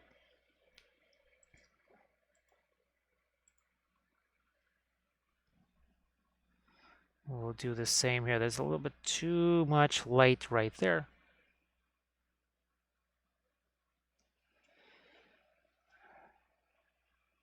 And then on the face over here, I'm going to just take some of the paint off of the brush here. I'm just going to use a paper towel here. And again, not going to actually just wash that out. Just going to keep it as dry as possible. Now, just right here on the face, I have to smooth this out a little bit. This is that whole brushstroke maintenance thing. I don't want to lose this little smirk that we have on the other side of her face there, so we just, I think we won't mess with that anymore. It's a Ghost of Figures Past. I think it's actually Kathy's, because she was listening to Christmas music on her computer. And I think, I don't know, maybe when she left to go to bed or something like that, never got turned off.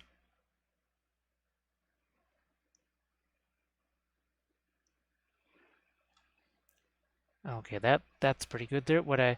Now we've actually been at this almost 5 hours, and I actually do need to save my voice for tomorrow because I have to film 2 more videos tomorrow.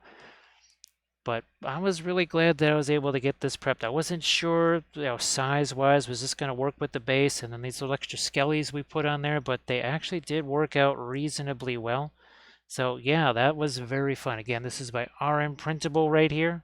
Hello, And then the little base down hobbits. here, Spark my ganja. that is from Archvillain. We're also going to welcome in our newest hobbit. We have Bobcat Jack. Oh, wait a minute. Wait, we have a special character for Bobcat Jack. We've got Jack of Hearts. That's my name. Yep. Where's that heart lady again? Man, I'm really starved. I could use some hearts right now. It's been a long stream. Hearts should be good. No, Valfera, thanks so much. I was like, wait a minute. Valfera is still here. This is really weird, right, Valfera? Gee whiz, that must have been a really long nap then, because her still being around there. But also, well, thanks for the cheers and the bitses and the subs. That really does help. And well, thanks again for also all the support you've been giving Kathy and myself the last couple of weeks, just as we try to get things back on the rails here. Much appreciated. So a little bit of object source lighting there. Warm, cool. Here, let's back out of this. And let's take away our color. Now you can really see that. So plenty of lighting. Plenty of lighting there. However, I think it'd even show up right here as we do this. Here, let's bring back that color. Shazam, look at that. Cooler, warmer, warm over here. All the cool colors right there. No, thanks, Velfera. This one was extra fun, I have to say. For something again that I wasn't quite sure what kind of a color scheme I wanted to do before it got started. Yeah, that really that worked out good. And again, less than 5 hours start to finish. There was no paint on here before, none whatsoever. So actually, that's we're just gonna go to silent by design because they're actually painting something. So we're going to get our raid countdown started here. Again, I really do appreciate everybody hanging out with me here. Really fun. Now, we even did some freehand. Forgot about that. We did some of our golds, right? Fun with the face, too. So here we go. It looks like everybody is, we're there ready to raid. Thanks again, everybody, and I'll see you on Monday.